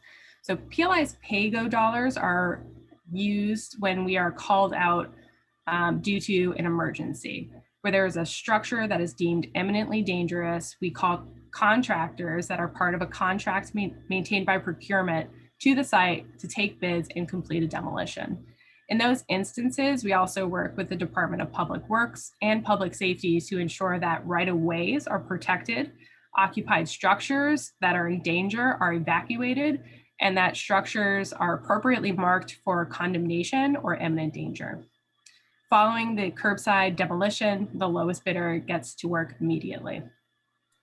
The non-emergency CDBG demolition process is a much lengthier process, as you can see. PLI's condemn list has over 1,600 structures on it with varying degrees and reasons for condemnation. For the worst structures that are identified for demolition, PLI bids out for the completion of an asbestos survey. That takes some weeks. We send out packages for potential structures to our local housing and urban development office and CDBG office, which submits those structures for environmental review, which could take a minimum of 45 days. And then following approval of that structure or of that package, we can proceed on the bid process. So you can see the use of CDBG funds takes quite some time. Until last year, PLI received substantially more CDBG funds than pay-go funds. Last year, we were awarded $2.8 million in CDBG funds and $964,000 in pay-go funds. This year, it appears that we've been, or the preliminary budget shows about $1 million in pay-go funds. So we've subsequently adopted a very conservative approach to demolishing only imminently dangerous structures at this time due to the restrictions on those funds so that we can be conservative. So as you can see, despite the pandemic, PLI staff has been busy. We're forging ahead, we're working hard, and to highlight some of the other accomplishments in this last year, one really big win for PLI is that we've adopted a scoring system to assess our condemned structures in the city of Pittsburgh and get our arms around communicating those scores so that we can anticipate the number of demolitions, and we can provide other agencies with information about structures that may be able to be put back into productive use. We've provided policy guidance on safe COVID-19 inspections and on the differences and importances of the accessibility building code versus some of the standards in the Americans with Disabilities Act. We've provided fee forgiveness and guidance for temporary outdoor occupancies to help businesses operate outside during the pandemic in partnership with the Department of City Planning and with DOMI. We've continued to support our PLI staff in their technical excellence by providing building code training courses and have also had all staff complete customer service training so that we can grow our soft skills too. Especially on our code enforcement side, we're providing more data about inspections, violations, and outcomes. And with council's assistance this year, we adopted and are now enforcing the 2015 International Property Maintenance Code. In 2021, customer service improvements will continue to be a major focus. We want to align our business practices with the intent of One Stop PGH to be a one-stop shop, and we're working with our sister departments and other agencies on more cross-departmental trainings and alignment of reviews and other work to streamline those processes. We're partnering with the Department of City Planning to begin adopting a more democratic and formal way for communities to request demolition through the new Engage PGH system. And we're going to continue to strive to provide the best level of service to the most amount of people. On a final note, to show visually the 7 vacant positions that will be cut, you can see that here is just another view of our organizational chart. So these cuts here will affect our ability to provide inspection and customer services, and we may need to increase our service level agreement timelines to give staff more time to complete a larger workload. Thanks for your time and the opportunity to show what residents are paying for when you support the Department of Permits, Licenses, and Inspections in this very hard budget year. Thank you, Director. And I would like to note that we're joined by Councilman Lavelle as well. And at this time, I'd like to turn it over to members to ask questions. Are you able to stop the share screen? It's just hard for me to see who's yeah, the share screen minimizes everything. Okay, so the order that I have is Councilman Coghill, Councilwoman Gross, Councilwoman Strasburger, and President Theresa Kell-Smith, and then Councilman Lavelle. So Councilman Coghill, since you've been on the line since 6 a.m., I'd like to turn it over to you first. It was my way of getting in first, I guess. I didn't know that coming into it, I promise you. But I like that you adopted Corey's system. It's good for me. But so anyway, Sarah, thank you for being here today. I saw you as a refreshing newcomer. I really think that you're doing a very good job there. I know you do have limited resources to work with. But my first question is this: when you say we're projected $1.1 billion to $1.3 billion of permits out there, you mean like, so say for instance, I'm replacing a roof. It costs $12,000 to the homeowner. That $12,000 is lumped into that figure, right? Yes, sir, exactly. So every time someone applies for a permit, their fee is calculated on the value of construction of that permitted work. So that's a great way to put it. Good. Okay, so now I guess I'm most curious as to, you're one of the few departments that really, you bring an income in. I mean, I don't know what that income is. So of that $1.3 billion, what's that compute to as, and it's probably in my figures here, but I'm sorry, I didn't really scan through it. But what's that compute to in, revenue? Yeah, in the handout, and if council budget director, Mr. Urbanik, is still available, he could probably pull this up as well. It's about $10 million that PLI is pulling in revenues. 10 million. Okay, that's all I need is a rough number. And what is your operating budget? Current operating budget, pull that up, is about 8. Oh, so you're self-sufficient. Well, on that note, the monies that we spend in demolition and in code enforcement, I think are represented, but they are heavy costs, right? So the capital budget costs should be included in there as well. Sure, but in your department, and I guess my next question is this, being that you do create revenue for the city of Pittsburgh and pretty much a wash, it sounds like, as far as your department goes, what exactly is the, oh, wait a minute. I'm sorry. That's a different question I wanted to ask. So let me go to this. One thing I saw, Sarah, as a contractor, for instance, if I have a dumpster that goes on the street, there's a certain permit you have to get. And part of that's done through DOMI. Some part of it's done, the inspection is done through you though. Is that right? No, that would also be done through DOMI. Oh, both are done through DOMI.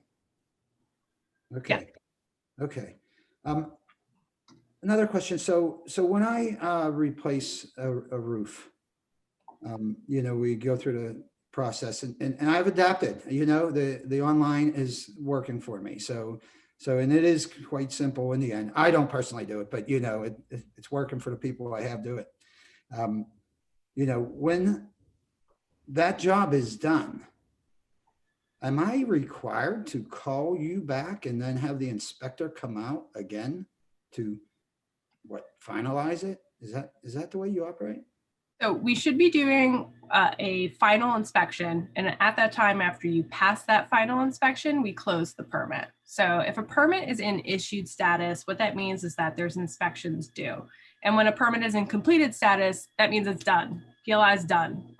So yes, you should, if you have something that's in issued status, give the inspector a call, have them come out to inspect the final work so that we can close those permits out. Right. Now I understand on structural things that's necessary because the inspector comes out and says, yes, it's up to code. But in something like the roofing business, it's not like the inspector is going to come out and say the contractor did a good job or not. He really doesn't know, I could tell you. So, I just feel like it's a waste of resources to have that inspector come back out on, again, non-structural issues like that. And I think, well, why are we wasting his time?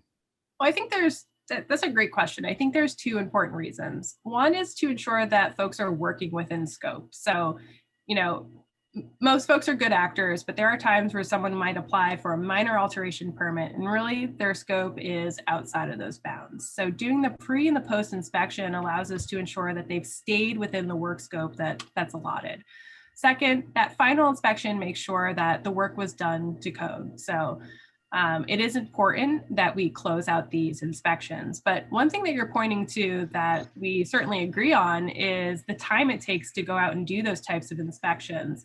And I was just recently able to be part of a International Code Council training on updates and new technologies. And one of those was about virtual inspections. So is there a small subset of inspection types where the contractor and the inspector can work remotely?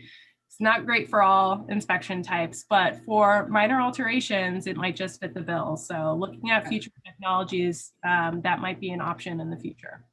Absolutely, Sarah. It really is truly a waste of resources to send them back out onto a job that they can't tell, whether it's done correct or not. Structurally, of course, we have to look after that. And you know what? God bless you. I know, being a contractor myself, when we have a job that we want to start, we want the permit yesterday, and I get the calls from my community as well, from other contractors, they're like, hey, what is the problem? Why can't I get this? I understand, the amount of pressure that really comes with your job. And I've called you on many occasions over such things, and you're always quick to get back to me or check on the situation. And I really, really, truly appreciate that. So that's really all for me. The only other thing was a demo. It's used out of CDBG and PAYGO only. I feel demo is a major problem, at least in my district, of houses that we have condemned. And, to knock those down, it's just, everybody just loves it. It creates a green space. The building's usually structurally not fit. I would love to see money from, our operating capital budget, however, come into that so we can really knock down a whole mess of buildings, I think, that need knocked down, speaking from my district alone. So do you foresee that being, more lucrative, where we can, address all these abandoned, condemned buildings in the future? Councilman, to that note, believe me, I want you to ask the question. Director Urbanek wanted to make a point before we proceeded with this question. I signed in before them. Yeah. What's that? I said I signed in before them, though. I'm sorry. Go ahead, Director Urbanek. Yes, I yield to you, sir. Yeah, you actually asked a question that's been on my mind for quite some time, and that's the use of bond dollars for demolition. Of course, we can't utilize bond dollars on private property or anything that's private. However, a lot of these, as we saw with many properties that we know we're going to end up with eventually, we can't find the owner of all these things. I believe that if you're creating green space, or you're going to take the property for another reason, even transferring it for a public purpose to the land bank or whatever, you're going to end up improving the quality of life in the neighborhood, potentially the property values as well too, which is what bondholders are really interested in. So I think there's a way to utilize those capital dollars. I think it needs to also be in the bond agreements. So you need to have your bond counsel write that in. I think it would be okay in certain circumstances, but it's sort of not good for us not to approach some of these properties. And if it's strictly due to funding constraints, I think that could be alleviated by looking at this. Obviously not this year.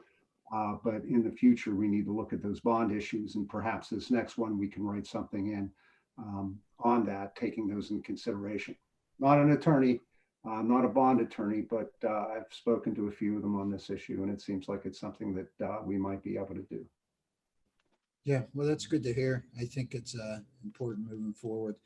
That's really it for me, Sarah. Again, I think you have a high pressure job that people don't realize. Again, most contractors want their permit yesterday and they can't understand why they can't get it. But, I know you do your best, and I try to convey that to, the folks that call me. So thanks for what you do. Chairman Wilson, thank you, and turn it back to you, sir. Yeah, Director, I didn't mean to cut you off like that with the demo, but did you want to add something to that question? I appreciate that. Thank you, Councilman Coghill, for your comments as well. We're really trying to wrap our arms around condemned structures. And I had mentioned in the presentation, part of the reason, or part of the way that we're doing that is scoring those condemned structures so that on a scale, we can see which one of these are in the green, in the yellow, in the orange, and the red. The red are these ones that we need to demolish because they're tipping into imminent danger status or territory. The green ones, can people put these back into, or other agencies, I should say, put these back into productive use? But we also want to partner with the Department of City Planning to get better community feedback on whether demolition is the appropriate answer, because demolition is a tool in the toolbox, And certainly we want to use that tool as the community wants. But there's other tools as well. So we're trying to be more holistic about how we deal with our condemned structures. And believe me, I want to see this list be reduced, but I want it to be reduced in a thoughtful way and not necessarily just demolishing everything. But there are definitely times where demolition is the answer. And let me just add to that. I don't want to give the impression that I want to knock down every building that's condemned. You know, it really, you're correct. A lot of these places, and I can look at a structure from the street almost and say, needs to come down. You know, that scoring system is very good. I'd like to learn more about that because, you know, again, there are structures, you know, that have good bones that could be used for rehab and affordable housing, maybe the URA or somebody come in on something like that. But certainly, yes, it's, you know, we want to keep the structures that are keepable and we want to knock the ones down that are havens and dangerous and people and kids are going in and causing trouble and whatnot, you know. So, okay, that's great. Thank you. All right, thank you, Councilman. And Councilwoman Gross, do you have any questions for our director? Yes, I do. Thank you. I appreciate it. And I was listening closely to Councilman Coghill's questions. I don't want to duplicate anything, but I always say in each of these years that it's really impressive that we have the charts now where we can actually see how many permits you've been requested, how many permits you've issued, that you're able to tell us with such precision the wait times for those permits. Because my first year here at council, there was no way to answer any of those questions because I asked them.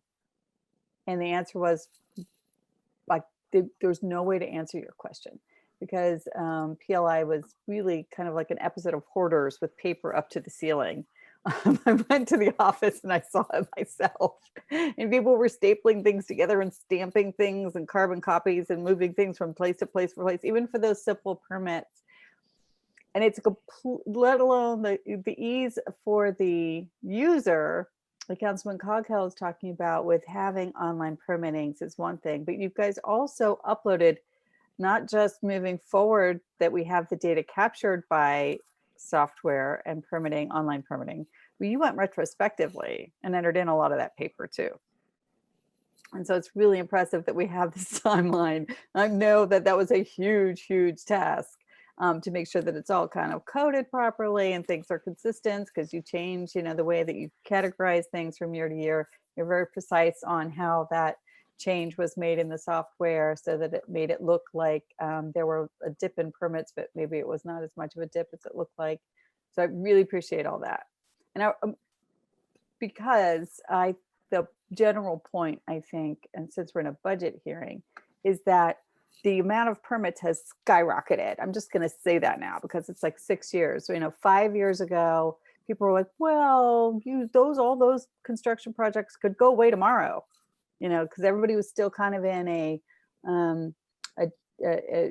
bankruptcy mindset, an Act 47 mindset of, a city in decline mindset, and they're the doom and gloom, right? But we've just seen this skyrocket, this consistent chart of construction and permits, right? Sometimes it's big sites, but sometimes it's also, as I bring up in many different discussions, the individual dwellings in my district have all had permits pulled and been reinvested, whether it's the same family or it's a speculator or a flipper or someone who's gotten a property and done massive work on it. And some of that is not all positive, right? And as I always warn my colleagues who have very different districts than I do, right? Where there's probably hyper investment in the neighborhoods I represent. And in other neighborhoods in the city, lots of neighborhoods in the city, it's still disinvestment is the problem. But that both of those things are taxing on your department in different ways. So I really want to say that I think there should be more people in the review desk. There should be more staff in permits, licenses, and inspections, especially just talking now just about the permits part. And so I'm surprised that there's, even in the first 6 months, there's an elimination of positions And maybe you could explain that to us. What I'm reading from Mr. Urbanik is elimination of 2 of the 22 inspector and construction code positions. So that would be about new construction or even those modifications in a single family dwelling, right? Correct. Elimination of 2 of the 15 inspector code positions. Elimination of 1 of the 4 inspector fire positions. And I spent a long time talking about fire hazards with the fire department earlier today, and the I think distressing lack, threat of fire hazards. And the fire chief said we should be doing more with fire prevention.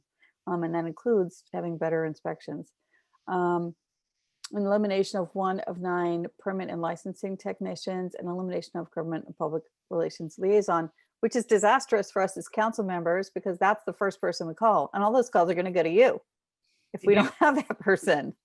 So I don't understand these cuts. I think that none of these cuts should be made, frankly. I really think that, that you should have 0 cuts from your department January 1st.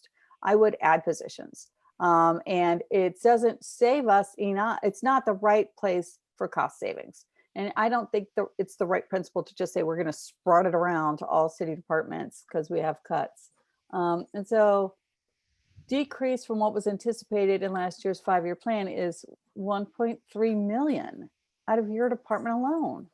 And I'm really struggling to understand that. Yeah, Councilwoman, obviously these cuts would have results and effects on our department. I think the Office of Management and Budget is in a really tough position, and had reached out to all departments about this.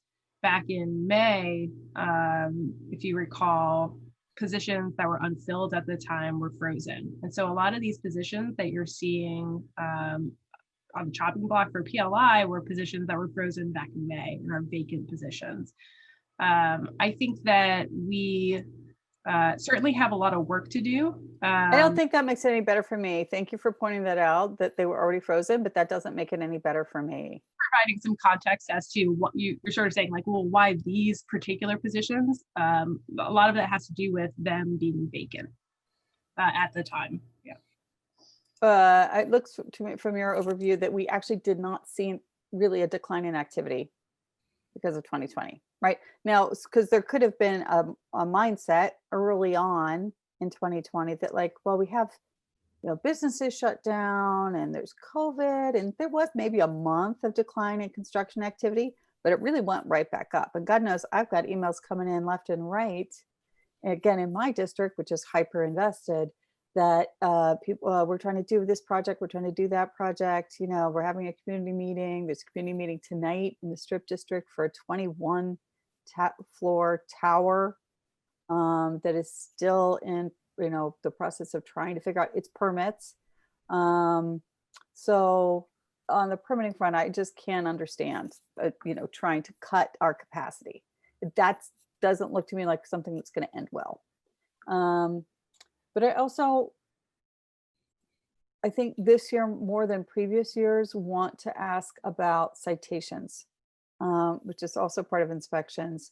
I want to admit up front that I have called you or called your government person and said, like, why is this small business getting this citation? And we've talked, you and I, about how I feel it's like unfair burden on our small businesses to have to, we want code compliance, but we're not doing good enough as a city to support them. And it has put small Main Street businesses out of business. And that is not okay. We say all the time that we want to support small businesses and that we love and support small businesses. And so if we're not supporting them to be able to get through code compliance and the citations issued by PLA, then we're hypocrites, right? We need to do better.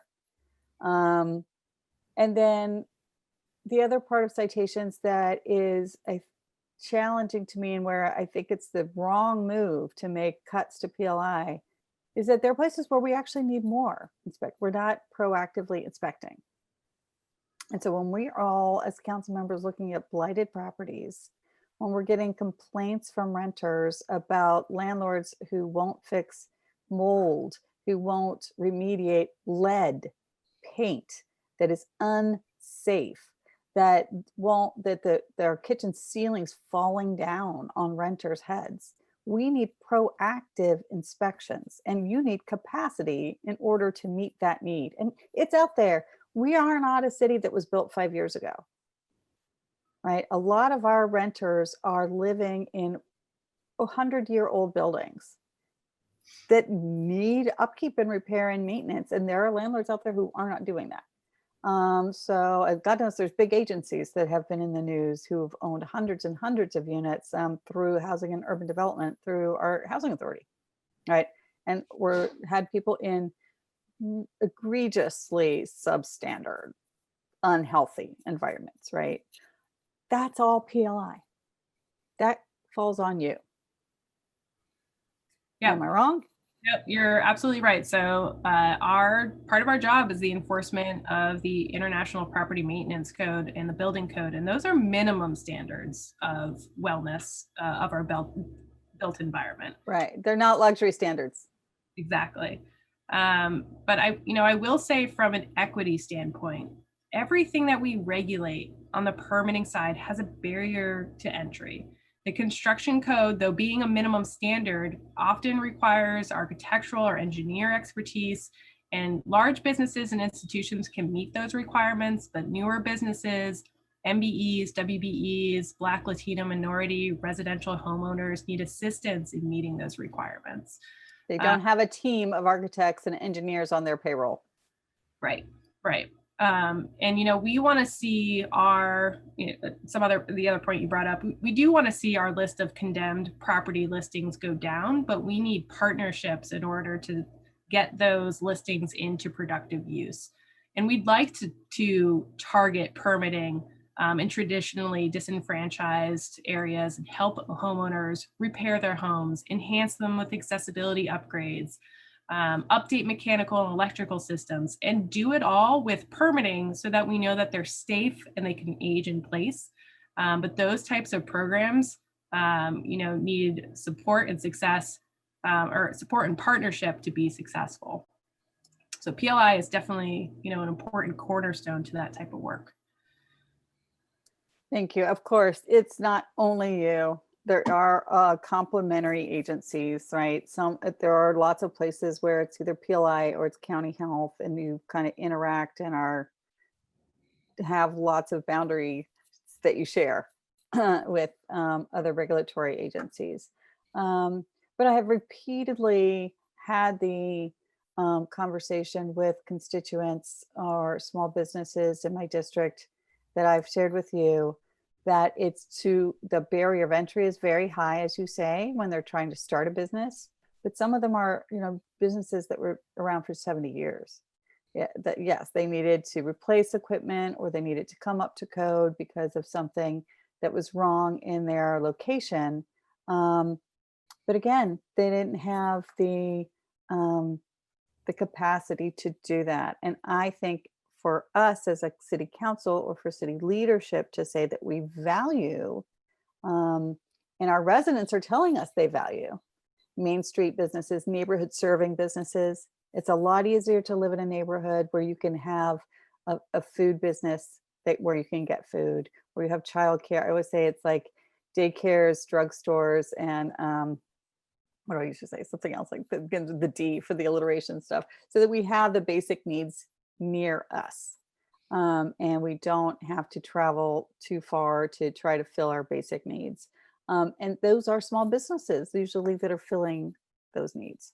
And so we are trying to create this kind of like, let's frame it this way, the 15 or 20 minute walking city, right? Where you could walk to fill those basic needs. That means there needs to be a business that close to you, right? And I think that there's a multiplier effect if it's a locally owned and operated business. I shared a story yesterday about how the people needing cash assistance from a neighborhood organization in Bloomfield were unemployed and needing $500 of cash assistance were all unemployed by Bloomfield small businesses that were shut down. And so it really is a source of employment as well for our residents to have the locally owned businesses. And so we need to put our mouths or with the money where our mouths are. And here we're not. We're taking the money away. And so I have a problem with this in the budget, and I hope to work with council colleagues to try to fill these gaps. I don't think you can afford these reductions at this point in this budget. So I think I'll stop it with that. Thank you, Mr. Chair. Thank you. And Councilwoman Strasburg, do you have questions for the chair? I mean, for the director? Thank you, Mr. Chair. Thank you, Director Kinter, for being here and for answering all of our questions. I did have to take a phone call, so I hope that my questions are not my one question is not a repeat. If it is, please feel free to just tell me to refer back to the recording of this later on, and I'm happy to watch it. My question has to do with one of your 2021 goals, and that is continue to better integrate and align with other departments and agencies.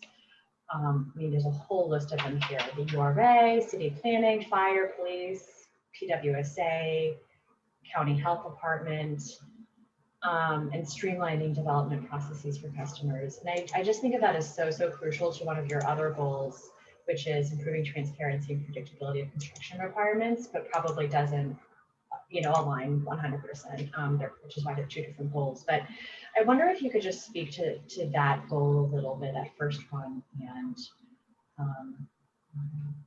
for general public who might be watching, for others, even for us as council members to understand, as maybe providing a couple of examples like why that kind of coordination with other departments and authorities and agencies is so important. Yeah, thank you for the question. Our goal is to make the permitting process as painless as possible. And part of that is getting the right applications up front. So when folks are applying for a PLI permit, other things are being triggered, right? They need some planning permits. They might need some DOMI permits. PWSA might come into play for a tap-in. There might be a plumbing permit from Allegheny County Plumbing Department. They might be doing work that would disturb asbestos, and Allegheny County Health Department would like to know. And so these things are being triggered by work that's occurring. And what we want to do is provide great excellent customer service by helping folks apply for all those correct applications up front so that their timelines are aligned and they're getting through the development process as fast as possible. But in addition, we want to be good partners to our sister agencies and our sister departments to alert them that, hey, there's some work that's going on here that affects your agency. So that there's compliance, but that it's transparent, it's happening every time. We're not playing gotcha. We're simply using our system, our tools, and our work scopes to trigger the right responses from all the players at the same time. So, that's our goal. We've certainly are working on that internally really well with our sister agency or our sister departments, working outside with PWSA and plumbing department. They're not plugged in directly to One Stop PGH just yet, but we want to build those bridges to have those programs work better together. So those are the types of goals that we're working on next year, 2021. Got it. And so are there instances when someone might come to PLI first before going to city planning for something that then, so then if they go to you first and then you help to kind of handhold them and guide them through the process of, okay, now your next step is city planning, or is it almost always city planning first? So city planning is generally dealing with the very big, complicated processes that are going through the Planning Commission and the Historic Review Commission, et cetera. But for some of the smaller work that's happening, PLI in our work scopes, we have triggers that say, hey, the work that you're doing, it's going to need a zoning and development review application. And I have to say, when it comes to handholding and providing service, that's happening a lot on the residential front. Because folks are applying and, maybe they're putting in a garage and they're like, well, I know I need a permit for that. And they start applying for a permit, but they didn't know that they also needed that zoning and development review application. So we're helping a lot on that front to align those types of reviews. And hey, they're putting in that garage. That means they're going to have a new driveway. And oh, you know what? They actually also need that DOMI curb cut so that DOMI knows where they're entering onto the street and they know what that driveway looks like. So we are trying, upfront during that application to coordinate efforts and hopefully make it easy for the homeowner where they're not really seeing the background of how the sausage is being made. They just know that they applied for all the right things. They can wait, get their permit in hand, get to work. Yeah, I think you're exactly right, especially for the newcomer who's trying to just do this for the first time residentially. They don't, frankly, unfortunately, I don't think they frankly care which department it's in. They just see it as the city. The city is holding up my permit or it's not, or the city is communicating with me, or the city is providing me with a roadmap of what I have to do, or it's not.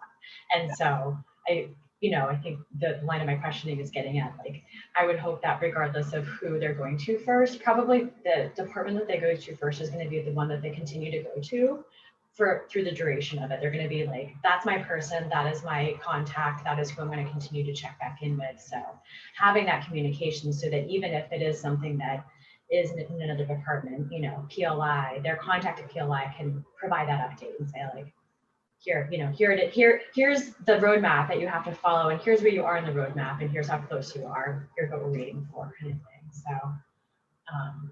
glad to hear that that's a priority. And I guess what would there were significant changes that you made during the first few months of COVID-19 and the shutdown. What are you looking at? What agency, I'm assuming at the state level, but I guess it could be county level, are you looking at to make any necessary changes should the spike in cases require, such changes again? That's a great question. So at the Department of Community and Economic Development at the state level had provided some assistance with giving building departments in the state information from the Secretary of Health on safe businesses and COVID-19 safe inspections. So we did take a look at some of those requirements, which, for construction sites, that was having a pandemic safety officer on site of a construction job, making sure that there were hand washing stations, that people were properly socially distanced, that everyone was wearing their masks. So these are very basic things that we have incorporated into our PLI COVID-19 policies for the public that our inspectors expect when they get onto the job site. Those will continue, right? Those are the minimum standards. I think, a change into a lockdown, we'd be, looking for guidance from the state in regards, to something more extreme. But we are prepared and ready with our previous guidance that we had during the red phase, during the yellow phase, to deal with restrictions. So I don't know if that's going to happen again, but we, took the time to create those, in the moment. And certainly when they become applicable, we'll enact them again. Great, thank you. I think one other helpful resource for us has been the International Code Council, which is, building departments come together as we have training opportunities. And I was just able to participate in a COVID-19 talk through the ICC and hear from other building departments on how they're dealing with COVID. You're going to hear a lot of the same rhetoric, right? They are looking for, pandemic safety officers on the job site, et cetera. And it was helpful to hear hear the feedback from other building departments. And Pittsburgh is meeting, best practices on that front. Thank you. One last question. I know that one of the positions that you're needing to eliminate in 2021 is the government liaison. I actually didn't, because it was blacked out, I couldn't remember the actual title of it, but you know, that position has been so helpful, I think, for council offices who do that all the time, but you've been so responsive that, you know, I think you're just working like triple duty because you're taking on that role yourself. But you know, I think that one thing that you and I have discussed in the past was trainings out in the field for, say, neighborhood organizations and groups that would want to call for a meeting and a training on some of the tools, the public engagement tools, the not just One Stop PGH, but you know, the sort of next iteration of some of the code enforcement tools. So and how neighborhoods and neighbors can use that and find everything they need about what's happening on the construction project down the street, basically, you know, online, and how it's changed a little bit. Are you still going to have the capacity, do you think, in 2021 to do some of those trainings and meetings, or is that something that we need to put off until you have that position filled?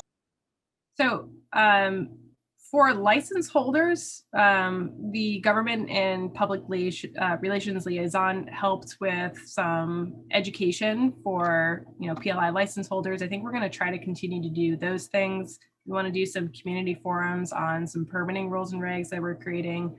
And luckily I do have a really wonderful data solutions architect and project coordinator. Some of those duties have been pushed down to them. So we're going to try because I think, you know, in the conversations that we've had, it's really important to help folks get through the process, and meeting them in their communities is one way to help get them through. And we want to do that. Certainly we won't be able to do it at full capacity. When we had someone in that position, we were sending newsletters out all the time. We were all over social media. We were doing a lot of outreach that we're not doing now. But when it comes to meetings, you know, we're doing our best to try to make it out there. Great, thanks. And I don't know if you've done this already, but if you could share the PowerPoint or the presentation that you shared with us by email, that would be great. Will do. Thank you again. Thank you, Mr. Chair. Thank you. President Cal Smith, do you have questions for the director? I don't have any questions. Just thank you, Director. Thank you. I figure Anthony Coghill said it all with his little love fest there. So thank you, all the great comments and everything. So thank you all for your work. I appreciate it. Thank you. Thank you. Mm-hmm. And Councilman Lavelle? Thank you. I'll be brief because I'm gonna have to go in about 5 minutes. First, thank you for your presentation. Very well thought out. So we really appreciate that. First is just a comment. I've been trying to figure out for some time now, unfortunately unsuccessfully, but I'm still trying to figure it out, how we as a city can invest in stabilization of properties before they have to get to such a condemned place where they're either going to fall on themselves and or we have to demo them. At one point, I was trying to figure out how to move CDBG dollars to the URA. There were challenges there because if you're using CDBG dollars, how do we show that the end user is going to be a CDBG eligible person? So it was just really, really tricky. But nonetheless, I think, you know, fixing a roof, fixing the dormers, doing some basic things that would stop water from coming in, and stabilizing properties so that they don't get as far down the road as us having to then spend thousands of dollars demoing them, I think makes sense. I haven't figured out how to do it yet.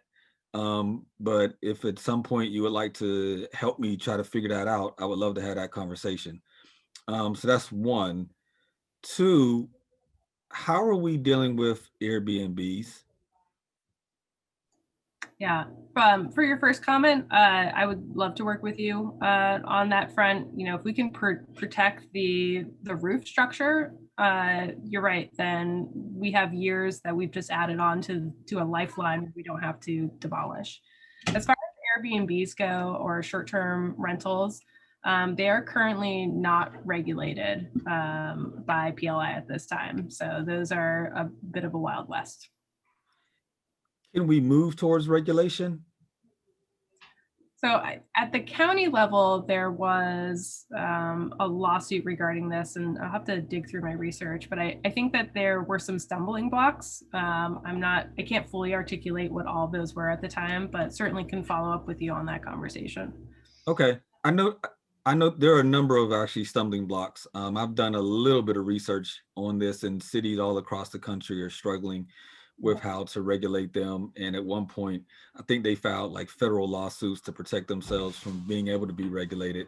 So I know there's challenges, but nonetheless, I think it's something that we need to try to figure out how to deal with. I've gotten growing calls of concern from a number of them, where people are essentially doing more than simply renting them out for, I'm coming into town for a Steelers game, rather than renting them out and people are having parties.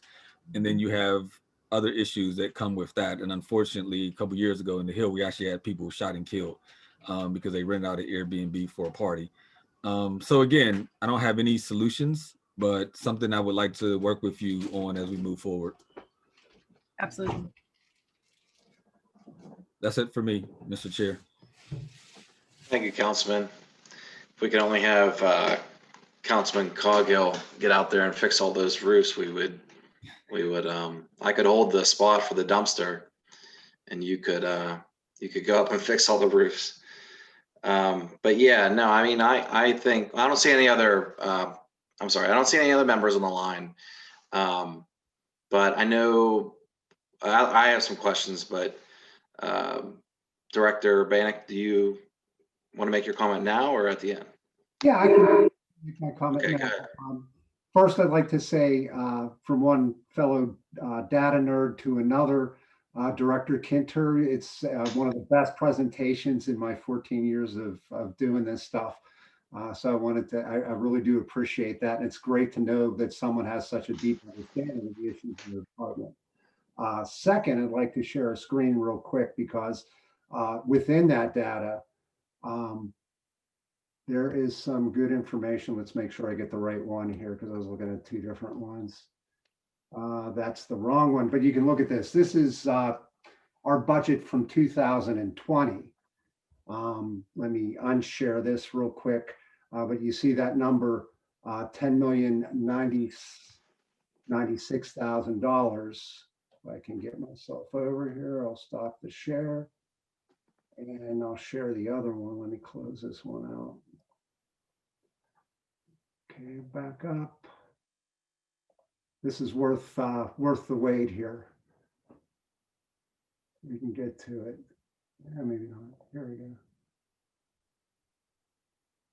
This might be it. Yes, this one here. This is our anticipated estimated revenue.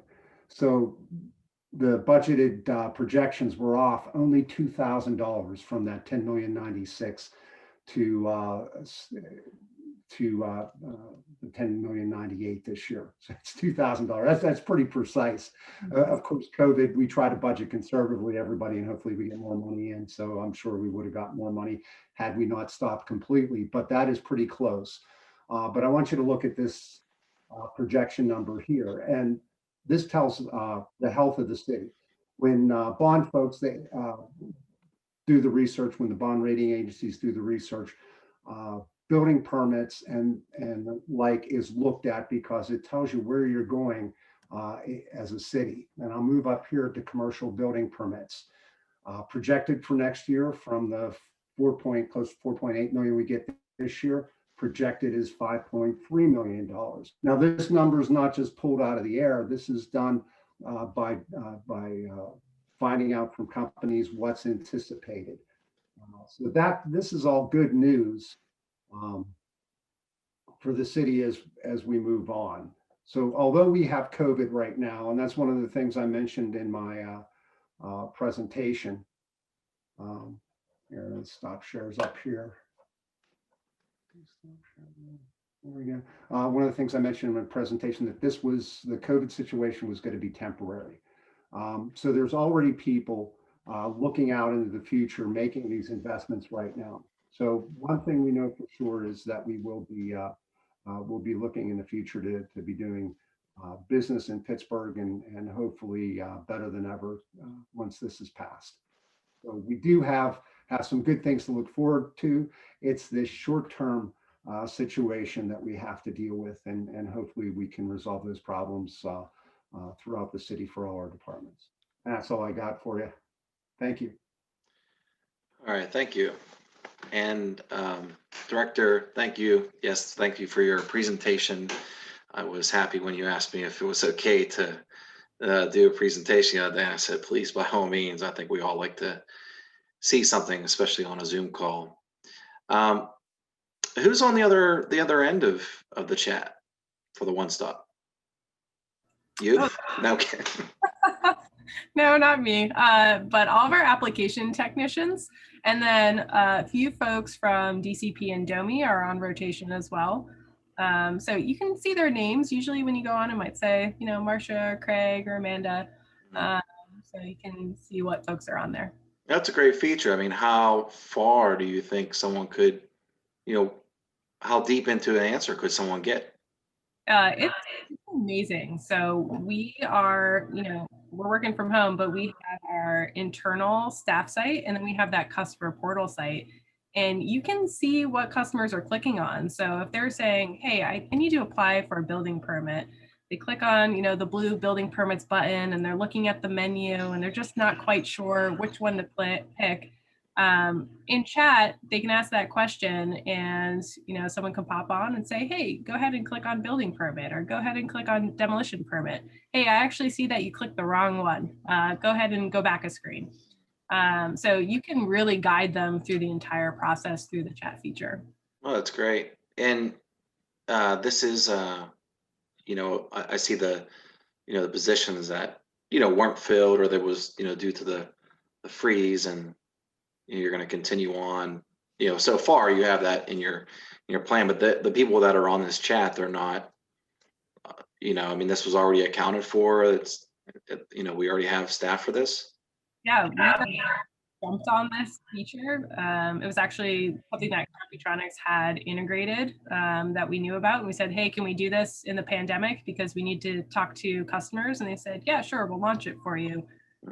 Our application technicians are at the forefront of that. So if that's fulfilled, that chat feature is staying. People love it. It's not going anywhere. Yeah, that's an amazing feature. I know personally, just not with PLI, but any website that I go onto that I need some service, if I can just type on a few things, you know, to get me somewhere, that's very helpful.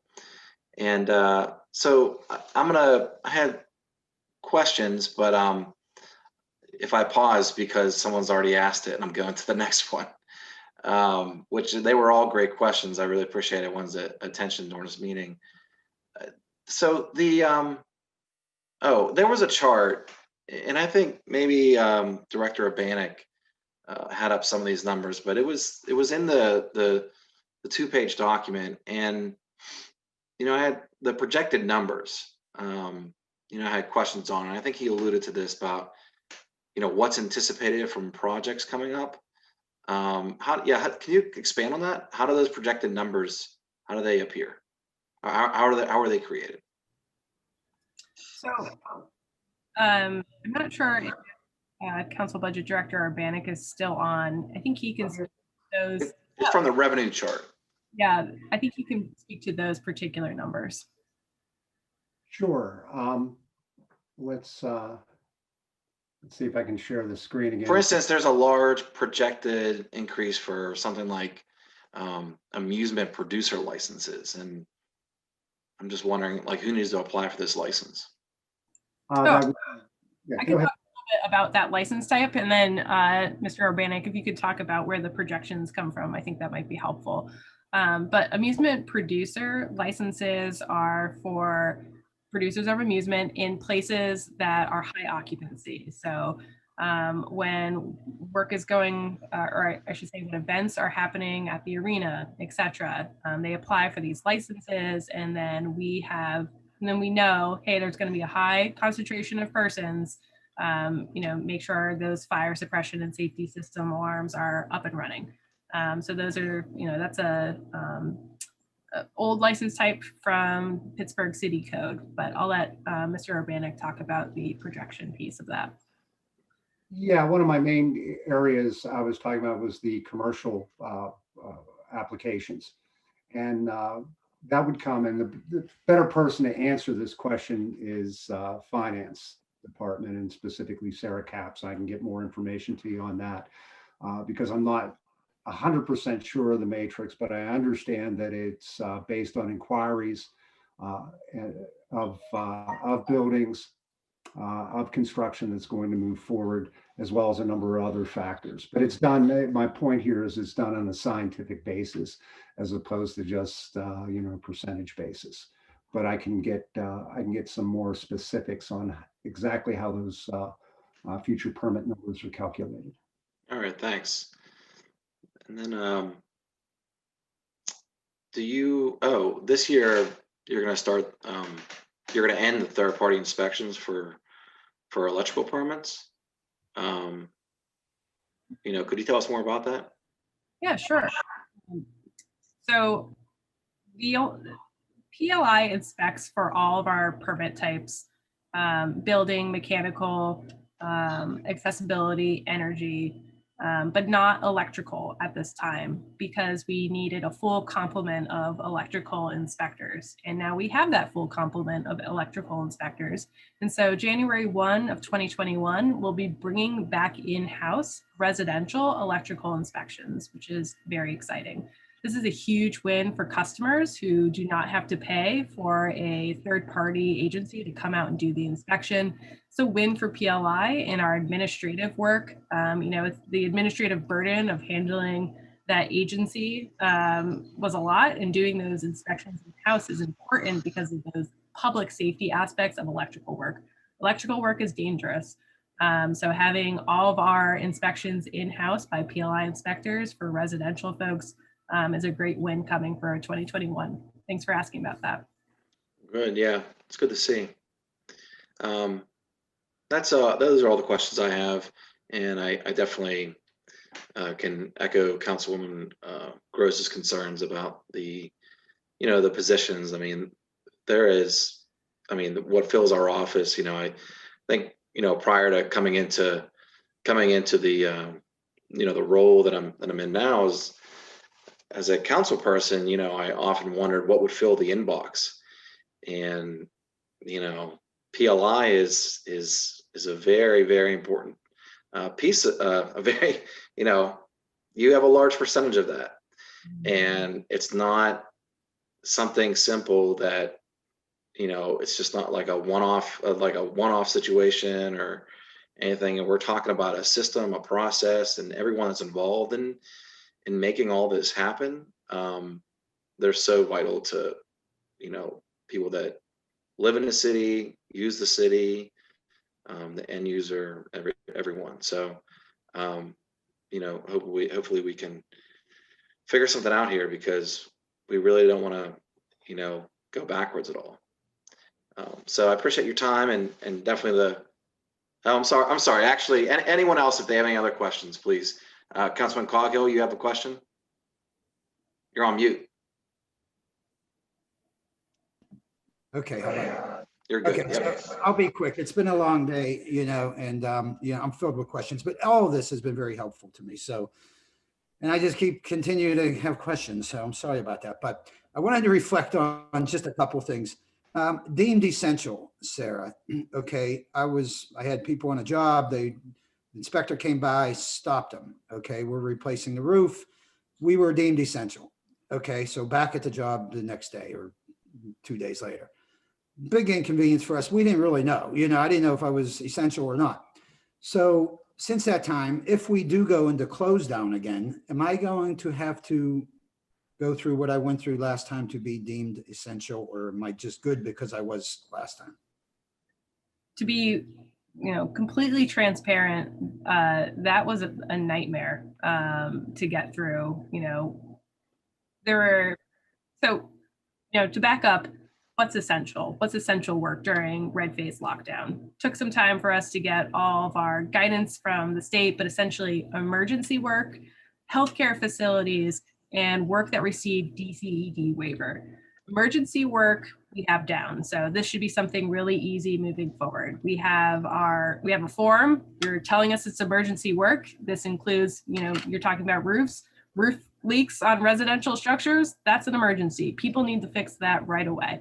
There are other types of commercial emergency work that we would issue as well. So we were sending minor alterations out the door. Healthcare facilities, that's now very straightforward, right? The complicated one was the DCED waivers, because we were receiving different types of information and different types of forms. And so we had to, determine the authenticity of them. So that was more difficult administratively to figure out and allow work to move forward. So I think initially during the lockdown, red phase guidance came out and basically said, construction shut down. And so we went around, construction's shut down, and then, got through these sort of other categories where construction could continue. So you probably experienced a little bit of that where you were told, shut it down, we're not sure what you're doing. And then you turned around and you said, well, this is emergency work. And then we let it move forward. It was confusing, Sarah. It shut us down on the job, which is, cost everybody money and time. More importantly, I felt that, moving forward, 99% of my customers are proactively replacing their roof. It's not leaking. So it's really not essential, but it's all going to be under one category, roofing, period. You can't point out, oh, this is essential or that is not essential because somebody has a roof and somebody's proactive about it. So it's got to be across the board there, I think, just to make it simple. But that's good. I don't want to belabor that. There's two other points I just want to touch on with that Councilwoman Gross brought up. When she talked about, I called it at the time, if you remember, harassing our small businesses, the things that are like keeping in my small business corridors are the lifeline and the lifeblood. And, mostly it was over the occupancy and then the signage. I think 1 month we must have done 30 or 40, oh, your sign's not up to code. We got to change your whole sign. People were just up in arms and it was, I got so much feedback and I thought these are the last people in the world, these small businesses who are, barely hanging on. And now we're putting them through a ringer, so I just wanted to comment on that. I hope, and I haven't noticed honestly since, COVID. So I'm hoping that's due to your leadership and that we don't have to deal with small businesses feeling like they're harassed and, having to go through this, whatever it might be, the occupancy or the signage.